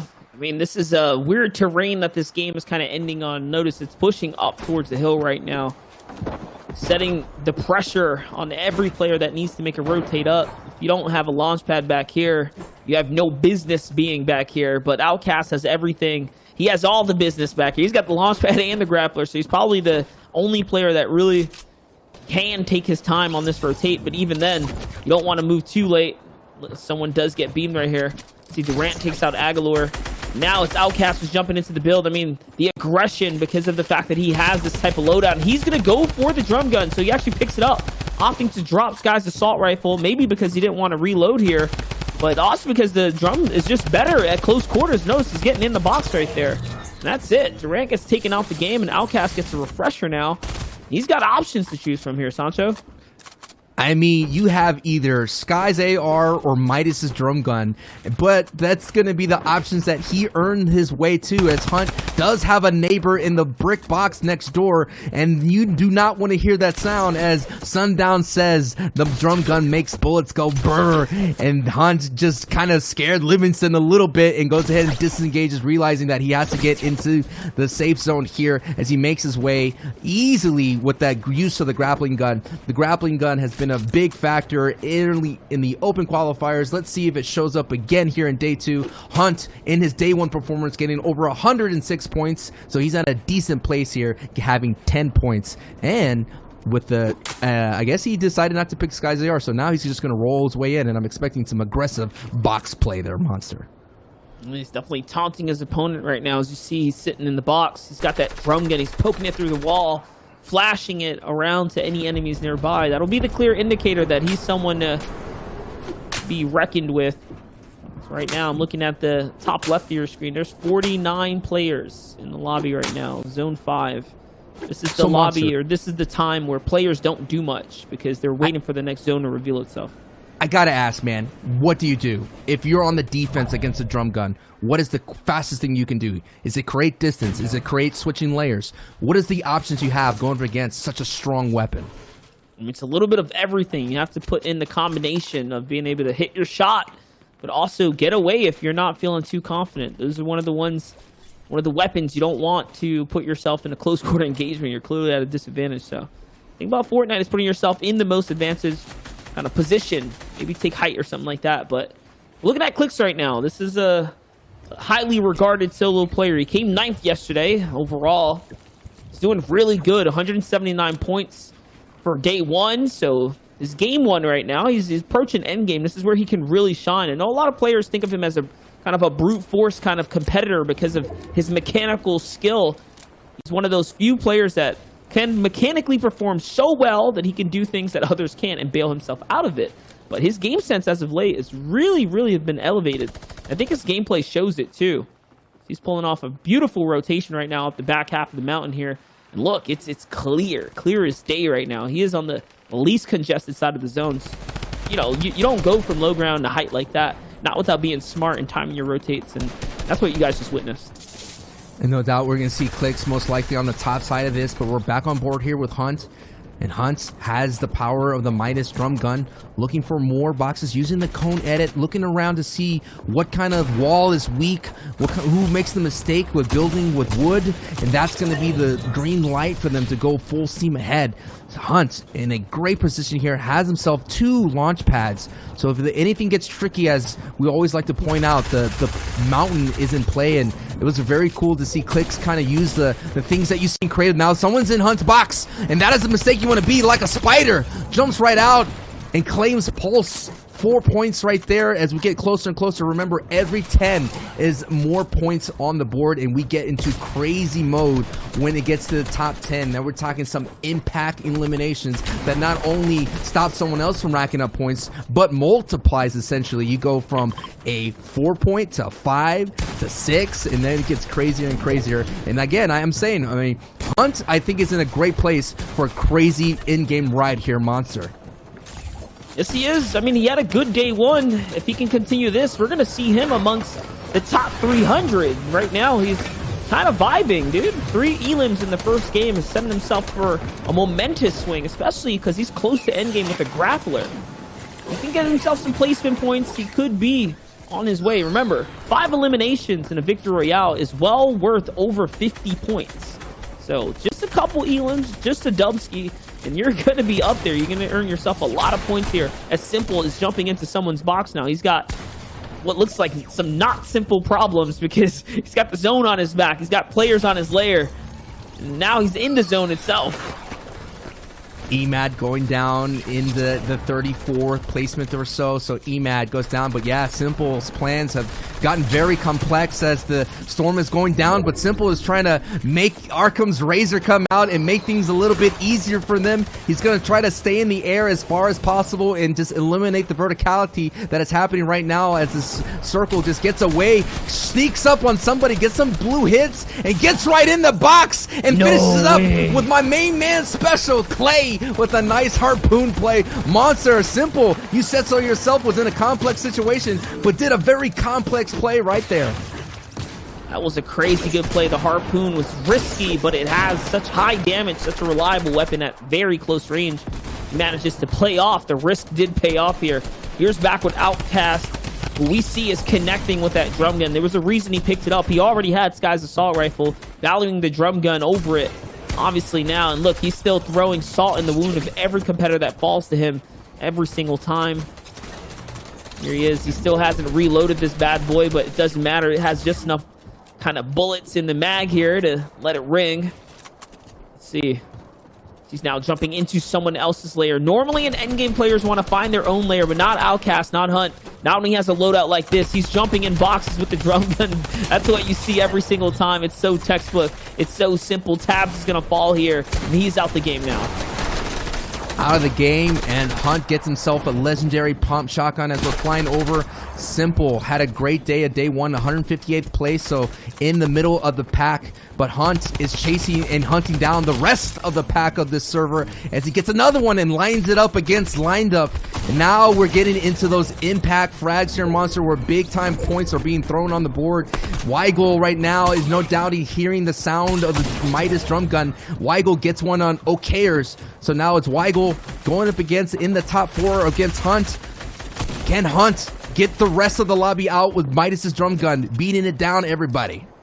And you got to think about it. He's in a situation where he could use a grappler. Exactly now. He's trying to do that just now. And that's what I was thinking. I was like, he can set up for height right now. He has enough material as well. The player up there knows, though. He kind of gave away his ace play because he missed the grapple the first time. He's going to get taken out the game. There's only 3 players left now. Simple being one. Someone else is in the zone here. And if Simple griefs height, I mean, whoever is in the zone can come out and possibly win this game here, Sancho. No doubt, Simple in a 1v1 situation. He had a complex situation, but here he goes with the rocket launcher. Just going to go ahead and do the deed. It does. Big time explosion and a big time 45 points and the Victory Royale. It was just enough for him to connect all the way through at the end. We know the strength of the rocket launcher. Not only that, the legendary version does 130 plus damage, so it's so good. Pretty good way to start NA East there, fellas. You know, Simple with that Victory Royale there. Now, keep in mind, yesterday he did come in 158th place with 95 points. So he's starting pretty strong there. Now, really quickly, what I want to talk about is actually Outcast. It's tough to, like, comprehend because I feel like he had everything, right? Like, he had the shark, he had the agency. And yet, like you kind of called out, he gave away his ace play. I gotta just benefit the doubt, say, look, first game jitters, right? Like, that's gotta be what it is, right, Monster? Because he had everything. I mean, there's a couple factors. When he decided to look up into the zone, he only had one flopper play, so that was a risk in its own. He was ticking his life away to the zone. But yeah, he missed. He just flat out missed the shot. If he would have connected to the build, it would have been A-okay. He probably would have had height, and that game would have went a little differently. But not to take away, credit to Simple, because Simple still had a rocket launcher. So Simple probably would have still won if they would have build battle for height because of the fact he could knock him down. So you gotta think about it. I think he was doomed either way, but regardless of what, he did mess up the play. And that was Simple's first victory here in the Fortnite Invitational. So that was really cool to see that happen for him. But yeah, Monster said so himself. It's cool to have the grappler, but when there's not a lot of places to grab onto, you can't Batman yourself up to high ground. It may not be a big factor at the end of the day.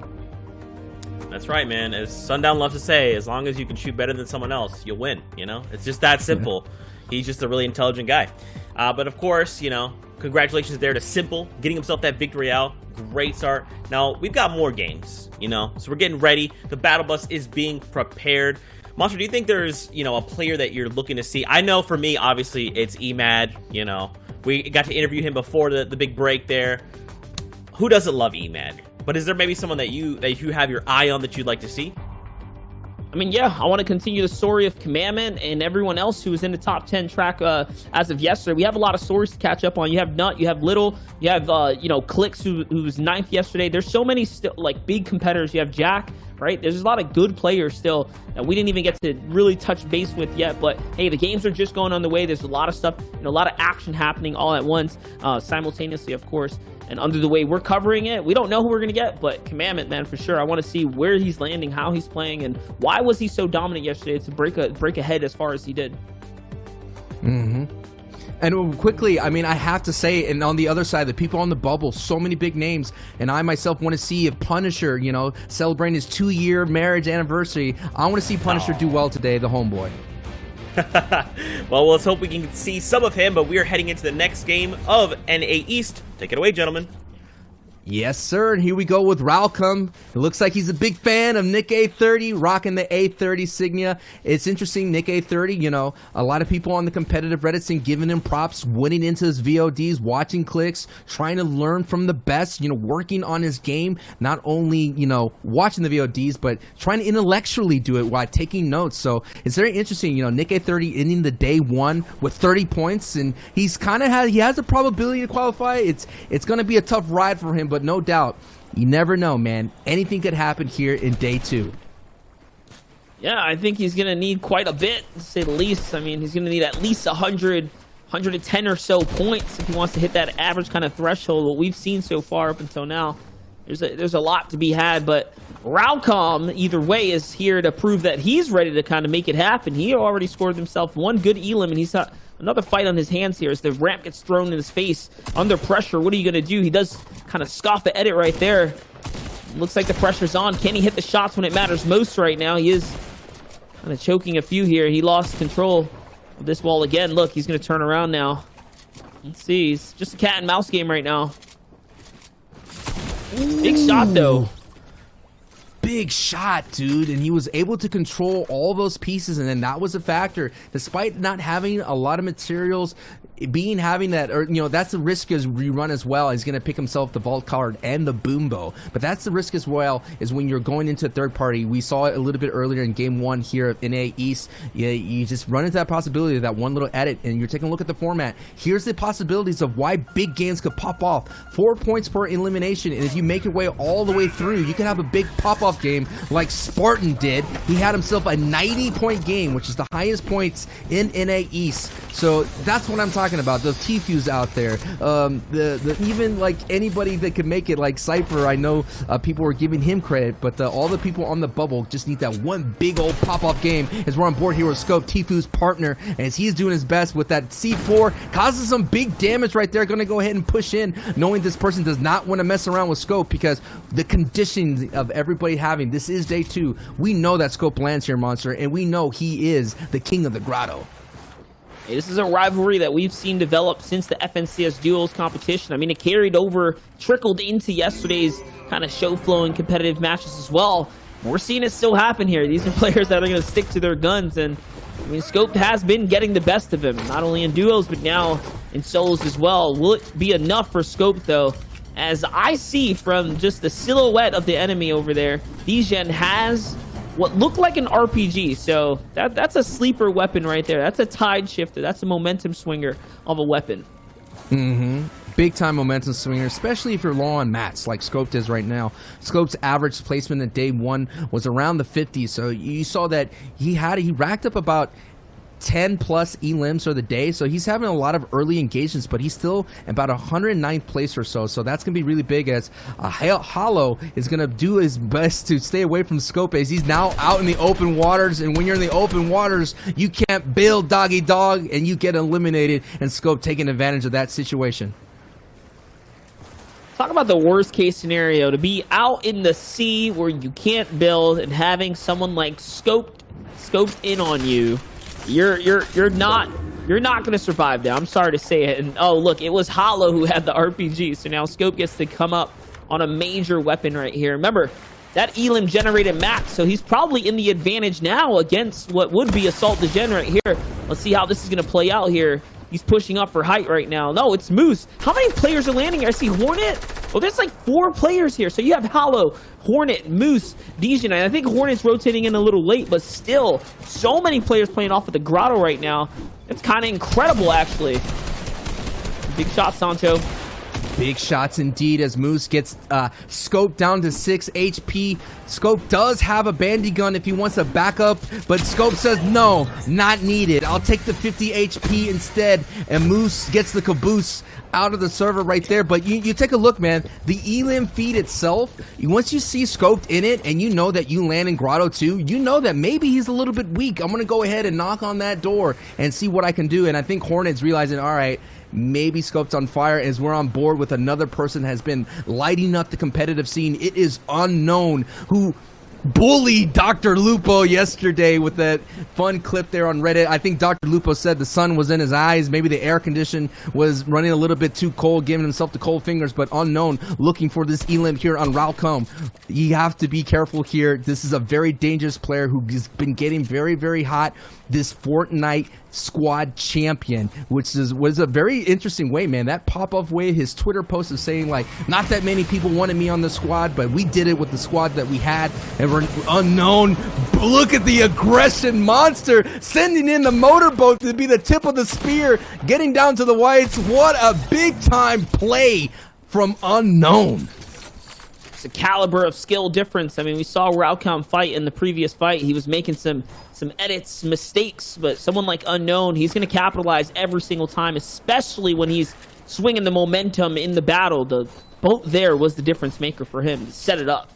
Dude, how can you plan for someone to send a boat to you in any moment of the game? I mean, sure, in a pub match you could send a boat with some knuckleheads on the boat, you know what I mean, running around in squads, but in a solo FNCS Invitational, Unknown uses that boat play. And look, that is the Axe of Champions. So that is something that a lot of these players will earn if they do really well for the rest of the month.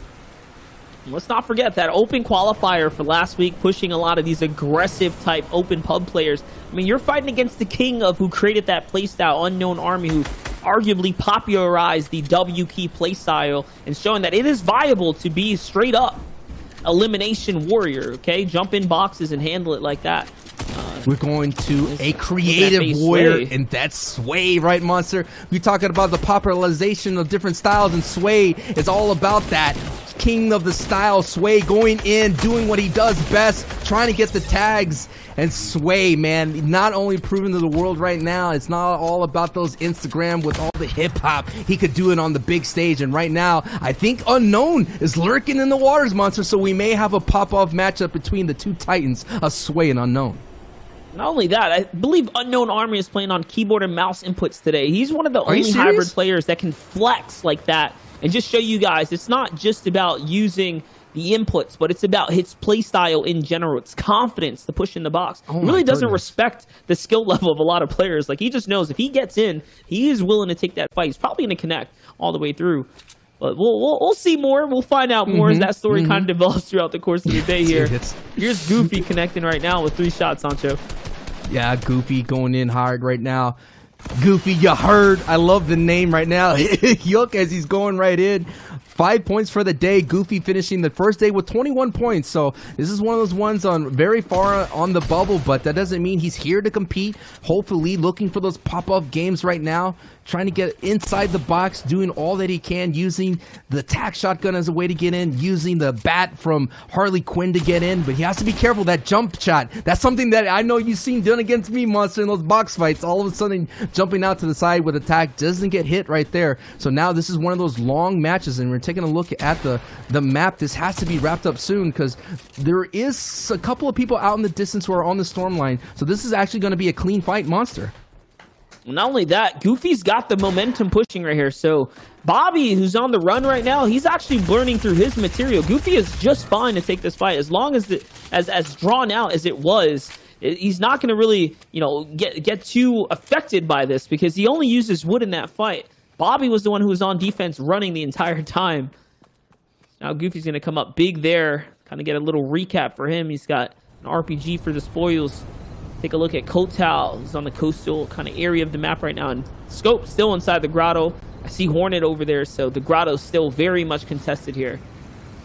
And I saw KJ Rop up there. He actually eliminated Nick A30 a little bit earlier. Nick A30 landing out there near the junk area, and so that's why KJ Rop is now heading his way to the grotto to see if there's anyone else. Actually, the circle is going to be near Retail Row, Prize Centric, so it's going to be interesting to see how the rest of the server deals with more mountains, and that may be a factor heading into play. Let's take a look at Kodal. Kodal here, first time on the broadcast, finished day one with 79 points, about an average placement about 50 or so. So we're going to see if he could definitely get a little bit past that as he's getting closer and closer to that 50th mark. That's a decent thing. Has to know that Scope's around here. Did see someone kind of fly in, so he's going to kind of mark and gauge what's going on. He does see someone in the water, and he does. He gets Hornet, and I think it was Hornet who was battling Scope. So Scope, no doubt, is around right now, and Hornet gets eliminated, and that's a good way to start your first engagement out in the grotto here for Kodal. That is right. Hornet's going to get stung right there as he overstood his welcome here in the grotto. And kind of lurking about, not really doing much. Here's Sway, though. Sway, just outside of Lazy Lakes. Sway is landing at the kind of rainbow houses on the coastal beach just outside of Slurpee.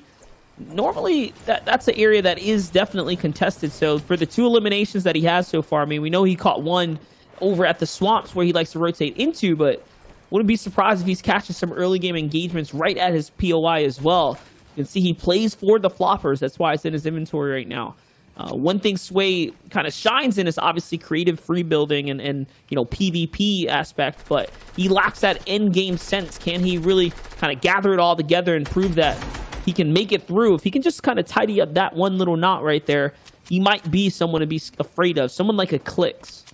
Absolutely. I mean, Sway has been seeking counsel from other pros as well as he's trying to make his name for himself in the competitive scene. I mean, usually the creative warriors out there, they kind of have unlimited material, so we know the mechanics are there. We know everything else is there. Let's just see. I mean, not only in-game, but just the discipline, right, of knowing when to engage in someone. We kind of see that Sway is an aggressor well, but he uses that discipline that he is learning over time. I mean, day one, getting himself 89 points. That's a lot to go into, and he's already in about 183rd place after day one. So here he goes, Sway going in, a crowd favorite, I would like to say. I mean, I see him all the time on my Insta, and you can see a lot of jumps, edits, and there you go.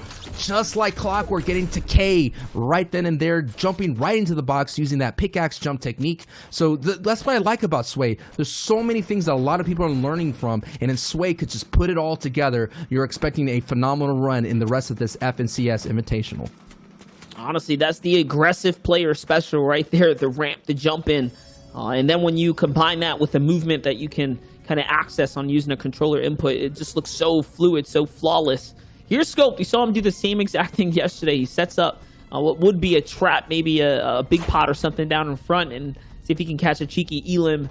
This time around, it's not going to convert into anything special, so he's going to use this geyser here to kind of rotate on out. This is kind of risky as there is a player up in the base here. He's baiting out with a heavy sniper, trying to see if he can hit the shot. We've seen him do this before as well. This could just be deja vu from yesterday. He ends up making the same play, but no. He wants to get to the zone. He wants to worry about material here. The thing about the Grotto kind of sitting there for so long, he's now on the back foot. This is what I noticed from reviewing his gameplay as well, is he ends up in this situation so often, really depending on a mid-game frag to kind of catch them all up. That's what he's setting up right now. This is, would otherwise be a very risky push, but the heavy sniper, look, he gave away the ace card right there, and now he's in the box with the opponent. He's pushing for it, Sancho. Yeah, man, that is one of those opportunities.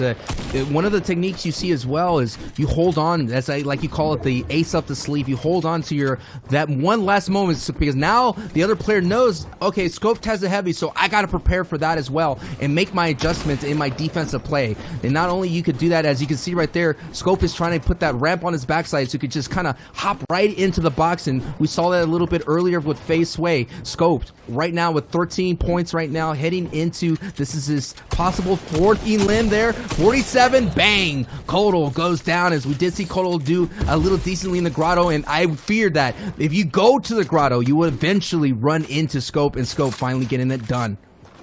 It's a great cone by Scope right there to shut that fight down. It did last a lot longer than what he probably would have liked, though. That opponent burning through majority of their heavy mats. You see it's mainly brick and metal there, so he's not going to be able to reap the rewards of the material cost. But regardless of what, I mean, he just finished basically shy of top 100 yesterday. So if he can continue to keep this up, he is making his way through as a top 300 solo individual player. I know he may not be the best. He's someone who's highly regarded as an exciting player to watch right now, but he has a lot to prove. Who knows if he can hold that temperament and really gather his resource costs, or kind of catch his impacts in the mid game the way he so heavily depends on. He is going to be a scary player.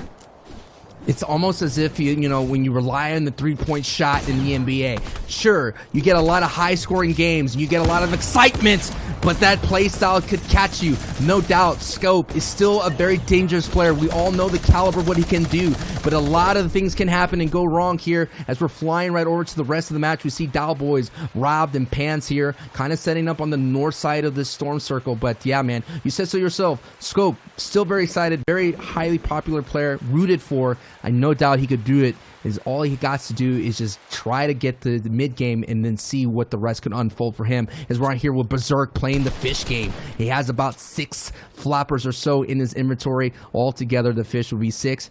And then, of course, this is interesting. I mean, Baller mentioned it in the previous broadcast, Monster, that you could go heavy on the floppers and allow you to do those late high ground retakes. And Berserk finishing 105th place in day 1 with about 108 points. So this strategy is actually working out for him. Yeah, he's doing pretty good so far. I mean, he's staying true and staying consistent here. He's trying to make this big push right now. Talk about an early rotate so he can get some prime real estate right now. It might just pay off. It looks like he feels like he's expended a lot of material. He might be looking for a fight, which is kind of interesting. This is such a scary place to fight in. Just look at the map. Look at the arrows. There's so many players that can throw their 2 cents into the mix here. Can he even grab any of this loot is going to be the real answer. As we know, oh, there it is. He gets punished for the open wall, and that's going to be the sound cues to the rest of the lobby. But hey, he's a fist player. He should be okay. The shots come in now. It's Storm Surge time. Storm Surge, of course, if it kind of punishes passive play, so you want to be mindful of that. I've been on the tail end receiving of that in one of the skirmishes, and definitely is something that is a little sketchy, as I think Sancho dropped out there, but regardless of what, I'll finish it. It's not a good feeling being on the tail end of the Storm Surge as we jump in with Danny here. Danny looks like he is kind of taking a fight right now. Here he is, moving back and forth. Let's see what he can do to find the fight. Just biding his time right now. He's biding his time.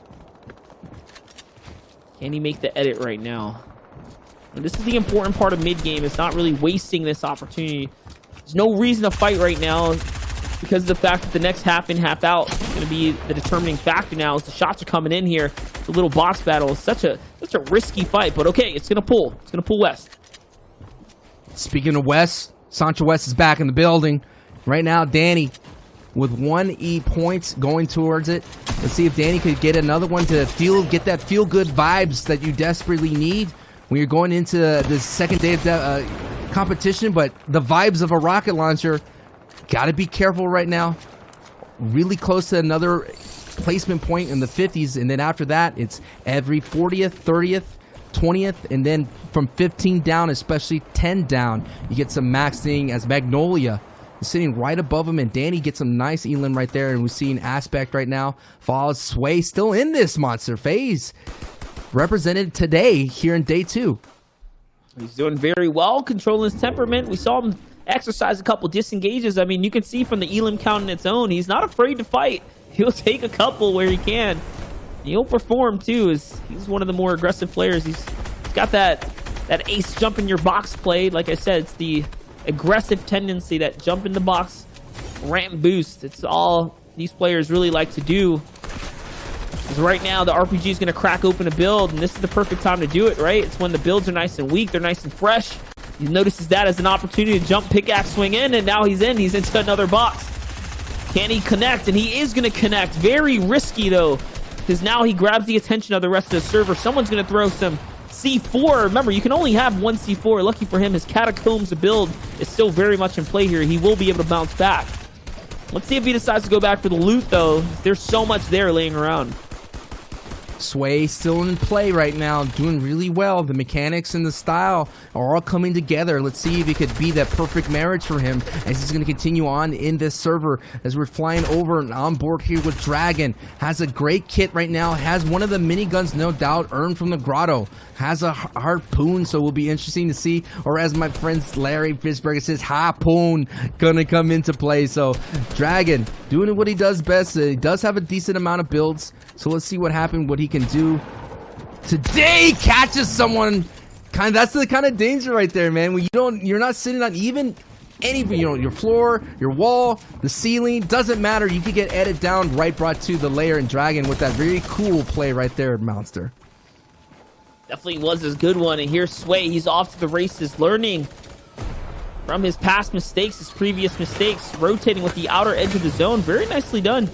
Could be utilizing a bit of a safer build though. If he wanted to, he could be doing some 2 ramps.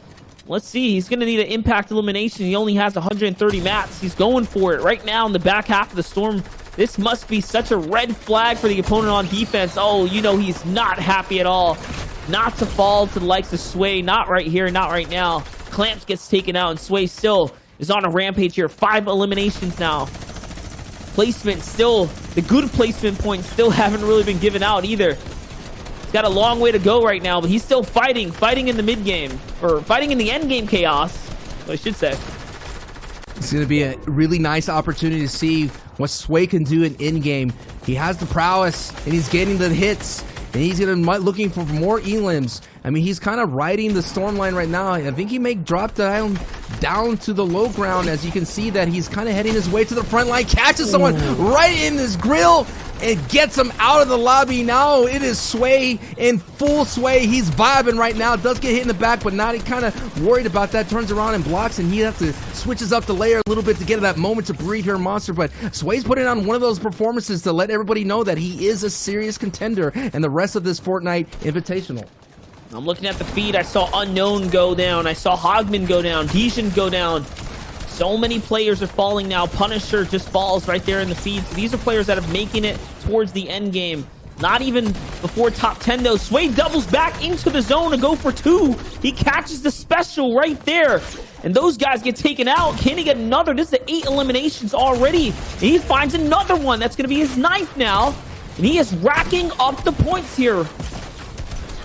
It is ringing up really high, and he has the grappler. It is Sway's world right now, and he's going to go into what he does best, and that's rebuild his way to height in Monster. He has the opportunity to get a Royale, 102. Has to be careful right here. Picks up the siphon on the backside of the storm line. Sway, grappler in hand. Someone tries to get away with the short pad and goes all the way, but Sway with the grappler, with the play. Can he finish his 66 points? Monster, it is a top 3 situation. And this is right where he likes to be, somewhere near that high ground. As you know, he is a creative warrior with the grapplers. He decides to go back down because he can just go right back up, and he forces them into the zone with a phenomenal finish. It's the Uzi who falls to phase Sway with a 13 elimination victory royale. Woo! Oh my goodness. Zeke! It happened. He's Zeke! Sway is my hero. Sway is that guy that, like, literally, he's the guy that shows up when you're hanging out with your friends, and he's like the cool kid. He's like the one that rolls up in the nice car. He's got the lady. He's got the jacket you want. This guy has it all. I just, like, Monster, walk me through that end game. We gotta talk about this. I just wanted to say, like, these mountain end zones can really add a layer, a touch of excitement to the end games. Bala brought it up to me earlier. We saw the OCE clip of the Xu twins and how the mountain can play into the dynamic of how it plays out. When you put the grappler into the equation and you put it into someone like a free builder like Sway, that's where the excitement raises. What a first place kind of storm takeover, right? We're talking 85 points. Before that, it was a 90 points as the biggest game swing. 85 points for FaZe Sway is still respectable. That is up there with the best of the best. Best of the best, and we saw like I said, the marriage of his mechanics and game sense all coming together, and then that play with the grappler when you thought, oh, I'm down below, whoop, right back up to the top and doing what, I mean, I like to say that, but he's literally doing what he does best. You see it on the gram, and no doubt that will be a gram clip, but FaZe Sway out sitting on top of day 2 of the NAE standings. Gotta look there as well. We got more players. Avery, we're used to seeing that guy. I mean, guys, I'm trying to, like, think about other things. I'm just, like, blown away by that last play. Oh my gosh. Listen, NA East, let's keep running this back, okay? Let's make some big plays. Don't be scared. It's what everyone wants to see. Be the NA East that you should be. Be the thing that makes you you and perfect. Back up off the mic, Zeke, all right? Too close to my eardrums now. Hey, take a look at your third page, though. You have Crims right here. Again, these are all players that are off to a very, very good start. Pretty decent performances. If you can catch yourself a couple eliminations, stay consistent like this, you will easily continue to propel yourself through to the top 300. A lot of the players that we even follow in that game on its own were all, relatively 100 to 150, in that range. So staying that consistent, you're on your way to top 300. That's right, gentlemen. Well, that about wraps it up for this segment. We're getting ready. We're going to have more games on deck, Fortnite fam. We are going to go to a break, but don't get yourself too far, okay? Don't forget a couple things before we go. FN Competitive. That is the best place to keep up to date with all things competitive Fortnite for 2020. So, of course, Fortnite fam, we'll be back with more NA East games after this break. Stay tuned. You won't want to miss them. See you on this side.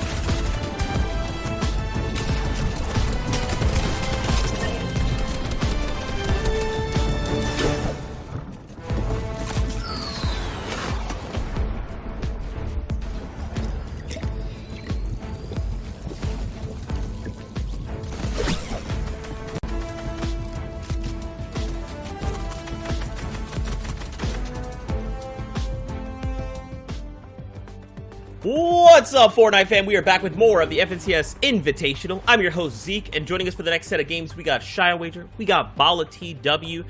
Gents, we got some big names starting off the day in top 10. We got Sway, we got Jack, we got Zate, we got Stretch, Bala. There's so many big names that have started very strong today.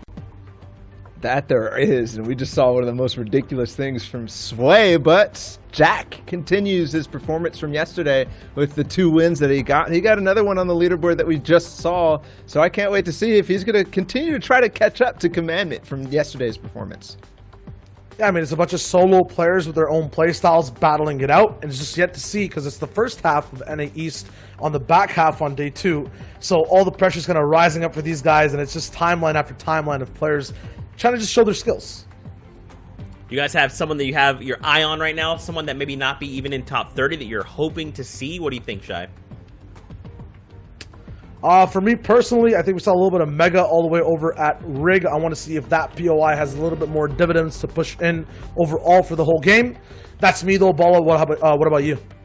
I'm looking for Edgy. He's not on pace after day 1, and I think he should be. So we'll have to see if he can actually perform today. Absolutely, and this is the next game, a little bit more current as to what's going on around all these different POIs. You can see how Lazy Lake develops time and time again, game after game, more early game fights. This time it'll be Illest in the driver's wheel looking for his next shot. Up still on the leaderboard of the competition, but also so far in the early game. He connects with that green pistol and finds a way to just get a little bit of breathing room before the next opponent walks in for round 2. And who that next opponent is definitely going to be interesting, as Illest on top of this building. There's still 3 other players here in Lazy Lake, and he is going to disengage, but Illest wants nothing to do with that.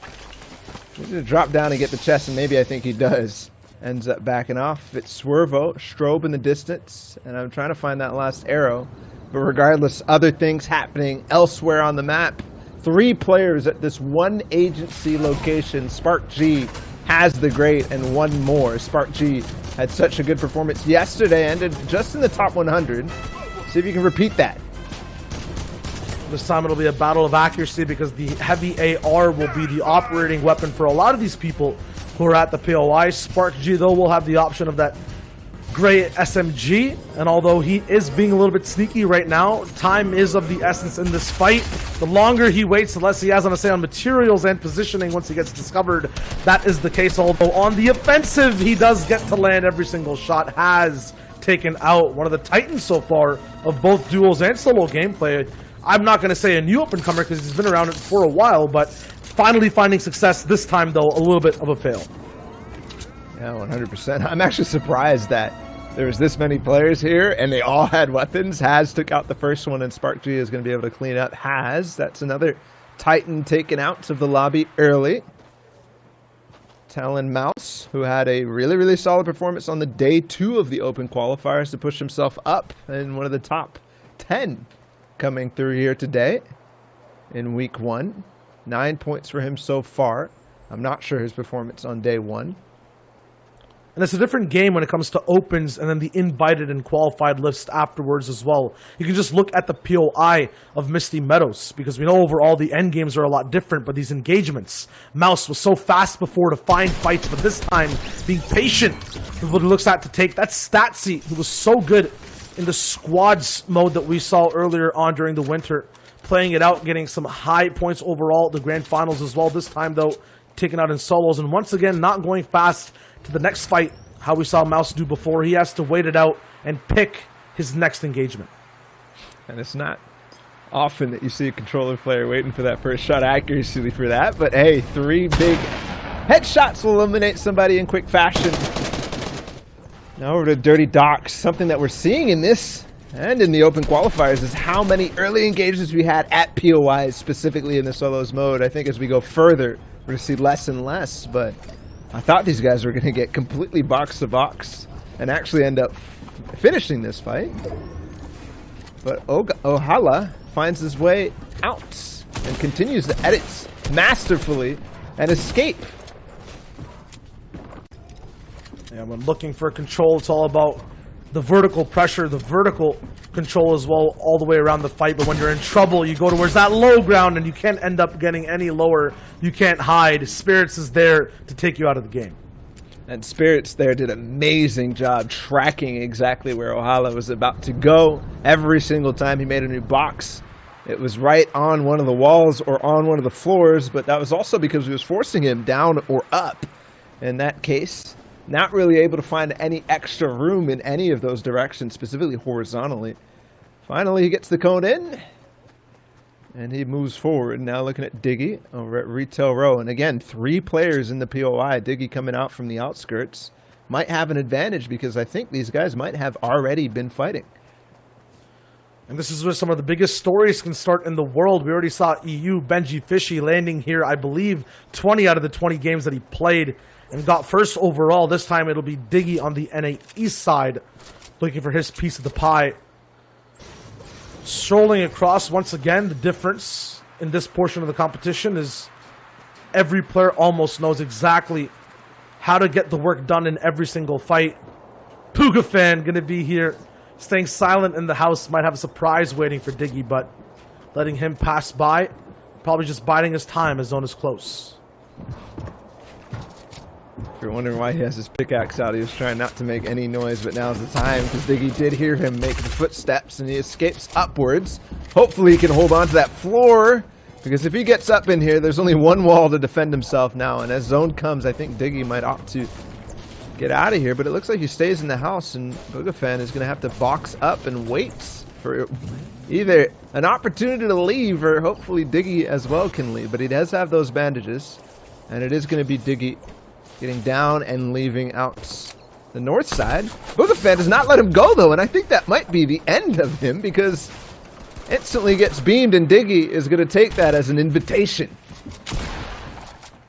Instantly, just a mere half second of a miss on a wall placement makes you lose almost over 100 HP, and right now, Diggy once again is on the hunt. We saw how easy it is to start tracking people when it comes to watching them drop layers over and over again. This time, a little bit of a juke, though, from Boogafan as he gets a little bit higher than Diggy, but at the same time has to be careful. The HP pool is not there. We saw the tools that he had in terms of recovery at his disposal. Just bandages take a long time to pop, and although he has the advantage of angles and piece control overall, box to box, he does not have the HP to take these face-on fights. And Diggy, although, yes, has more, or at least one elimination on the board, it has to catch up with zone now. I don't think he planned for this. So a wrench thrown in his overall game plan, he has to catch up to the rest of the lobby. And how does he do that?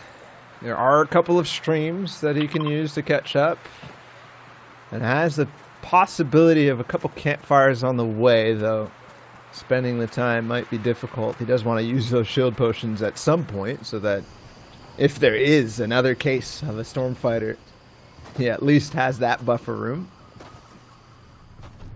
And this is who and where he needs to catch up to, because it's all the way up to Pleasant Park. A far distance for Diggy. This is first zone too, and you can see it's closing probably west of the agency, right around Salty Springs. So that's a long way to run. It's also not territory that's never unclaimed. Usually people greeting to get as much loot as possible, deciding fights still early on in the game. Right now, a little bit of a conga line as many people wait on rotations. Who will be the first to shoot? It'll be this man who's going to be the meat of the sandwich. Assault being taken out by Neon. Unfortunate situation, but everyone here has the same game plan to start a fight and finish it fast. Fazdog goes down as Neon finally gets to claim the loot of Assault. Kind of 2 for 1, but he doesn't have an actual point, say, in the next. 19 total to move out with this game, and Glace gets to live, and so does Neon.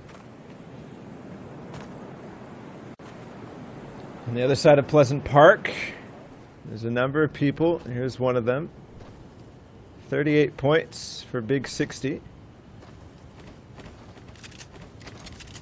And basically a free path. Look at the second zone. It goes even further. So all these people engaging in shenanigans on the side, causing and adding to the chaos that you typically won't see in more and more high-quality games.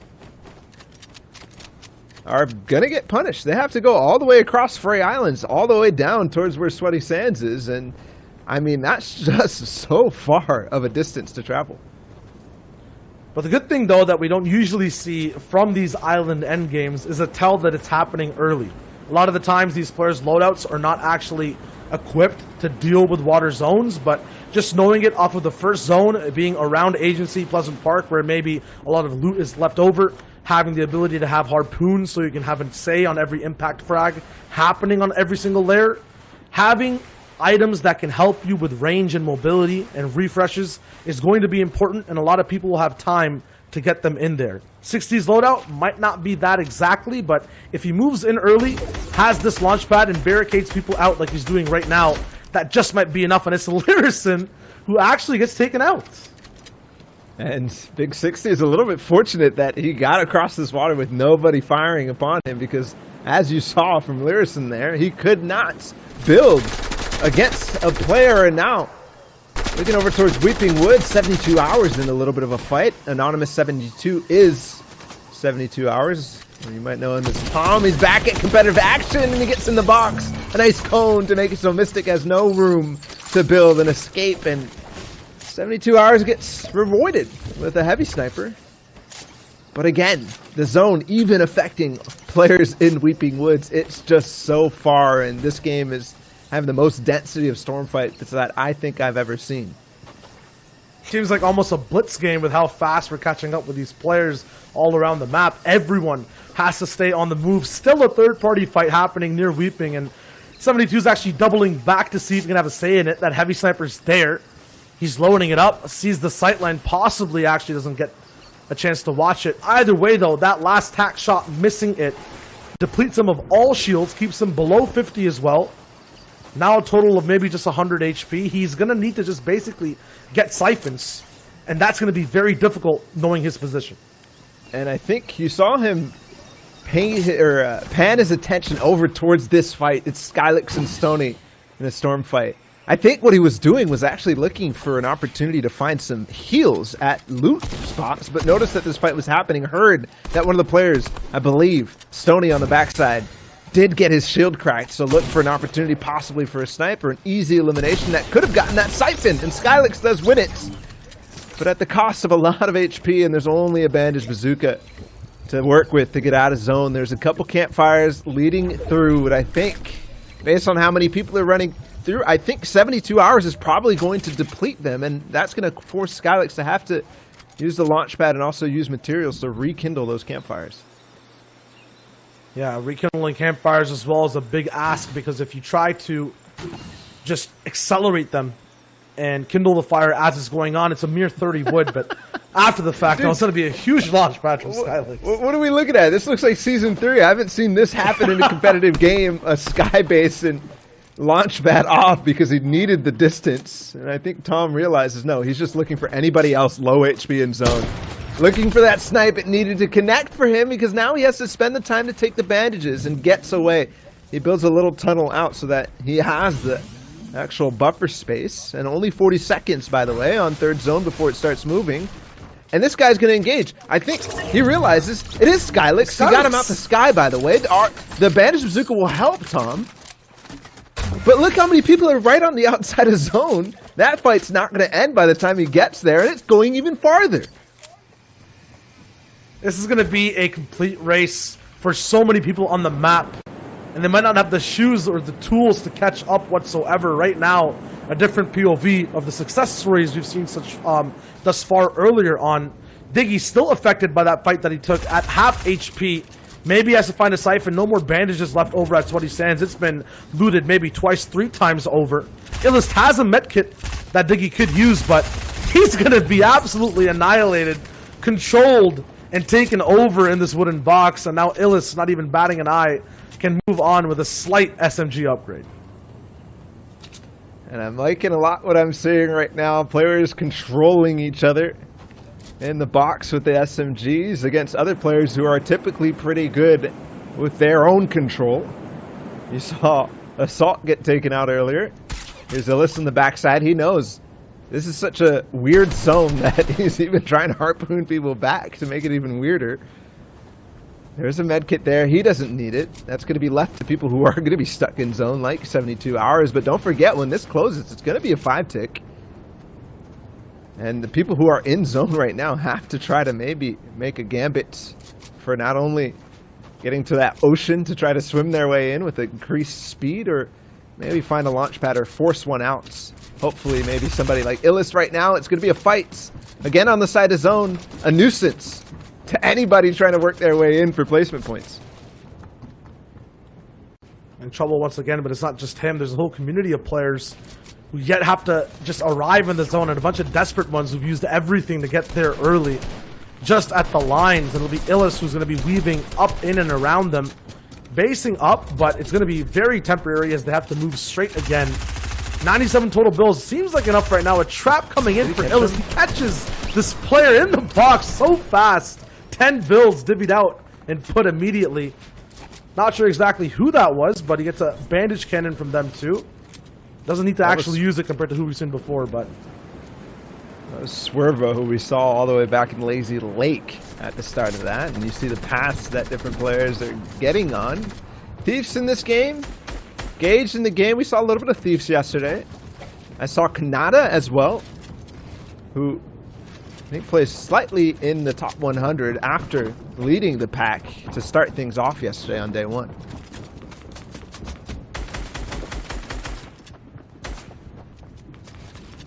Now you'll take into account just how fast people are adapting to these zones and the story of how the game goes. Thieves knows he has to take a box fight as to how far he is. What he was waiting for was a launch pad, wasn't coming out. Look for weaknesses in people's builds and uncertainties. He finds it. Now finally, during that delay, during that fight, he hears a community pad get placed. He has to search for it now. At the same time, the early movers are already in, and there's a huge barricade, a big wall waiting Thieves on the other side. Although things look really good right now already, he sees the issue of moving in late. It'll just be a bunch of people hungry for eliminations. And you see the distribution of the players inside the zone, the people who are hungry for placing highly today. Animal in the back there, OT Spade as well.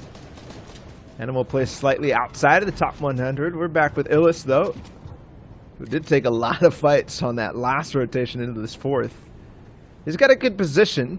I'm wondering where this fifth is going to go. I question whether it might end up going and connecting over towards Frey Islands up on the northeast of this. It's a possibility. There are a few people there, and that would be amazing for them, as it's all ground dash to go forward. Illis finds another one, and a harpoon. It's a big one. Metal, wood, also grabbed, and the low mat situation that he was in before this ends up being resolved and quickly. It's absolutely effortless from Illis right now. He's literally having a save for 2 seconds in every fight, getting an SMG burst down, and then moving out with another point. And he's still going, knows exactly where to move next. And compared to Thieves, compared to everyone else we've seen, for him it just looks like he has a clear path every time, and he's very non-hesitant in moving for it and getting to the next section of the game. And it is going to pull all the way north. Those two players who made the gamble to stay on the island. By the way, don't forget who was there at the start. I forgot his name, but remember he beamed Lyricson on the way. That's probably him if he actually survived. Illis is going to dive into a box fight with Kanata on the edge of zone, and they are going to have to engage. And Illis melts him in an instant. And I don't even think he has that epic shotgun, so that was SMG spray. I did not even see that update. I didn't even see a single tick of that update for Kanata. He's instantly gone, and it was. There it is, Big 60 on high ground, in zone. A lot of opportunities for him here to get all these players gliding. So far, not finding anything too big. There's one. Make it two. First connect, followed by the second, and that makes 3 for Big 60. And this is a gallery for him. He just has to pick and choose exactly what he wants. He's connecting with so many different players, ending so many different stories, and halting people's progress time and time again. Remember, it's solo, so no one can go down and have a chance of coming back. There's no reboots in this game right now. It's just about getting that elimination, and people are trying to have a say strobe with a desperate pump shotgun Doesn't matter. Big 60's there with the AR. Cleans up close and long range. He is literally on top of the server. That was a dream for Big 60, the amount of people that he just beamed. And even though he only found 2 eliminations from what looked like 10 or 12 opportunities, maybe even more than that, he still got so many people off of their shield, got so many people in a situation that they might end up going down easily, especially when you consider this water zone that they have to play with. And the water zone brings different pressure for different people in all these places in the actual server. We'll see the difference in Illus's POV on low ground and Big 60's all the way up at height. And how does he play it? You said low grounds. I think that's going to be key. Stay up and away. A nice impact onto Zizzle immediately. And there's a mythic weapon in the mix. I don't quite see it. I think it's on the left there. It is the drum gun. Illis down below almost ended up getting beamed. He's going to be able to pick that up, realizes that it's there, switches his SMG off, and now Illis has a lot more opportunities to do what he's been doing, playing aggressive. And this is going to be massive for him. He did play very, very well yesterday. 22nd, and there it is, the first box dive. We saw this in game 1, how this story plays out. It's Eclipse who goes down and gains Illis some fish to play with even more. That's 4 total, which means if he does start to fall back, being at low ground, those fish are going to be so important, especially near their natural habitat of the water. It's completely aquatic at low ground right now. Illis takes a little bit of a dip and dive, but pulls himself straight back up now at ultimate low with that beam of a drum gun combined with a pump as well. Close range is somewhere you don't want to be, box to box with this man who has absolute momentum. He's still going, pushing right now for the backside of the zone. People are up top, but at the same time, can't stop this man from getting into position. And now he's there. The beam starts to go through, dropping people from different points of height to his lair, where he eats people up. It's Manny that gets beam. Eclipse is there too on the backside of his box. Illis doesn't even need to see the person. He goes straight ahead to the next, claims another soul, as the zone is so much harder for the people down at low. It's still effortless for Illis, who starts to move, has a grappler now and a gold tack. It only gets better for him. The daylight shines so good, and he's there to just drown out anyone on any side of the competition. Edits all the way around, doesn't have a say right now, but staying low-key at this moment might be the right decision. He doesn't want to give away exactly how much pressure, how much damage he has. Is looking for the next, gets another refresh. 900, almost 1,000 total mats on his body. Finally, the grappler comes into play. He's tired of staying low. He wants to push up all the way over to height. Now in zone, those floppers come straight into play. Here it is, the jump up. The first grapple followed by the second, a possible fall down, but the water's there to stop him. A waterfall comes in. He has more mats than anyone else left on this server. The drum gun's still there in tow. Might not be able to say too much at a range, but still provides pressure, especially onto wood builds. Still 3 floppers left. This man is online for the rest of this game.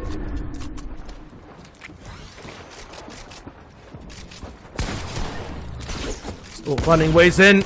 He's trying for things. It's going to be this next drum gun beam. There it is. It's Animal all the way on height who gets taken out. 3 people left alive. Still completely aquatic, and Illis is swimming with the big fishes. 11 total eliminations. Looking so good. A celebratory dance that he deserves. He operated on every single level of height there in the hardest possible zone with the longest rotation. Zeke, I've never seen a person play that so personably and so perfectly before. Dude, Illis is just a monster. He's showing us why he made 22nd yesterday. He's showing everybody why they need to have eyes on him. Now, guys, we will have Ball Up back with us in just a moment. He's having some technical difficulties on his end, but don't worry, he'll be back soon. Shy, you know what we should do is we'll get back into NA East in just a second, but first, we should talk about Brazil. Their game started 2 hours before NA East, so let's check in with them, see how things are going. Frosty, 289 points, 41 eliminations. This guy is 74 points ahead of second place? I mean, my man broke down to that 40 Elam spot, the 3 victory royales. He can basically do it all. And when you can do it all, you get to rake it all home too. So, yeah, I mean, 70 points should be deserved. How else would you get it? That being said, so many other players here too with the double dubs. We have Pin over there at the bottom, 9th place. We also have King, who's in the 3rd place as well. 2 victory royales, 210 total points, 181 down below. A lot of people. Here's that 2nd page to follow as well. And before we move on from that first page, Thome, who actually normally plays on NA West, is there. And then on the 2nd page, we've got Laleo. I'm back, guys. Sorry about that. Laleo in 13th place with 179 points. Dracon's in this as well. Some very, very names that you always see here in Brazil, again on day 2. Guys, these are some big names we are taking a look at. Now, my thing would be who moves on. Don't forget, we will be posting combined leaderboards from both days over on our social channel, so please check those out over on FN Competitive. Here we get the last top 30 players there, 164 points at the top, 153 at the bottom. So even there, guys, like the point spread between top 1 and top 30, you know, when you're looking at 10 places, it's pretty minimal. It's just like a great game, a handful of eliminations, you know. It's still pretty close. I mean, there's a lot of things that could go on day 2, and I think for the most part, all those guys that we just saw in the top 30 are qualified based on what we saw at EU. Around 130-ish points or 153-ish points was the qualifying threshold for that, so Brazil might be similar. All right, well, guys, it's time to get into the next set of games. Shy Wager, Balla TW, take us in. Another POV we haven't seen before, a man, the definition basically of an up-and-comer. It's Nosh. He's kind of proven himself time and time again in every single mode how good he is. Kind of dips out of the limelight at some times, though. Still landing. Once again, we get an update on Retail Row, this time slightly earlier, but still pushed later into the game. The looting's kind of done. The shields are up. Booga Fan is here again as well. And now it's time for the fights to start. We know the early aggression starts with Nosh. It'll always be efficient and effective. 100%. And just to be clear, the range is 143 for EU for top 300. Nosh, by the way, is out of that. Not on pace to get forward here, and he's going to try to find a way back in. 95 points so far, so good on day 2. And Booga Fan, we saw him in the last game get on the back foot against Diggy, is going to go right down again in the same house. So maybe he's got to find a solution to the path that he's been taking. That finds him up against solid players like Nosh, like Diggy. Tfue in this game too, landing what looks like Frenzy Farm at the Orchard. And going from there, 46 points. Tfue was very, very far off pace due to a couple of unfortunate games for him in a row. Or at least that's what people are saying. We'll see if he can actually get away from those unfortunate circumstances this time and qualify for the top 300, qualify for week 2. It's that separation from day to day that lets people like Tfue get a refresher, not stay burnt out, and have a say on the competition stronger than ever before as well. Somewhat landing peaceful, though. I'm pretty sure he's used to hot action on drops, at least for the last season. This time, a little bit more tranquil. It'll just be a 1v1 against the classic ZDQW, who we haven't seen all the way since, I believe, a Winter Royale. Might not be seeing too much of time in this game either. Heavy Sniper coming in, taking him out. That's the consequence of, I guess, not finding shields, or at least too many shields off of your first few drops. Tfue with the Heavy Sniper is a deadly combination. We saw it all through FNCS duos, and you're alluding to his drop at the Grotto. He was dropping there yesterday, by the way. When you say he's maybe used to a little bit more contested drop spots. Today, maybe switching tunes a little bit with the help of some other community figures. Wondering now, Wiggs against Nosh. This is a big fight, for both players. 47 points for Wiggs right now. Nosh slightly ahead on that day 2 score. And Wiggs does not want any part of that, especially I think he realizes that this is the timing that a third party comes in, and yes, he hears it. Patience will be key. This is the next kind of relationship we've seen with people hiding out and people waiting to just get that pop on. The big headshot damage. But he'll choose to start or stop staying low-key and start up the move towards height. Look for a better position to third party the next fight as well. Biggs with the full green loadout is going to be looking for upgrades. The best ways to get loot. What a better way of getting it than letting other people do the work and then coming in right afterwards with a quick raw replace. A nice possible peanut butter triangular edit. And then a quick pump afterwards doesn't connect. The block from the pyramid. The right edit's not there though. Finally doubling back to the ramp is his opponent, who's looking just to stay a little bit of a ways away, but Wiggs is on his wall. And this is H-tag on the backside. Who came into that fight, and now Wiggs against his opponents, trying to find out if he can get on the backside, and he does escape the building and makes himself a nice big metal base, and that gives him a lot of space to work with and look for cheeky shots just like that. Wiggs now needs to be careful, as Nosh has gained himself all the room in the world. That's someone he wasn't expecting to be up here in this fight. A nice, quick, almost silent pump. If your ears were off there for a half a second, Nosh is moving faster than the servers can even handle. And because of that, Wiggs can't even track him himself with his eyes. The decisions to jump off breaking tarps, not reconnect, but be there in a position to bop down again. Nosh cleans up retail row and is the sole survivor and king as you switch over to the agency.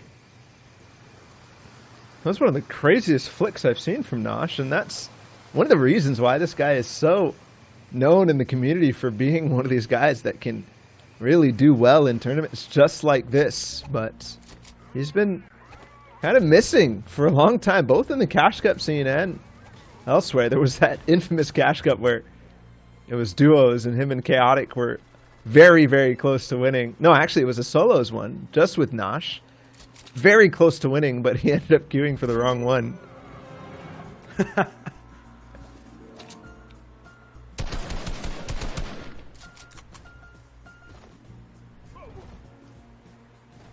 This agency fight has gone so many ways, so many directions. This is the first time we're going to see it actually trying to be a disengage out north. Slapin is not going to have any of that, especially that he knows he has that drum gun that he can work with and probably has some information on the player here, but he's wasting all the ammunition and almost wasting the biggest tool in his kit right now, which is that drum gun. 30 bullets left. I think it should still be enough. 9 now, but not reloaded. He wants to get in this box so bad, and Durant comes out from the back and ends that instantly. It's now Durant against Furious, and Durant will take huge advantage because Furious had wasted everything to try to escape. There's a drum gun, and there is ammunition to boot for Durant. He needs to stay here, though, and finish this fight because I believe that agency card for the vault is in that box as well. So ever so important for all the shields needed for endgame. And right now the points so important for early. And if he doesn't finish this fight fast, it might actually be really hard. Bifo is all the way down at bottom, hiding in a very peculiar position. We'll fly away there as we have a big fight about to start. Commandment versus Tfue at Pleasant Park. This could be monumental. Commandments. 43 points so far, and we're into around the 4th to 5th games played for most players. And he's nowhere near the pace of yesterday, but he ended on a historic 3-game in a row victory royales with 10 plus elims in 2 of those, and then 7th in the first one. This guy is on a tear, and for good reason. He's constantly playing very well in the scrims. He's constantly grinding the arena. And he's been here since the start. I mean, in World Cup, he qualified in week number 1. This fight does go a little bit. Commandment on the back foot. He only has a med kit against Tfue, who is playing very aggressively. I think trying to gain back a little bit of confidence, especially knowing that Commandment is low HP. Well, we know that when Commandment is on the back lines, when he has to clutch, even under the worst of circumstances. If you talk about his history, I think that's what he's kind of been known for his team. Always last alive, always getting those final points, and most of the time as well, the win. Can that be the situation here against Tfue? He's done it once before, but that's always been during end games. Right now, possibly have to give up a lot of pressure and space. Tfue on the side of multiple walls, all wood, so he can track Commandment really easily within these builds. Commandment, though, just looking to find a little bit more breathing room. Try to stop every possible point of attack from Tfue, but it won't be possible. Eventually, there'll be just enough of ground claimed where he'll be backed off into a corner. But he finds a way to escape, possibly to another house. How long will this safety last? He'll have to farm right back up again. Only 5 mats for the rest of this game. 5 materials, the perfect time to escape. And Tfue was hungry for it because he knew how low HP Commandment was and clearly knew the situation a little bit more. He's lingering to see if Commandment's still going to try to make this rotate, but I think Commandment's just got to do everything he can right now to get back up into a material situation where he can take a fight, at least going forward, and maybe hopefully rotate to one of the houses further in east or west of Pleasant Park. Maybe at that brick house where he can get a little bit more than what he gets here at the dog house, which is only wood.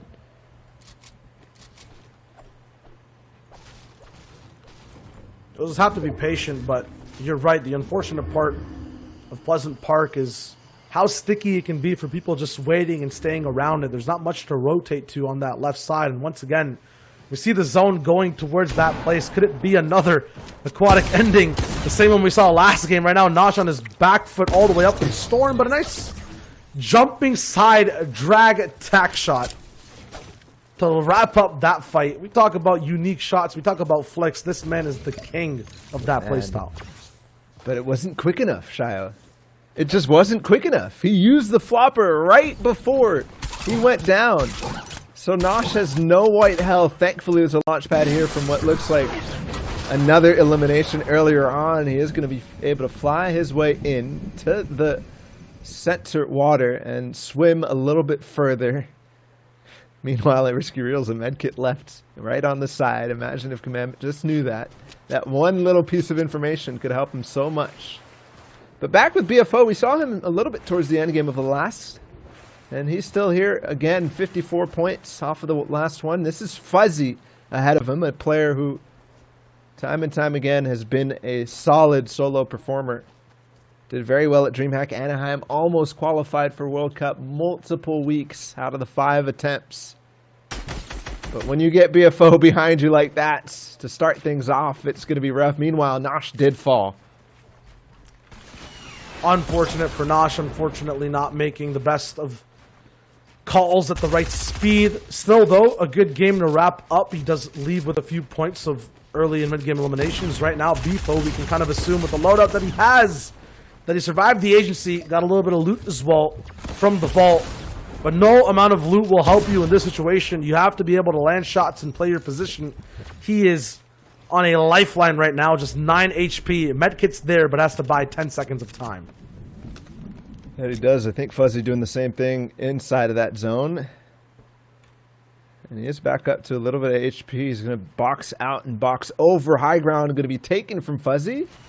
And he gets into zone RPG pressure, but BFO did get that medkit off, so the nice damage done from Fuzzy early is erased. The progress that he got now has to be recouped. Commandment, it's still up. He went to another house in Pleasant Park, started farming, actually went down and dipped in to get a little bit of metal. Well done from Commandment, and very resourceful, knowing his home of Pleasant Park for so long.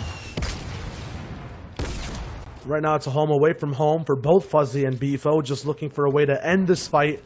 But I think with how close and personal these guys have gotten, it's not possible. And oh no, Fuzzy, another time where he's just kind of cut from the competition a little bit just too early.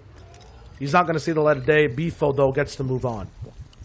And something to note is that BFO was 453rd after yesterday's day 1 with only 35 points. So far, this day is looking good. Fuzzy was in a similar situation.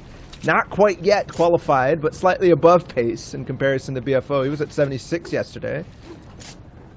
So hopefully that fight does not mean too much. BFO just got another heavy snipe shot, though, onto Bluge. In the distance, speaking of heavy snipes, Tfue connects again. But look at this. We're getting another water zone Shio pretty much in the same location, but not coming from the same location, this time not as far west. And the congestion is going to be brutal because this is just third zone and basically the entire lobby does not want to cross the Frey Islands. This would be a same situation, different lobby. And with the amount of people, as you said, who don't want to move over. I mean, moving too, you'll look at people who are just trying to get a different spot in the lobby. Magnolia is not going to be rocking anywhere whatsoever. Going to be stuck right now and then just taken out of the competition. And everyone else starts to calm down and look for the next target to pick on. It's a group effort for this lobby to find the next elimination. And it feels like most of the players here are right in the same range. Tfue, again, the same type of story that I talked about for BFO and Fuzzy. Outside, looking in terms of qualification. So far, so good today. Zate right next to him in that same position. Booga was definitely on pace to qualify. I'm curious how many points he has today, if he's already started to push his way up. Yes, 58. He should be okay, given that he was around 100th place yesterday. Zate already started off with a win. But man, is this lobby going to be difficult to do anything. If this pulls, we got 2 seconds. If this pulls across the water for 4th, and thankfully it goes on the south coast, thankfully people don't have to make the swim, but still this rotation is going to be awkward because that is literally probably 60 to 70% of the lobby up on that north coast. And even if there is a launch pad, we saw how overwhelmed Big 60 was on height with just about 10 people padding. Right now it seems like there's almost 40 people out of the 50 who are alive on this right side. If you're looking for beams, if you're looking for quick elims, and that's your motto and mantra, that might not be possible because you'll just be distracted and overwhelmed by the amount of people flying all at the same time. That being said, if you go in early by yourself, you might be the target of many different beams, and that happens right now with... It's Bifo who gets taken out. Not sure why. He just solo padded straight away. The first person to take the bait. Who will be next? Mr. Aspect looks for a shot down below, but we hear another launch pad come straight through. This one a little bit more low-key. People starting to fly now together, and people who have the opportunity for a launch pad, Sticks, Apostles, electing not to take it and move in safely at the cost of materials.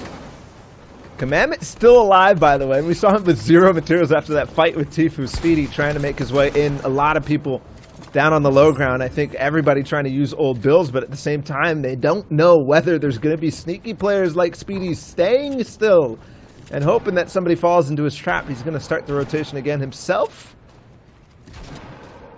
I saw Zate go down. Falter takes out Commandment. Not Zate, sorry. Saf go down. Zate's still alive in this one. Falter's a name who did play with Aspect in squads as well now. And this is also kind of repeat names that we saw in the last game in terms of Aspect, in terms of BFO, so I'm wondering if Illest is somewhere lurking nearby. And sometimes you'll see materials be the thing that gets depleted the most of when you're in these zones. Right now, Speedy, a nice block of the actual wall, has to bring it down again, but no, it just turns gears on the Joey 2C, who we actually know box fights so well this time, though. Outsmarted by the creativity for Speedy. Baiting in, conditioning the enemy and thinking he wants the beast control for the wall and play behind it, but then switching gears, getting straight into the box. Now he controls a little bit of that low ground, all the pressure that Joey made, plus the new base that he did too. We see in the background, Falter, Zate, Tfue, all beside each other, and now, when the zone reveals itself, 2 things to note. It's full water, but we're also going back to old builds. That we are, and there's a launch pad that one player's going to be able to use. Booga there too, Licour right next to it. But something to note about why people don't necessarily like to solo pad, you called it out earlier, is that this game is a lot of times about player behavior, reading the player behavior, and not cooperating, but operating with that in mind. You don't want to solo pad because everybody will have the beams on you, and you have to wait for other players to go with you. That's why Booga has not yet used that pad. Same with Likura. Big 60 on PC, who had high ground in the last game, is in this game with Sky's AR. And again, he pulls zone. Again, he has the opportunity to have the shooting gallery up on the sky. He goes for it, but I think this time it's a little bit edited. Not too many people flying by. It's not the same feast as we saw before, but He indeed does have, I think, the best possible loadout you can in the game right now as a solo player playing endgame, especially in a water zone. It'll be a complete repeat, a run back. Looking for redemption this time. He finds Ghoul all the way over there at the bottom side. And has a possibility for a refresh, but Ball has so many materials, so much loot already. He might just bait it. That possibly might be the wave. And from 60 players down quickly to 30. In the last game, we kind of had a little bit extra time because it was not full water for a long time. But look at this. Booga has taken height in 5th. And with 58 points, a lot of ammunition in his legendary AR, an epic pump too. This is a great spot for Booga to operate, but the material is looking very weak. One thing that he did so well many, many times in World Cup was perform in situations just like this in the most dire circumstances with limited materials, found the impacts that he needed, found the boxes to heavy snipe in so that he could survive to see another day with just a little bit of extra materials. We'll see if he could do it here off of high ground. There's a possibility, but man, this goes so far.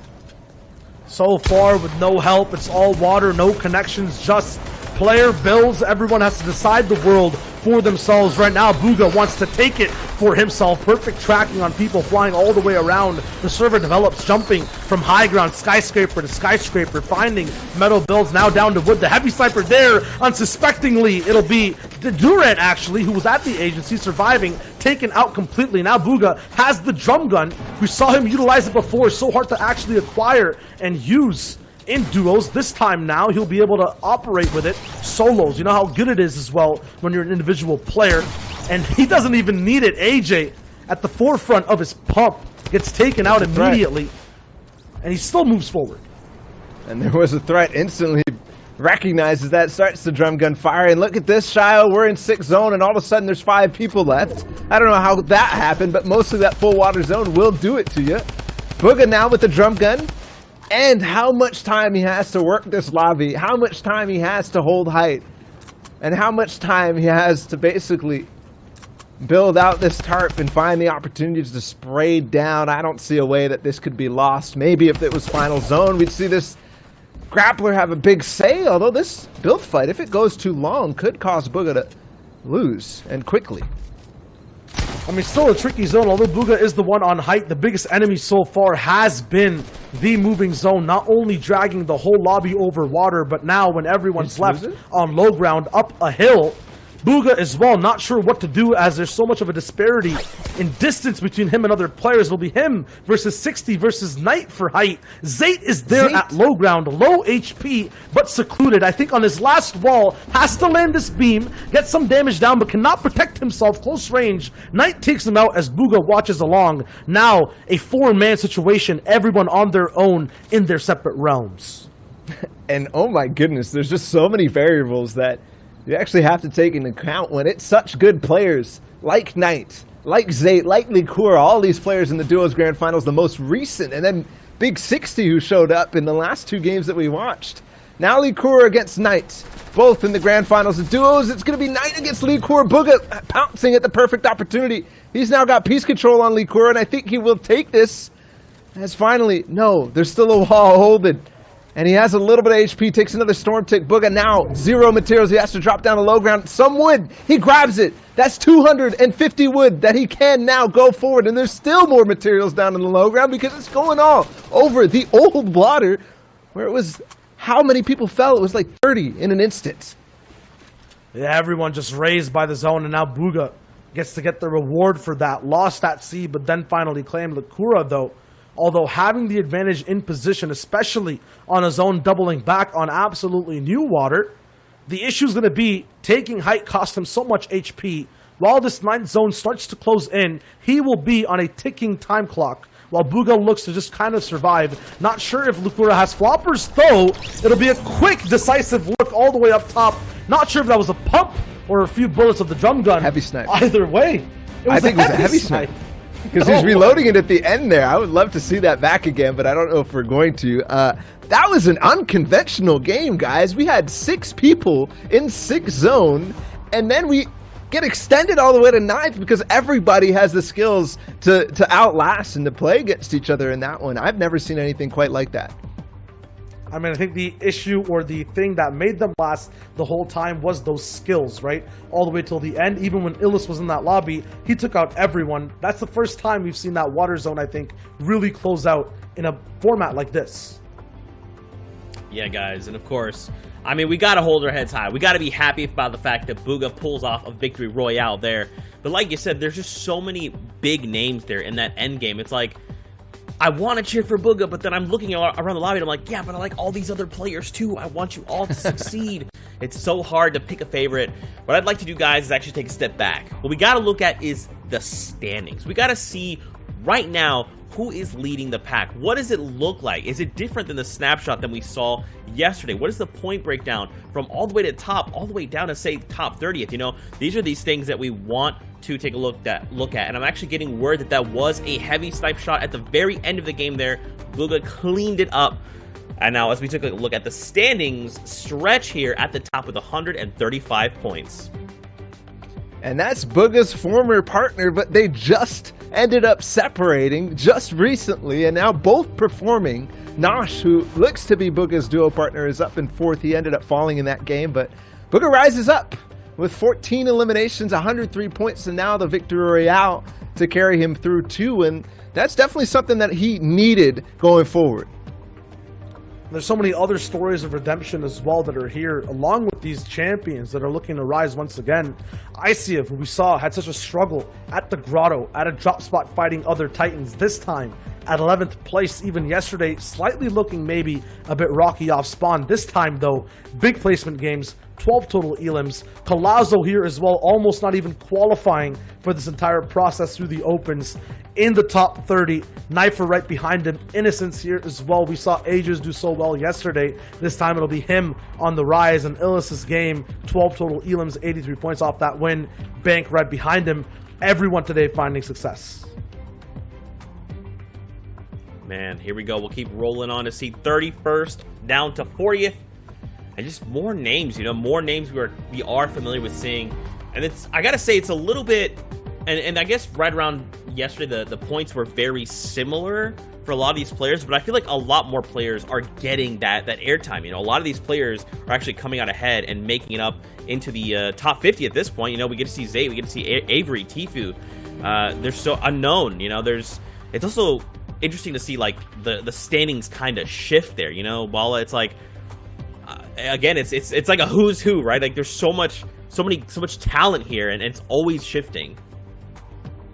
It's ever shifting, up, down, everywhere. The amount of players that are having their performances to push their way up is important to note. You saw Zayt also in that end game. He is the reigning grand champion of FNCS. He has that axe of champions, and he was in that end game almost the top 6, but ran out of materials. Even him couldn't do it in the last moments of those solo games, where I think he enjoys probably the best out of anything.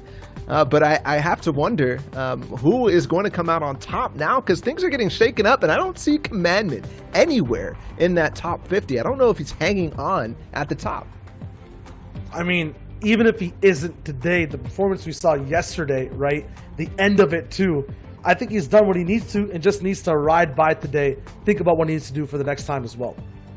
That's right. We are going to take a look back at that last game. The final few moments here where Bugha pulled off the victory royale. We see him here on low ground. And, you know, Shy Bala, you talk me through this. I mean, right now, it's just textbook playing low, claiming off mats that aren't yours just yet, breaking into builds as well, as you can see, possibly to find loot. We saw him have a lot of materials, but obviously can't go back to the same way it was claimed. Right now, brings up that heavy sniper and a 90-degree vertical quick scope on to Lakura up top. That was just amazing. That was quick thinking and also just perfect awareness of what Likur is going to be doing. Literally spraying down on the builds because he has to open up that sightline on the Bugha, and Bugha takes perfect advantage of it. That's textbook. Man, you love to see it. Of course, we got a handful more games left to go. You know, what do you guys? What final few thoughts here? Who are you guys hoping? Like, you got to give me someone. Give me someone. Who do you want to see at the top? Is it Booga? Is it someone else? Is it Commandant to come out of nowhere? What are you thinking? For me, I just want to see the relationship between Stretch, Nosh, and Booga play out in the top 5 of the leaderboard. Not sure about you, Bala, but it's just interesting to see these team modes get into solos. I'll give you a couple names. I'm looking for Nate Hill. I'm looking for Fuzzy. Emad, I want to see him rise as well. That's right, guys. We'll be back with more games after this.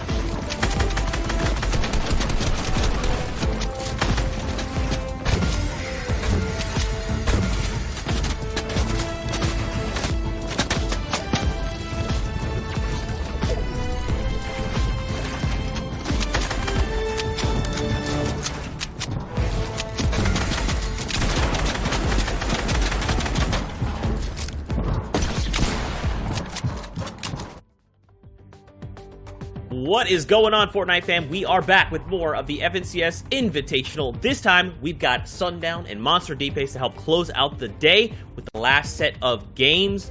Gentlemen, are you guys hyped? Give me a few names you're looking to see before we head into the next game. Monster, let's start with you. I mean, I'm riding that wave. I got to start off by casting Sway, really pop off and do some big things. Looking at the leaderboards, looks like he's taking that momentum all the way through, and he's closing out strong today. I mean, that's a person that, I'll be honest, I didn't expect to come in through the open qualifiers, make these headlines even against the best of the best. But once again, he's proving, hey man, he's got what it takes to roll with the best. Yeah, Sway played incredibly well in the game we saw. The way he sealed out that victory royale was very flashy, and I'm just excited to see kind of what happens with the end of NA East, as there's always so much action at the end of the regions and the end of the windows. That's right, dudes. Well, let's do it. The next game. Good luck, gentlemen. Thank you so much, Zeke, and we're hopping on board here right away over at the agency with Durant. So much action going around here, but he only has that green AR, so he's got to try and get up in the face and press into a box right away, going up against attack, losing his shield, and just say, nope, rotating out of that, going to apply the mini and reassess that situation, because that's certainly not a winning fight. Not the situation you want to be in. No AR, or excuse me, no shock, but it's okay. The AR is going to be enough as he finds the mark right there. He connects all the way through. Going to be some good points for Durant here. Awesome, some siphon, much needed in this early game here. Oh look, there it is. That shotgun problem has been solved, Sundown. He has himself a nice little upgrade right here. Yeah, and Durant currently hanging around 40th on the combined points, just 1 point ahead of Vibe and Vanish Sparebow, who's actually been playing incredibly as well, with 2 victory royales under his belt during this part of the competition. So impressed to see that so far. Right now, you can see another fight coming out from Durant, picking up Vexifier there. That rare shotgun just going to work, and he's going to be able to be topped off. Thanks to the siphon, and doesn't really need those slurp arrows. However, Justice looking immediately to push right on after, and it looks like he was actually able to resolve that one as we flip on over to another one of those hideout POIs, the mythic POIs. This one, the home of Brutus's minigun, which is in ICV's hands right now, who he also had a great day yesterday. Yeah, ICV has kind of been middling and doing all right kind of portion of things here. We know that this spot is heavily contested. I mean, every time we've jumped in, it's been nothing but new names, faces, and or familiar ones, to say the least, as tons of players are just playing for Grotto. Make you think, is it even worth it, as Thresh falls to the shot of ICV. He's just going all the way through. I mean, look at his loadout. He is so maxed out right now, fully kitted, essentially, here. And he gets to get the rest of what's left here. Yeah, I mean, that's terrifying. Getting hit by a legendary shotgun that early. I mean, the second I hear a legendary variant of the shotgun, whether it's a tactical or a pump, generally I am not taking that fight against the opponent. Regardless, they have the tools to shred through any amount of shields and HP you have built up. And ICV, in addition to that, has the heavy sniper and the minigun. So he's going to have a lot of pressure, basically with the exception of when he's kind of hanging out in AR range. And even then, he'll still have that heavy sniper pressure as we swing on over. That's what we talk about, the end of NA East, man. Everybody starts taking these fights, swapping up where they're going, looking for those extra 4 points, saying, hey, that could be the difference on which side I end up. As Booga is pinned down here right now by NPen. It's true, and I mean, this is Booga's little winter retreat right here. He's been landing here for quite some time. You see him kind of leaning back into good old faithful here. Got this under control right now as he is looking. He's the one who's hunting for the edit right now. Notice he's trying to punish this player who's trying to attack his walls. Even trying to play the mind games. That's all it is right now. It's a matter of patience and opportunity here. Let's see though. He's got the SMG to follow up with the pump shot. Could be a very, very deadly combo. As he's now losing all the walls and he's pressured. This player hasn't upgraded shotgun, Sundown. We just talked about what it means to be going against someone and you not being an advantage with the shotgun. You can see Booga's not necessarily too excited to go up. Check that. Shot he face to face. Still yeah, and definitely has him at the advantage, but Booga Oh, he's down the 50 shield as well. The pump into the swap is going to be the key combo here. If he's able to hit kind of a very tight spread shot and then get the swap off before NPen's able to follow up, it could mean trouble. There it goes. There's the 120. He needs to pressure forward now. He does it again, 32, but goes down. He got the 217 tags, but it was not enough. 14 HP from NPen, and that 50 shield at the start ends up being the difference. Bugha going down there, currently sitting at 26 overall with 234 combined points, so pretty impressive from him. But Safaruni now rotating around the outside, of player we've wanted to keep our eyes on, because again, we've talked about him and Zayt don't necessarily feel, and they've expressed it vocally, whether it's on social media or other places, that solos is necessarily their strongest game mode. However, Saf sitting at 63 points on the day. I believe he finished, or 63 points so far. He had 108 yesterday, so in a decent spot to make that top 300. Yeah, I mean, if you think about it, like 63 is not too bad. He's still doing relatively decent, especially when you consider yesterday's performance, right? On average, we take both of your 2-day performances, and that's how you get through this week. So the 20 game and the threshold, if you can just break that top 300, you'll be all right. Let's see if he can continue to pull through. Just a little more consistency. He will be making his way all the way. You can see the kind of dust is settling here. He's cutting across. He's really looking to max out material. It's going to be an early game fight. Let's see what we can learn from Saf. Let's see, he's one of the more methodical players. Nice little wall take right there. Piece control looking good. Throws the cone in the box. Easy textbook camera hold as well. The right camera, the right angles. So good with the shotgun. Tactical shotgun on top right now. Impulse just got really much so outplayed. You see that Saf was able to use the burst file off the start to weaken all of the brick walls. Then as soon as he identified where Pulse was, tactical shotgun hit it to make sure it broke, and then instantly placed the wall, got the piece control you talked about, and as soon as the cone is in your box, you're really left with no other place but to spam the shots out or try and edit out the back. You saw which one he chose, and unfortunately, wrong decision here. As Detain now sneaking up, knows there's a fight going on, but's only been able to locate the first player, and that's all he really needs, dropping in right away, using that burst rifle like we just talked about, pressure the wall, get in their face with the tactical shotgun, cleaning that up for his first Elan, 54 points on the day, and he's got a lot of floppers right now as well as shields. He could just rotate center zone or try and hang out, but with that being said, 58 players left in the lobby, Monster. It looks like everybody wants to fight. Yeah, players are just going for it. I mean, Detain just really came up like a real goon. He didn't even care about what the status was between the two players fighting. He saw someone, got in there, and took the fight. So well played to him. Here's Saf again, taking another fight right now. And this is what happens come day 2, and oh boy, the damage was already dealt. Berserker's going to take himself out with a big RPG to the face. Good block from Safaruni right here. He's kind of chilling. That's a freebie for him. Doesn't even have to work for it. And that's another weapon that we kind of talk about, the format being a way of kind of nerfing or adjusting how strong certain weapons or certain loadouts are. I think rockets, particularly in close range engagements, end up being a trap. That's something Courage talked about all the time in the World Cup days, how the rockets in the close range against these good players, they're fast enough to drop a wall off. They hear that sound right away, and they're covering every angle around them, as well as maybe a box over just in case, so they don't get exposed by that rocket pump combo. As now Oki's trying to play Predator here, sneaking around the corner. You see the builds out from that outline on the other player.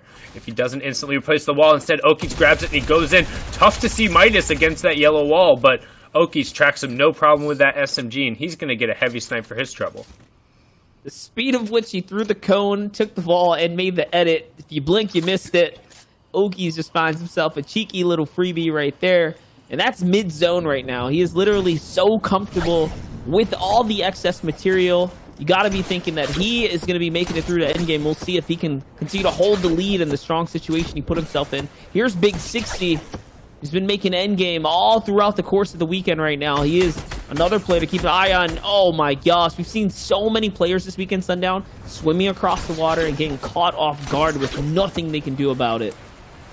It's an incredibly dangerous rotation, particularly the deepest parts of the water where you're not able to actually dive down and connect to the bottom. Your option is to either take kind of those dolphin diving swims and do your best to not get hit, which we all assume every player in this lobby's keyboard or mouse or controller is going to hit those shots when you're in the open and you have a steady rhythm.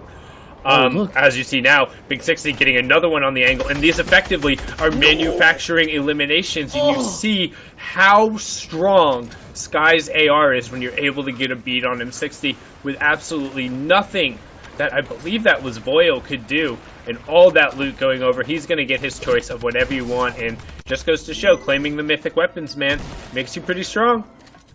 Not only that, but just employing the strategy, cutting players off before they can hit the land. It's really just a death trap. Regardless, though, we're jumping over with Stretch here, who's in the battle. Stretch is off to such a great start today. I mean, he's on top of the leaderboards today. He is the man to watch out for right now in the NA East Division. Let's see here. He's going all the way to the sky limit. I mean, when you know that you basically broke top 300, these are the kind of things you can flex around with. I'm sure he's just having a ball this time around. Now that the pressure's up for him on solos. He is going to get broken out, though. The player jumps in the box. It's a 200. It's the Rant, who he sits down. He gives him all the smoke right there. Takes him right out. That was a huge pump shot. Brilliantly done to track him as he got dropped down. Well played from Durant to cone him off, then recognized that Stretch had hopped up, and he's like, hey, we've both invested too much. Even if I get the reset, we're not going to end up on max mats. Let's bring it back down. Got in the box, but unfortunately, we've seen Stretch do it a number of times. He'll hit those shots in close range scenarios. It's something he does incredibly well. He box fights very well. He fights one-on-one very well. As now we swap on over to ICV, or ICEV.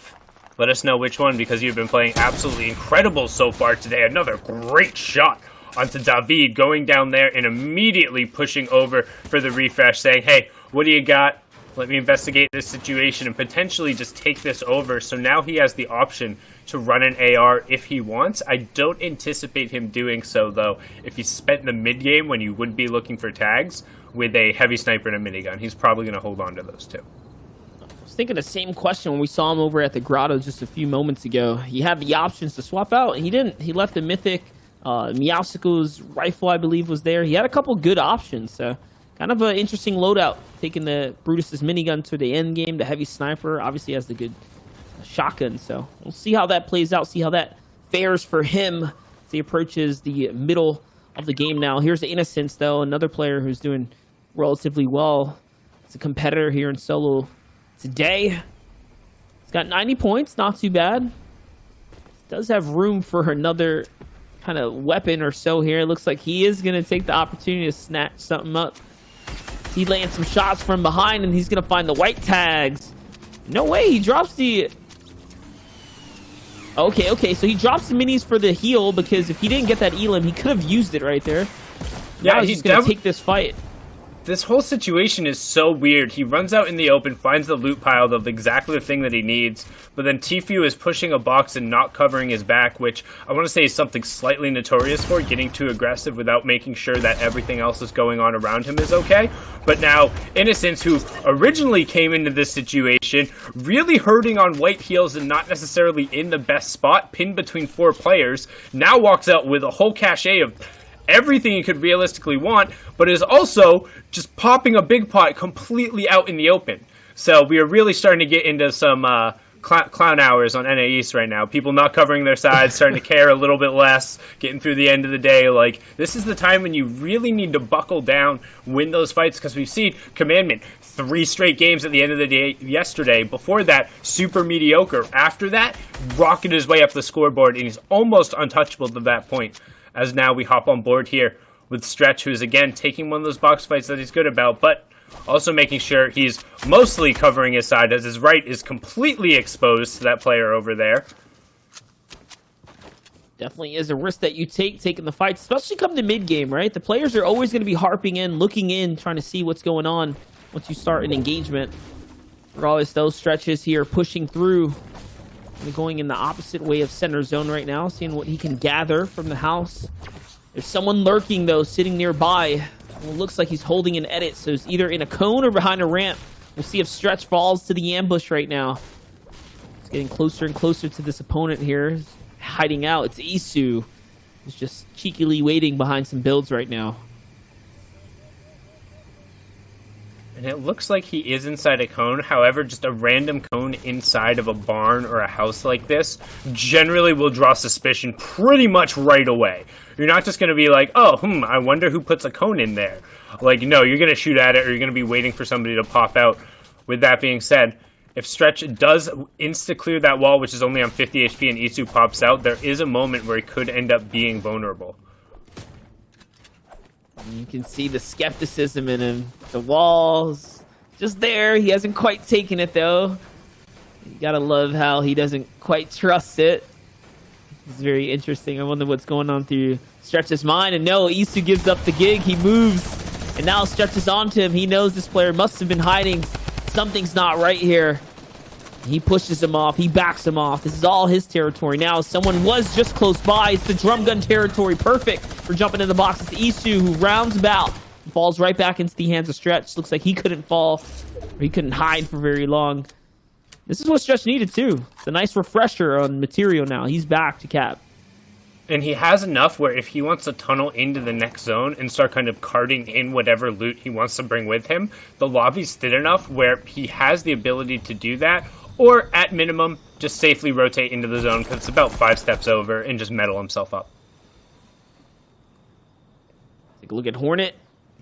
Did saw the player jump into the kind of field here. He doesn't want to fight anyone, though. I respect this. Actually, he changed his mind, tries to see if he gets some cheeky shots here. But remember, if they build for him, he'll be able to cross for free here. This is kind of getting into the thick of it now. Zone 4 into 5, right? You want to come into this with as much material as possible, as much health as possible. And he is doing just that. Been playing the back half of the zone so far. And this is some scary, scary terrain to be crossing through right now. We all know that the hayfields can hold dangers at any given time here. It always feels like a horror movie whenever you're rotating through because you never know. And, like, yeah, sure, there's audio cues if somebody moves or if somebody's, like, swapping through the weapons. But particularly in the late game when there's this many people around, you have to assume somebody's there. But instead, Hornet, World Cup qualified player, still continue trying to push forward here. One of the oldest veterans around the scene, played in the original Summer Skirmish as well in that week 2.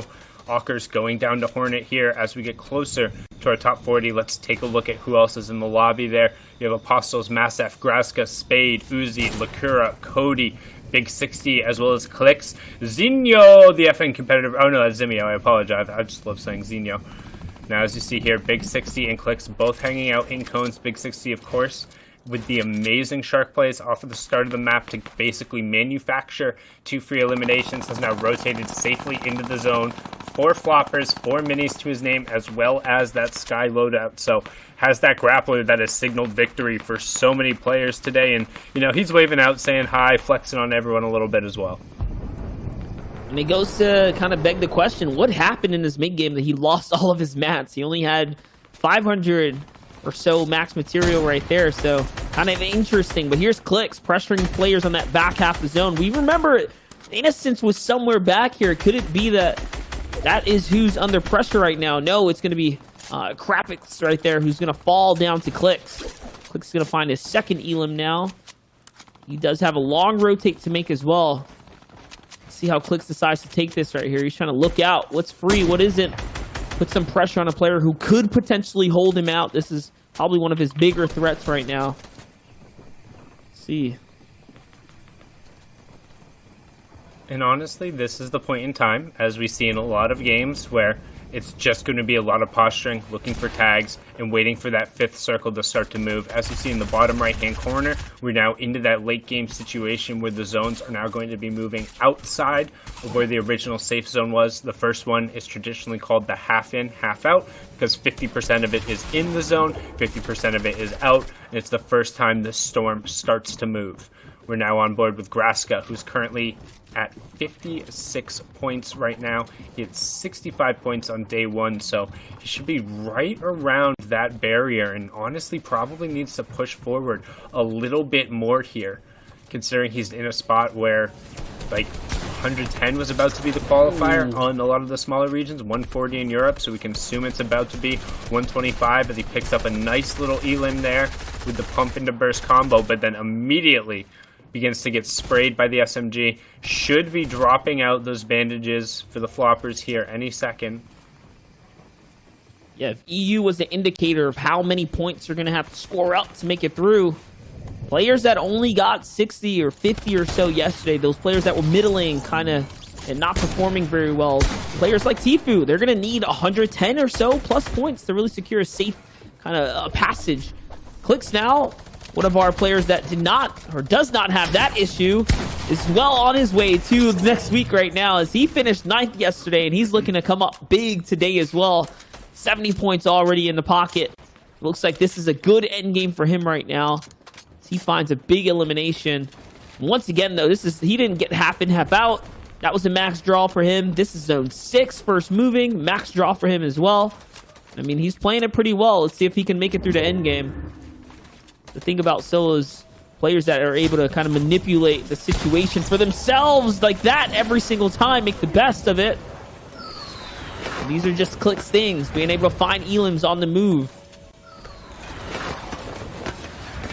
Click's so incredibly impressive right now. I mean, everyone talks about the mechanical style and just how aggressive he can be. Look at his ability to move around the side, not overly exposing himself.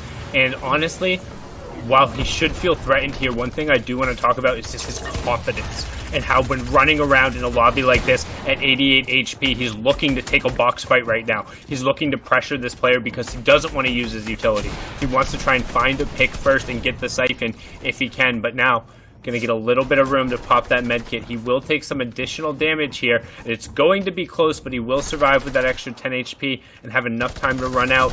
Little bit of a flub there to cause him an extra tick, and then gets blasted by Assault ICV on the side. That's the problem when you play a little slow in the storm. But now Stretch is trying to stretch out the rest of this lobby by pulling everyone forward. He has a ton of mats, and everyone else is behind him. This is going to allow him to just turn and start ripping the lobby apart. Karadren is the first one to fall victim to it, as now Stretch continues looking for more picks, and honestly is looking more and more impressive every time we see him in solos, Monster, as he begins to look up at high ground and is just impacting other players in the lobby while giving himself a chance to be successful, and he takes high ground. What a launch pad!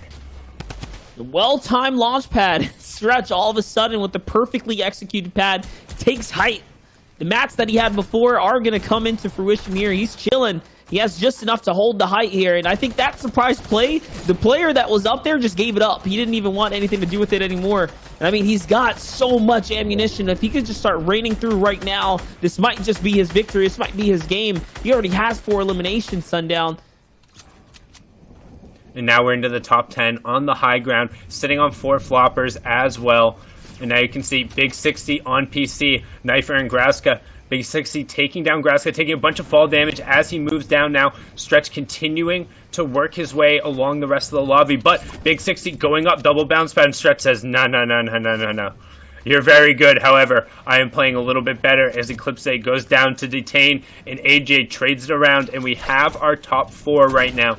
You can see Stretch just executing incredibly well in each one of these fights, maintaining his distance and putting pressure on this opponent, knowing where he is at all times. As you see Knifer, I don't have an explanation on that one. He took a foul, and then he is now out of the game. Stretch uses all of his mats to go out and try and look for where this flopper player is, finds him over on the side, challenges the drum gun straight up. He says, you're good, Saf. I'm a little better right now. 196 after that. 7 eliminations coming out from Stretch, and even gives us a nice little edit course there to close out the match. It was good. It's pretty good. I mean, his only threat was the grapple player. BBG AJ ended up picking that up as well. That didn't work out for Knifer either. So all those players just fell. I think Big 60 also tried to go up with the grappler. He just got met with a pump from Stretch. So well played. It really worked out for Stretch there. I mean, especially after a performance from yesterday at 120 points, he's well and ahead of what he was yesterday, and he's looking like he's in form right now. And that's really a good thing to see because, you know we have 2 sets of games, 10 a pop on either side of the days. So if he could have had that initial first few games, the 10 to get those 120 points. Now he's on fire and he's just vibing super hard. Monster, why don't you talk me through some of the things you really enjoyed about that last game? What were some things you might have picked up on from all the players that you thought, well, that's pretty good, I like that? Well, first up, you got to talk about Big 60's ambush play. Setting up on the beach like that, that was like really calculated. He even burned a launch pad for what he knew would be a free elimination. So he weighed out the pros and cons of that play. That was calculated. He took that. And then another, of course, credit to Stretch. When we came into Zone 7, that rotate was completely free. Sundown called it out. He was crossing the field like well-timed. So seeing Stretch getting his groove, kind of picking things up, being able to read the field like that, that was impressive.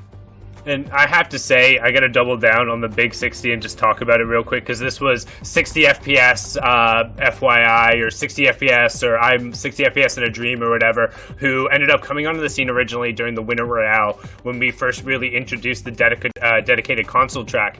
And he started just winning tournaments everywhere. And then all of a sudden it was, oh wait, not only was he winning tournaments on NA East, but he was also winning tournaments on Europe and NA West and in OCE, and he was placing in top in all of these, and everyone was like, who is this guy? There's no way. And it turns out he was also playing like Combat Pro, and everyone's like, there's no way it's true. But then you go through his clips and you see he's doing all of these cheeky little plays. He's putting himself in the right spot, he's calculating, he's going full send when he goes, but he's just waiting. And it's almost like seeing if Nick Merckx took the game at a fully competitive level and dedicated himself to that and was at that point, because he's making it look really strong right now. I believe on the current day he's sitting at just over 110 points right now, which puts him in like the top 50 for the day, and he's in the top 100 overall between the two. So honestly, he's the biggest call out for me, because putting him into this pool, I would not expect him to perform at that level so much, particularly since he did recently swap over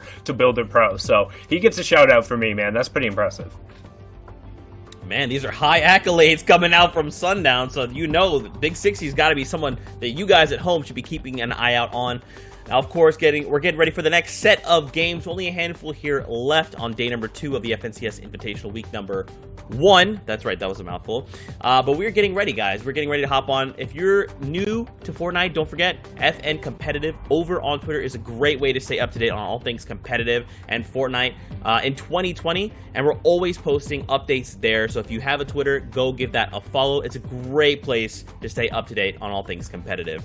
And of course, you know, if you like these two, Monster D-Face and Sundown, you got to give them a follow too, because they're absolute legends. Now, guys, we're getting ready to hop into the games. Dang it, Sundown! This guy always be breaking me. I don't know what's going on. Anyway, we're getting ready to hop into the next game here on NA East. Let's get into it with Monster D-Face and Sundown. Gentlemen, take us in. Thank you so much, Zeke, and I'm excited, man. We're seeing this again, and we're hopping on board right away with Stretch. We got 4 people over here at Dirty Docks, landing very much so on the eastern side of the map, and now, honestly, I'm excited to see how this early game plays out. He has everything he needs but shields to really take an early game fight, so I'm curious to see if he decides to go aggressive or if he decides to just continue along his loop path until contact. Yeah, this is good. I haven't seen too much of the early game from Stretch, personally, from a study perspective. So to see that there is players like the Uzi here landing, players that we've seen make it into end games and who are doing relatively well themselves, it's kind of cool. Watch the best of the best go toe-to-toe, but Stretch is already off to a good start. Little did the opponent know he had the minis, he had the pump, and a blue SMG. I mean, great pump. It's nothing that's too great, but the blue SMG follow-up does kind of balance it out. And pops that big pot or the mini in the face right there. Fatal, he doesn't care. It was just enough. Stretch wraps that player up real quick, and that breaks his 200 mark right there.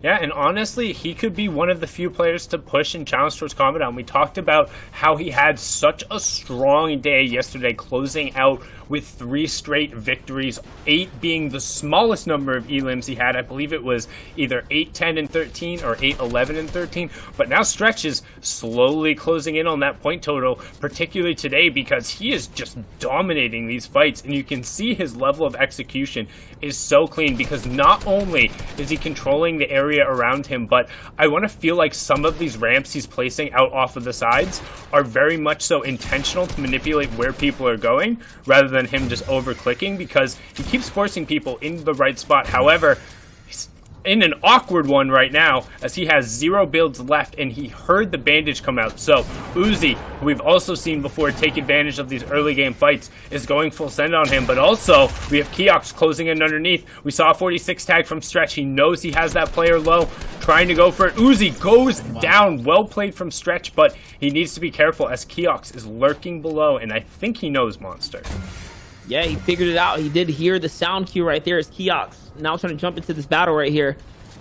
See what Stretch can do. I mean, he's grossly underrated in terms of his box fighting skills and his creative skills. He can crank, he can build. See what Stretch can do now. He's our #1, basically, player to look out for right now. Remember, the longer this fight takes as well, the Bandage Bazooka starts to kind of rejuvenate shots, right? So this puts him in a better situation. Can he find the shots, though? This Great Pump is just not doing enough. Here goes the last of what might be his Bandage Bazooka, and no, it's not going to be enough. Keox is going to get the best of him here. The early Dirty Docks engagement, but not before Stretch gets a couple frags there. Those are still really good. Remember, 10 games, Sundown. You can't really fit 10 full games anyways into the allotted window period. So those are what we call some burner games, right? Throwaways. He'll be just fine still to run some full end games. Yeah, he's okay taking the early aggression, picking up an Elim, particularly in such a close situation, as Collazo just goes full send on him, not a shotgun in sight, tags him up ahead of time, then tries to force the box and says, hey, the damage I did before is enough of a difference maker, comes out ahead with the 10 HP and has enough shields to top himself back off, as now we swap on over and we have Sharpshooter against Spin here, and Sharpshooter, another player I want to talk about, swapped over to playing onto an iPad with a controller recently and found a lot of success with that, with playing in the platform Cash Cups as well as in the console FNCS. However, he's a player who has also been around the competitive scene as a whole and is able to play with the general crowd, so he's another one who I'm kind of keeping my eye on from that console track, who should be able to compete towards that top and be contending to be in the top 100 lobby at the end. However, Spin playing the aggressor on him here, has the vault card, also has the first couple tags, and Sharp just gets cleaned up. Not a problem for Spin there, pushing through. And remember, all these different players that we're jumping in, you know, instance after instance, a lot of them are playing this vault, most of which are probably going to qualify for what would be the next big, right, event, the finals coming up. So kind of interesting, nonetheless, to see that they are going toe-to-toe here. This is only going to become more and more of a hot spot. The storylines that are going to develop here. Players like Big 60, who obviously we know had the grappler in the previous run as well. This is going to be a very, very interesting, very, very hot spot. The Shark, the Grotto, for many of our competitors. Again, because it was the same way this way for the FNCS Duos, championship run as well. I mean, the weapons are mythic. They're mythical. There's only one of them, and they are we've seen, particularly in duos, they're very strong. In solos, we've seen kind of a little bit of less priority on certain ones. With that being said, the drum gun as well as the grappler and sky setup have very much remained constant. The minigun has also been probably a 70-30 between grab and drop. With that being said, the Grotto in the Clown Fiesta that continues over here, regardless of game mode format, honestly, it could be a team rumble and I could still expect 6 people to drop over at the Grotto and fight it out like they were 1v1s. Because right now we have Illis going to work here, but he's in one-shot territory, and Nosh gets... that was disgusting. Nosh got cleaned up, had every advantage possible, and Illis just able to find a real quick burst there. The pump into SMG combo just sending Nosh back to lobby. That one hurts. So what happens when you step into the crossfire of a legendary pump? Don't forget, just the base damage of that can hit for upwards of 110. We're talking just body damage. Reese hears all that engagement. He's like, I don't want any of that. That's not the fight that I want to engage on. He's just crouched up. He's going to see if he can bide his time. Maybe he can steal some leftovers away. Take some crumbs off the table of the vault. And just hoping for literally anything in here, and it seems like he's at least going to find a chest, but you can see He's waiting for whatever that outline is. He doesn't want to necessarily overexpose the fact that he's here. He knows something else is going on. And in reality, I think the other player is just waiting for him to leave. And this is Reese, but Keox is also nearby, hanging out. We talked about it. The Grotto brings a ton of players nearby, even on a rotational path, and Illis catches Keox. A brilliant decision to wait there, and the player tried to go into the booth to disguise themselves. When that happens, you get locked out of being able to interact or do anything. That is the freest of eliminations. Well played from Illis there. That is a textbook way of manufacturing yourself 4 points. It is true. I mean, if there's a way to kind of cheese your way to get some freebies, that's the way right there. You say cheese, I say manufacture. Yeah. All right, we different perspectives here. You guys at home, let us know how you feel about it. we know 100% who the rat player out of this group is, Monster. It's definitely me. I am the one who's hiding around the corner waiting for you to open a chest, while you are the Clicks who is flying at the box, getting the insta-wall replace against this opponent, and a cheeky little pyramid edit to jump himself over the side. He hits a 170 pump because of that, and now he's just going to continue holding forward with the spray, knowing he has the opponent one tap, places a ramp that actually blocks himself off, but it doesn't matter, gets the double edit, and a Huerta gets absolutely worked there. Wasn't even close. Well done from Clicks. So clean, so quick. You notice that heavy sniper combo and clicks his hands with the upgraded pump shotgun is just deadly. Allows him to really open up the door to any base that he wants to enter into. Let's take a look, though. The zone is pushing out of Pleasant Park towards the farms now. He's still hyper aggro, hyper attentive to the outside world. Notice how he's jumping around, looking in 360s, trying to see what kind of players he can kind of collide with. And it's going to be Innocence down here. Innocence gets shot in the back by Colazo. But I don't know if Clicks is going to be able to jump into this, as we're going to hop right over to Illis once again. Illis is on fire right now. I mean, confidence at an all-time high, I'd say, especially with the legendary pump. Yeah, and I mean, he had to feel good after the open week as well. He played incredibly well in it, and being able to kind of build up that level of confidence and effectively have a round where it's, I want to say, a warm-up for somebody of his calendar, where you 100% should qualify in and you should be in that top round, but you still have a little bit of pressure on you. It's still a tournament setting, but against a fully open pool, Illis is going to come out on top 9 times out of 10, as we now have our top 50. So 50% of the lobby has gone down before Circle 2 has fully closed in, and we're starting to get a little shape to see. People are starting to get a little more aggressive as we get down towards that end. There's 10 minutes left in those queue timers, so we'll catch this game, we'll catch another one after it, and then that will end up being it. But these results are largely going to be important for, again, we talk about it, who is playing in that top 300 for a shot to be top 80 in the grand finals, and then also who is qualifying to, or who's being sent home into the reboot round. So you want to see who's at that kind of mark to push in, as Illis is trying to push into this box again. It's what we've seen all afternoon. Opens, top players, doesn't matter. We asked if it would translate, and Illis is like, yep, going forward. That's what we're seeing right now. Is Illis is on fire right now. This game is definitely going in his favor. Here's Jake Overtake, who's rotating by. He sees how quick that battle ended. He doesn't want anything to do with it. As we look at Clicks, so that means Clicks stood around, by the way, for that Innocence kind of engagement. He's still in the same area where we left off with. As we know, Colazo was the player on the hill. I'm not too sure who walked away. It slips my mind now. I think it was Spin who had the shark, so he's also kind of crossing paths here now with this area here. Clicks is kind of hawking this area of the map now, kind of taking control of this real estate here. He wants another fight, though. So interesting to me that he's sticking around back here to take these fights instead of playing for positioning. He's been here for so long. It's the wall take now. Can he jump in Sundown? Can he get the connection that he needs? Just look at the patience. He knows better than to walk into all enemy builds. This is that box fight kind of situation he probably wants to be in. He can shine the best. Look, he has control. He knows he's too good. Too good. The overload for Lifa. He bites more than he can chew, and Clicks wins the fight. Wins the box fight.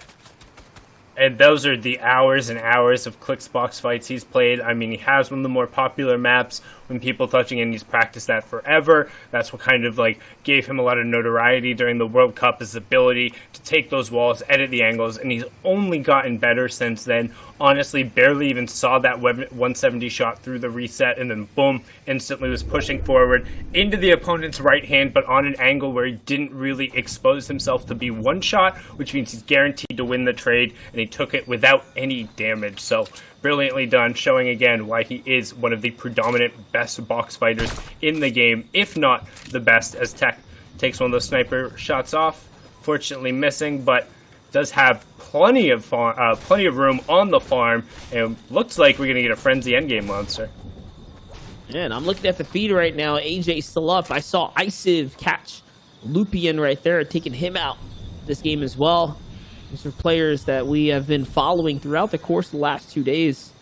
20 games you only get, or not only, you get 10 whole games on day 1, 10 entire games on day 2 to pull through. And someone was sneaking in the hay bill, trying to hide out, but Tech's going to respond super fast. It's not going to be enough. It's Tater who is playing the ambush strategy that Sundown can appreciate.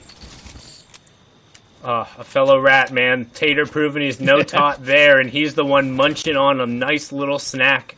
Gets everything down there, and no, they're not chips. Plenty of shields, plenty of builds, and now he's going to look to either rotate centrally or potentially push someone else, as Clicks is taking over the natural high ground a little bit to the north and west of the farm, just above the triple chest down in the grove, where you can see another player hanging out. If you check the bottom right hand corner of the map, pretty much everyone is clustered in already around the farm.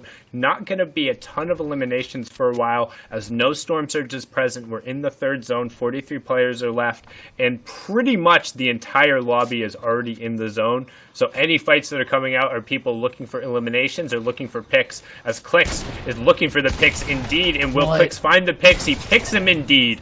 Well done from Clicks, taking out Fernand V right there, and he's walking away with everything. Why'd you have to do Fernand like that? That was crazy. It all makes sense now why Clicks was staying behind the mountain before and not really rushing to get to any kind of territory. He just wanted to see where it was going to go. That gives him more opportunity to take those early game fights before the congestion happens, before the stacking of players kind of gets on top of one another. If anything, this is looking like a practice kind of run for Clicks right now, as he is well on his way through, especially with the slew of eliminations he's picking up towards the tail end. I mean, queues are just about to close as well, Sundown, so when we're approaching the final crunches, the actual final games and the final coverages here. 6 minutes and they're closed, so make sure you got to get them out while you can. Be the Fortnite god that you are, and Spudlight right now is looking okay. He didn't have the best of days yesterday, but 82 should be more than enough to put him in the top 300, particularly if he can pick up some more points here as we near that top 40 threshold for another pair of points. With that being said, the rotation coming through, only about 10 players who are going to be threatened. Again, you can tell by looking at that bottom right-hand corner of the map and where the triangles are, but Caper and Spudlight are two of those players who are not in that safe zone, which means once they get pressured in, they're going to be the target of those who are already on the inside, trying to gatekeep them and keep them out. It's one of the natural progressions that happen until we get into kind of that safe zone and moving zone territory that happens from the 5th storm circle on. Spudlight recognizing that, he says, "Nah, I'm out, peace." And however, the danger of rotating first, monster, is you get chosen because everyone in the circle has nothing else to do, and everyone behind you can say, "Hey, I'm not that guy going first. Let's shoot him first." There's always so much risk on deciding whether it's time or not. The best of the best know how to do it almost perfectly without fail. Spudlight, though, manages to recover pretty nicely, especially due to the fact, Floppers, the tactical shotgun was perfect. This Capper kind of lets his guard down just a little bit because of the shots coming in from behind. That little opportunity was enough for Spudlight. I see a little slurpfish right there. He's going to grab that. He's going to juggle it on now. He wants to keep it. He wants to use it. Let's see. It's Cadet. Cadet's got his eyesight on Spudlight. He doesn't want to give him the free rotate right now. And you can see right now the rest of the lobby panning across Waz over there, who had a great job. Lakura, who we've seen in a couple of endgames today, also hanging out on 98 points as well. We talked about it, how Europe the number was 140. Traditionally, NA is a little bit lower than that. Currently, we're looking at around 124 with the last rounds of games coming through. As Monster said, the queues are almost closed at the moment.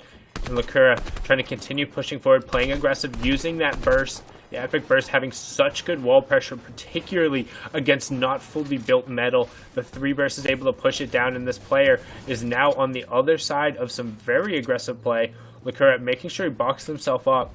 He's really looking for a shotgun upgrade here. If he's able to get a new shotgun, oh no, this player's pinned between 2 players. This is going to get so awkward so fast as Lakura pushing through. Great door edit, auto interact, letting him through 71 the second time. And Tater is now totted and turned into the little potato that couldn't. Back to lobby you go, and it's going to be real close. Well, since we are a little bit behind, he should have been able to get in another game. He'll have one more shot to try and make that top 300. That he will, but he's out of this game right now, and hey, that player gets all the shotgun upgrades that they needed. Here's a look at Clix and Tezza. Tezza's hiding out, holding that wall. As we know, Clix has been using that heavy sniper, so probably flashing it around. Tezza's not taking any risk right now. Do appreciate that Clix is willing to launch pad this time around, not even trying to entertain the idea of rotating on foot. He's going to go with the full launch pad. Of course, he needs to cover so much distance here. I think he has Cuts 2 right more through there. the builds. Yeah, look at it. He might have, he might have actually 2 more launch pads, quite literally. That was crazy. He's going to land on top of Falter, though, to take him out the game with the big shotgun shot. My gosh, and a fully refresher now as well. He has so much more material to kind of make a catacomb of bases. Notice he's trying to gain a little bit of elevation here while he can. Kind of crazy. He's even capped out on Rocket's note. He could not pick up those spare ones there. So his loot is at a premium upgrade right now. I think I saw a drum gun in there too. Yeah, he has quite literally the choice of whatever he wants. Interesting right now that he's opting not to pop the big pot for the extra 10. He should have enough time to continue using it, so probably going to look for the pick. With that being said, has no first shot accuracy gun, however, probably not going to need it since the drum gun really alleviates a lot of that. Steens picking up a nice elim them. We get a look. We have AJ below, Crumbler. Jake overtake is almost overtaken, sitting at 20 HP down there, and Clix now trying to branch out a little bit more. And these are those catacombs and those tunnels you talked about. He's trying to maintain as much of his mats as possible while also using the supplies from the players he eliminated. But honestly, this is probably the last reasonable jump pad he's going to want to use for horizontal travel.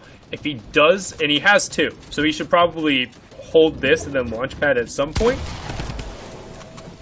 which is what he's looking to set up. And he's going to do a high launch and then kind of double back. Storm Surge is ticking on as a warning, but with 33 players left and a long rotation to come through, it'll go out, and Waz makes the minigun sing. Rat-tat-tat-tat. Brutus's minigun going to work there, or oh wait, was that just a regular SMG? Somebody else with the minigun got it. Waz taking credit for the elim with the final tap there, but there's definitely a minigun doing 98% of Clix's health right there. Yep, it was Ice right here, who's close by with the minigun. Sundown said it best. He makes the drums beat here, as it's all Ice Town here. He's heavy sniping into boxes, catches the tactical trade up as well. And I mean, I know Clix is out the game, but you got to think about it. He's on track to be top 5, top 10 consistent over the course of this weekend. He's still doing remarkable so far in the competition, just as an overall whole. 2-day competition format really allows the best of the best to kind of shine, and Clix is up there with the best. Iciv as well, as he has been having a good 2 days right now. Let's see though. Iciv has a lot of option right now if he really wants to look back, especially with 700 light ammunition. These are all his old builds. He was able to recycle just a little bit right there. Some shots coming in from the side now. Things are really kind of taken up now. Let's see Sundown. And honestly, he just wants to see. He wants to take a look. He's getting in the cone, waiting for some information around him, sees the players here, and I think this is the correct play because he has the floppers, he has the grappler, he knows he can go and make a play for height, and he can do it relatively late because of his setup. He knows the grappler, as soon as he goes, the players are going to be aware that a height play is being made, so he wants enough distance to make sure he can take it over, and instead, he's not even going to bother. He's just going to use the minigun from way back in the zone, and then potentially use the grappler to catch up, which is what he should be looking to do now. There he goes, hops forward once, catches himself off. No more floppers, but for the price of about 50 HP, high ground is his. And as soon as I say that, Rocket comes out, knocks him over, but good use of the horizontal travel, and he about faces to catch the other flopper player who has the high ground taken away from him, as we're now into our top 13. And ISIP looking for a pick nearby, will get a tick over onto Spin, which is a player he had damaged before. The Storm cleaning him up, looking for the other player on the high ground. 21-32 gets Bryce C with just the very last end of it as Busy continues running through the zone, grapples out for some floppers. Let's see if that decision ends up being worth. Already costing him 20 HP. Will he be able to get over and get back to the high ground? He does, Monster, and honestly, he's looking pretty set here. That was a good decision indeed. He saw the floppers, realized it was worth the risk, and now he has the material to hold out this end game. That might be the winning decision, honestly, that will allow him to secure this dub. All he can do now is just pressure. Put that pressure down with the 900 bullets that he has in a light gun. I mean, put it to work. Notice he's breaking all the launch pads. He doesn't want to lose this height, not even leave it up for chance here that someone can build over him. It's Benny, Lakura, Tabney, and Illis who are all on the low ground right now.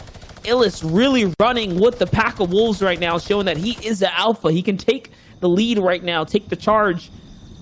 Who is going to come out on top is the placement points. They all matter. Illis is going to find one on Benny. Lakura is going to follow up on Illis. And now it's just Isip versus Lakura. The RPG is going to be enough to break it down. The cone comes out, but it wasn't enough. He falls back into the hay here.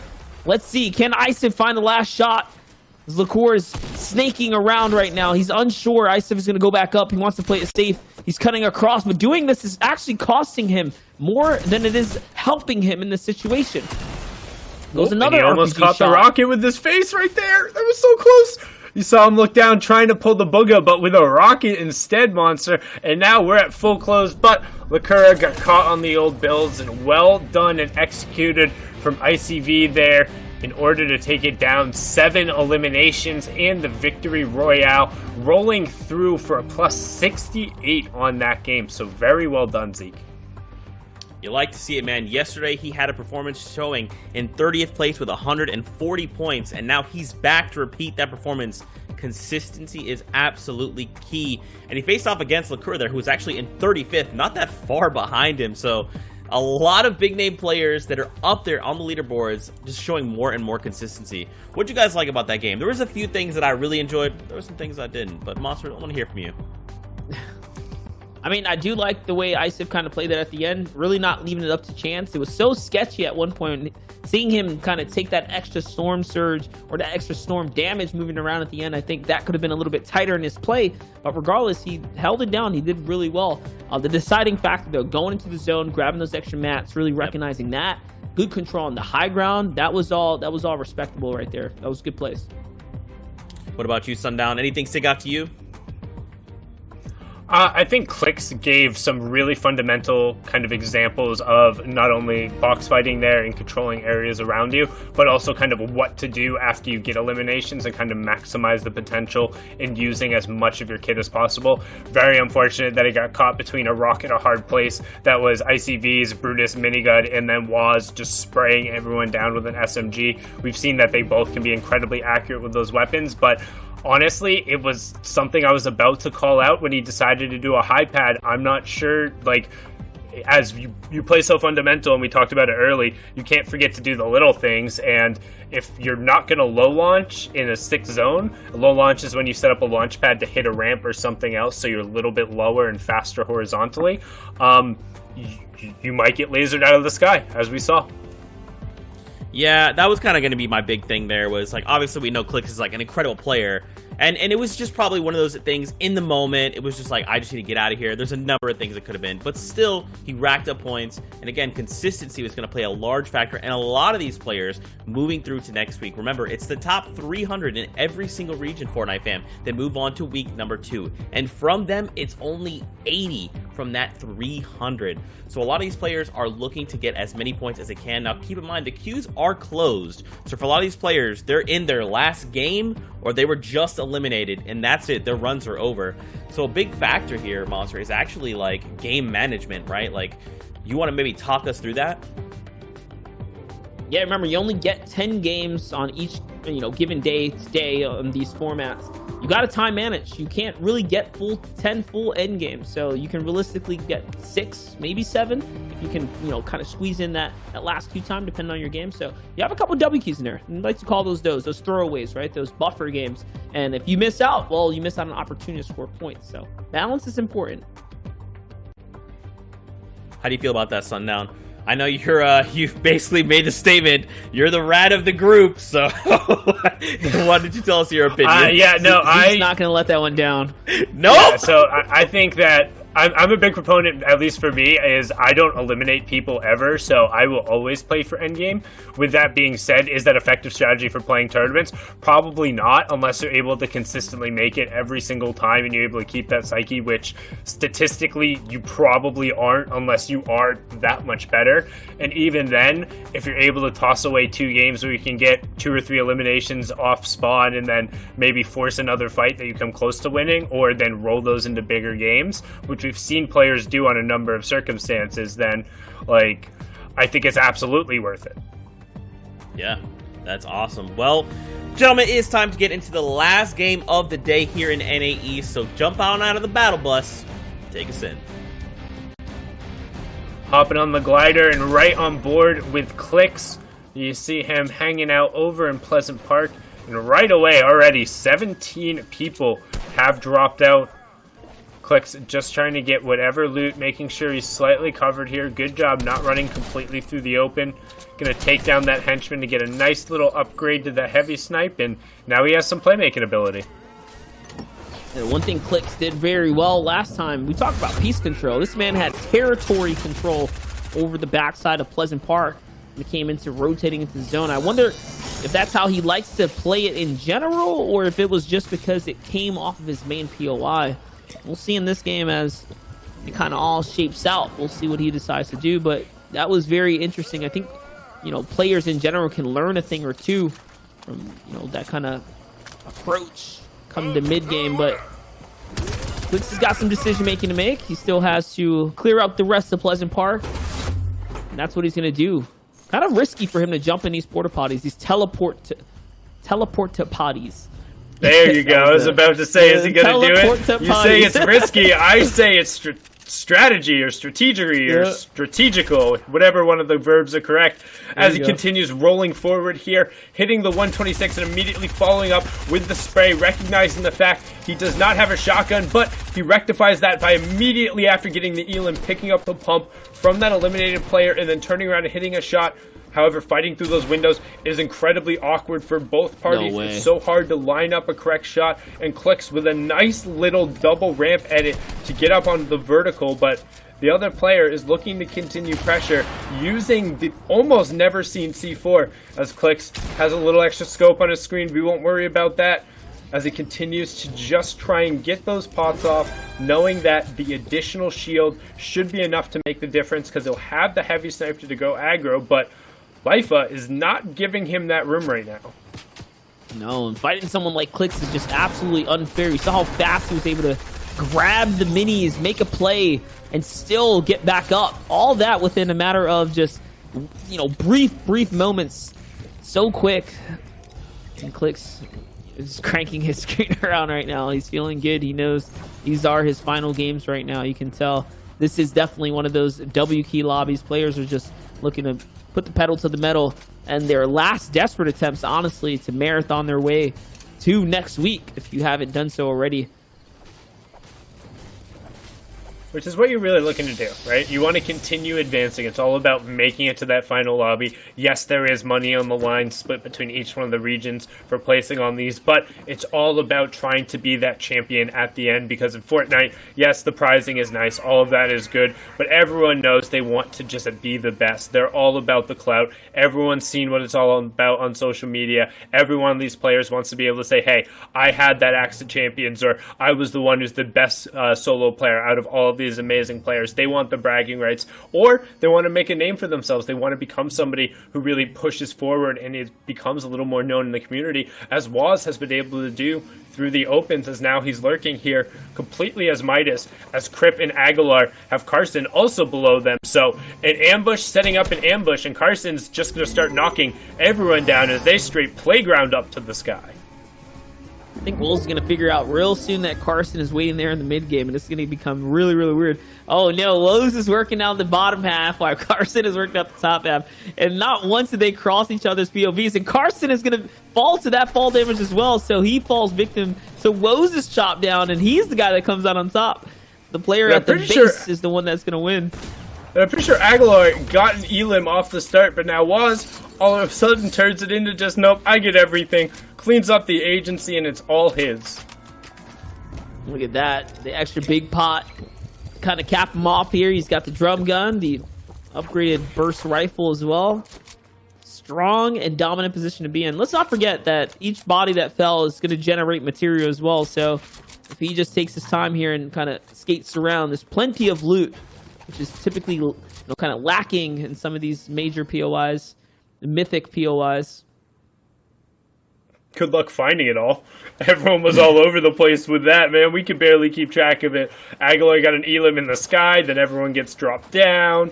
But looks like he's able to pick up some of it as we hop on board here. Virus picking up Hornet there over on the side. And you can see a nice little quick snipe. Who's going to be able to resolve that one. He'll also get an upgrade into that epic burst AR, so going to be happy about that. Has max materials, is outside of zone, and is down current, I believe, on the rotation, so probably be more quick to just hop over and hop in the river. With that being said, just going to take a straight path as a player is lurking just behind him. You can see on the minimap, it's that little tan or brownish arrow. I don't know, I apologize for my color blindness. I should probably stop calling out colors. Be a good idea, to say the least. But no, if you guys are tuning in just now or a little late, guys, we're in the last game. Queues are closed for the NA East region. It's been a long day of Fortnite broadcast. Don't worry though, the VODs are archived. You can always go back and watch this all back. This is it. This is their last opportunities. Hence why the lobbies are just action-packed right now. 41 players now remaining in Zone 1. We haven't seen a lobby this thin in quite some time, but don't forget, there is money up for grabs every week. I don't think we mentioned it enough during the NA East region, but we talked about EU. There's thousands of dollars on prizing on the line outside of the bragging rights. Right, you want to end up in that top spot, man. Like, every single game matters. Every potential, like we thought, like, Commandment was a perfect example. Middle of the row yesterday, then went on a super hot streak, and yes, you win 3 games with a bunch of elims against the best players in the world, or the best players in your region. You're gonna rocket up the standings, and that could have potentially been the difference. Imagine if he'd given up after those first 6 games. He didn't play out those last 3 games, or didn't play as hard. Instead, now we have Spyrock putting some great pressure onto Derpy, who's not fishing. Instead, looks like he's being fished right now, trapped in a barrel beneath Spyrock, who's just pouring shots into it to complete the analogy. And honestly, it looks like he's starting to burn a little bit too much material for my liking here. He has the player on the back foot. He needs to be focusing on just pressuring into the box and resolving this fight, because another player is going to come around the corner and start pouring more shots into him and backs him off. Something to think about. Spyrock's been having a pretty consistent 2 days. He had 100 points scored on the first day, finishing in 129th. Today he's already at 85th. We're coming into that last queue, so relatively stable as far as his consistency goes, his play style goes the last couple days.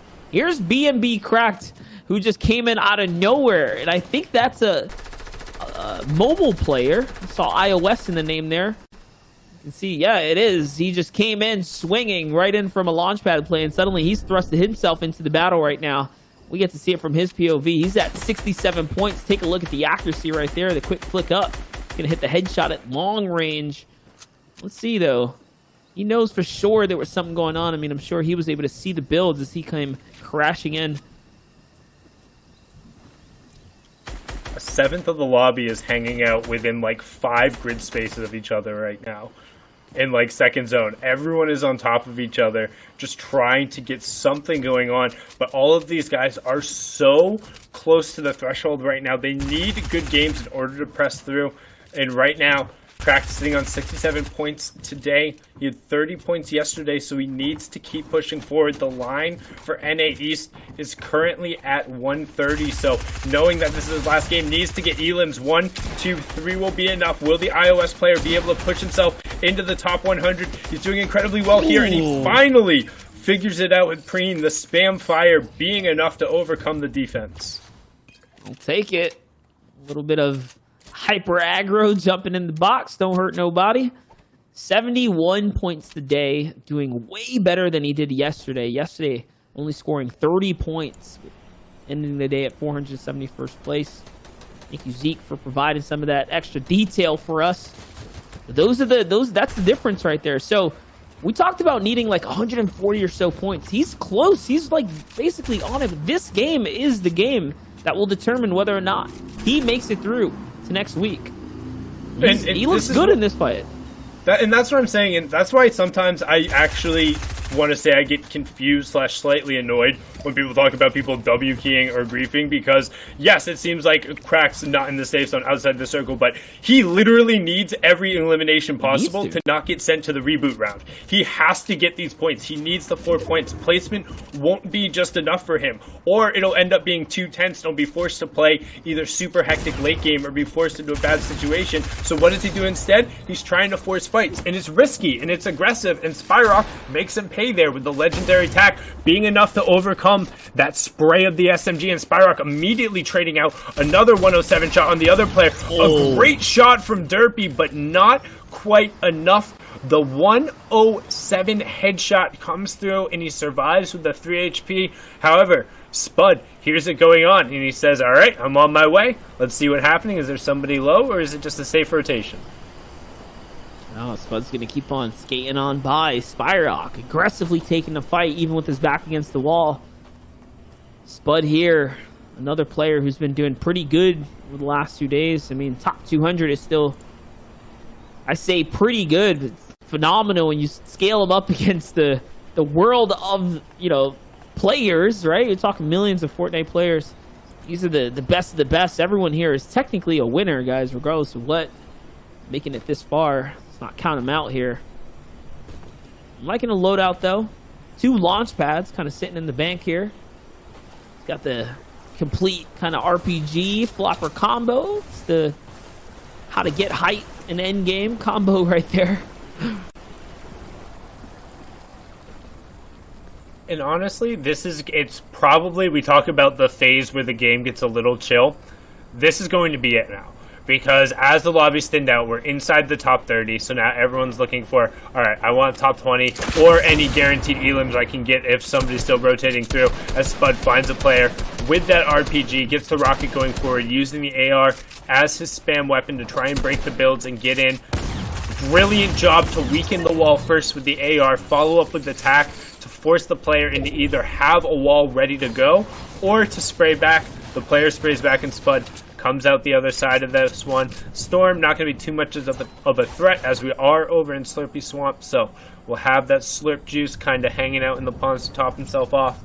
But as I was about to say, theoretically, this should be the chill part of the game, because now everyone will recognize, I'm committed, the queues are closed, I have no more games, I need both elims and placement points at this point. Now I've made it here, I got whatever eliminations I got early on, I need to maximize everything I can. That's the deal, right? This is your do or die kind of situation. A lot of players don't really kind of understand where they stand in the grand scheme of things.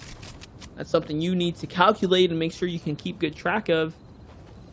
Well, here's Spyrock, who has been having quite the game so far. I mean, this lobby thinning itself out will play to its benefit in some way, shape, or form. just like this, allowing players to get to their prime positionings and maybe take away a victory royale if you can cheekily snatch one up. I mean, every player I feel like we've tuned in with has had a great loadout and has had several eliminations, so this is the kind of scary part of the game if you're trying to take these fights. Look, he doesn't care. He knows there's no one behind him. He did the run himself. He catches him off guard. It was little Uzi who was inside the cone, caught slipping right there. And that's a free elim for Spurrock.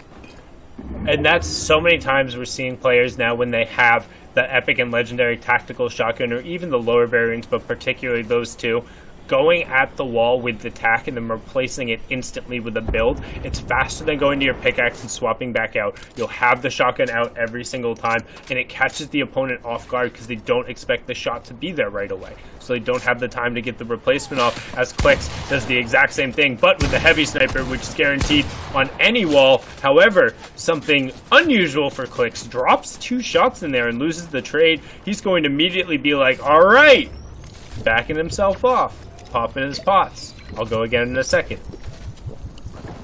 Like I said, it's kind of unfair the speed at which a player like Clix can move. He was able to hit those shots, get in, get out, reset the wall, and still be A-okay. As this player walks into his builds, and it all just works out. Like pieces of the puzzle together right there as Gilly falls to him now. He comes up. Some floppers. Nice little AR upgrade as well. This is pretty good. Yeah, Gilly just got straight abused there, I'm not even gonna lie. Click's able to rotate around the side, catch him looking in the wrong direction. Now getting that long reload off on the snipe. Potentially might look to pick up an extra launch pad again, even though he's already sitting on 2. See him look to bait that heavy snipe there, but the player not falling for it and said, hey, I just want a couple tags. And now he's going to disengage. That's 3 launch pads now for Clix, where honestly this is the second time we've tuned in and he's been sitting on 3 launch pads. So prioritizing the vault loot and then also either hawking supply drops or getting incredibly lucky with who he's eliminating. Honestly, probably a combination of all 3. Definitely. And look, he's looking at the cone right there. He knew the player was in there. He took the ramp. Look at the speed at which he was able to do that. He's already in the lead in this exchange, and he finds Woes with the drum gun.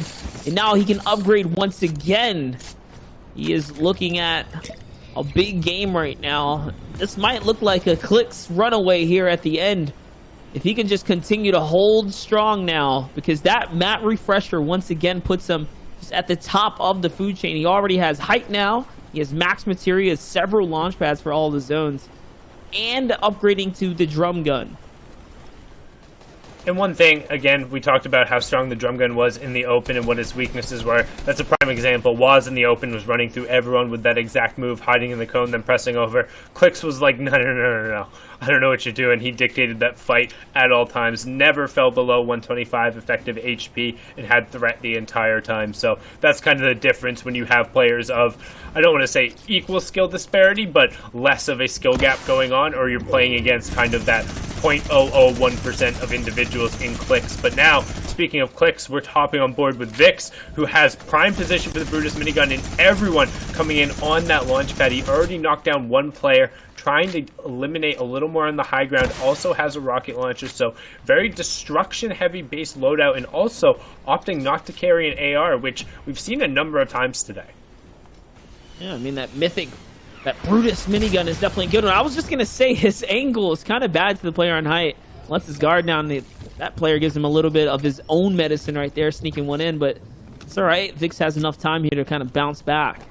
30 seconds, the half in, half out zone will reveal itself as we're all into an interesting portion of the map. It's the rig. We have the swamp, so quite some weird terrain going on here. I'm fine if it pulls into the swamp. Rig zones are super obnoxious. Just because the amount, like, yes, everyone bridges over, but then it begins pulling back over old builds with just the water there as Clix gets dropped down, and also all the loot pinataing back down on top of him, able to refresh the builds, and we are pulling back over towards north. So you can see Clix, great execution on the tunnel here. You can barely follow where he's placing everything, but he's always covered, and then also able to double back, hits a 160 trade, immediately making sure he hits a flopper. A little bit of a flub there. It looked like he thought he had his heavy sniper reloaded, and he didn't. Gave that player enough time to shield back up. However, then going to heavy snipe in, get his 50 damage. He is going to be looking for a Siphon to try and top back off the 100-100, and he's hawking this player just on the other side. He finds a 90, 36, 36, 36. Can he find it? Flanks that shot or whiff that shot? Not sure. It looks like it might have gone just over his head, but Crack will end up going down there, as Rogue Shark also picks up Kajoy, who got just inside that top 20, but now you can see Clix. Great wall replaced with the shotgun. However, Suscript rips him apart as Clix tried to cover himself from the side, so a little too aggro there as Spudlight picks up Walkman, who was also trying to get a piece of the pie. That's all that loot gets players hungry for it and desperate. All those players jumped in just to get a piece of the pie, like you said. It wasn't going to be enough, but Clix, still phenomenal game. 8 eliminations. Still coming in, capping himself off with something serious. Here's Spurrock, who's going to find a nice headshot, body shot. He just needs one more. The shotgun's going to connect. He's not going to leave it up to the likes of the AR. Instead, going to go with that instant hit scan and the shotgun. Now, let's take a look here. He's got control of the field. Looks like it's his high ground. There's only a couple more players that can potentially challenge him for it. It's the guys that are across the field. It's just going to be a matter of where is the zone going to pull. Lucky for him, he does have a launch pad here. And this lobby is a little light. This emulates more along the lines of what an arena game would be with pro players. So it's going to look like a good old zone war in a couple seconds here now, as they all have to cut across. I was about to say, this definitely looking like an NA East arena game. You have a couple of pockets where people have built up, and it makes it, if anything, a little more difficult and gives more priority to the high zone or the high ground players on either side. Because those low ground players do have to invest so much more, there's less natural cover and less natural bases that have already been built out. You have to create the space for yourself. As we see, Suscript, Camp, Vix, all on that low ground. Zone is revealed. The number of players opting to take to the sky are ready to go to far side. You can see them hawking out other potential low pads to go over to. Suscript will get his feet on the ground first on the far side.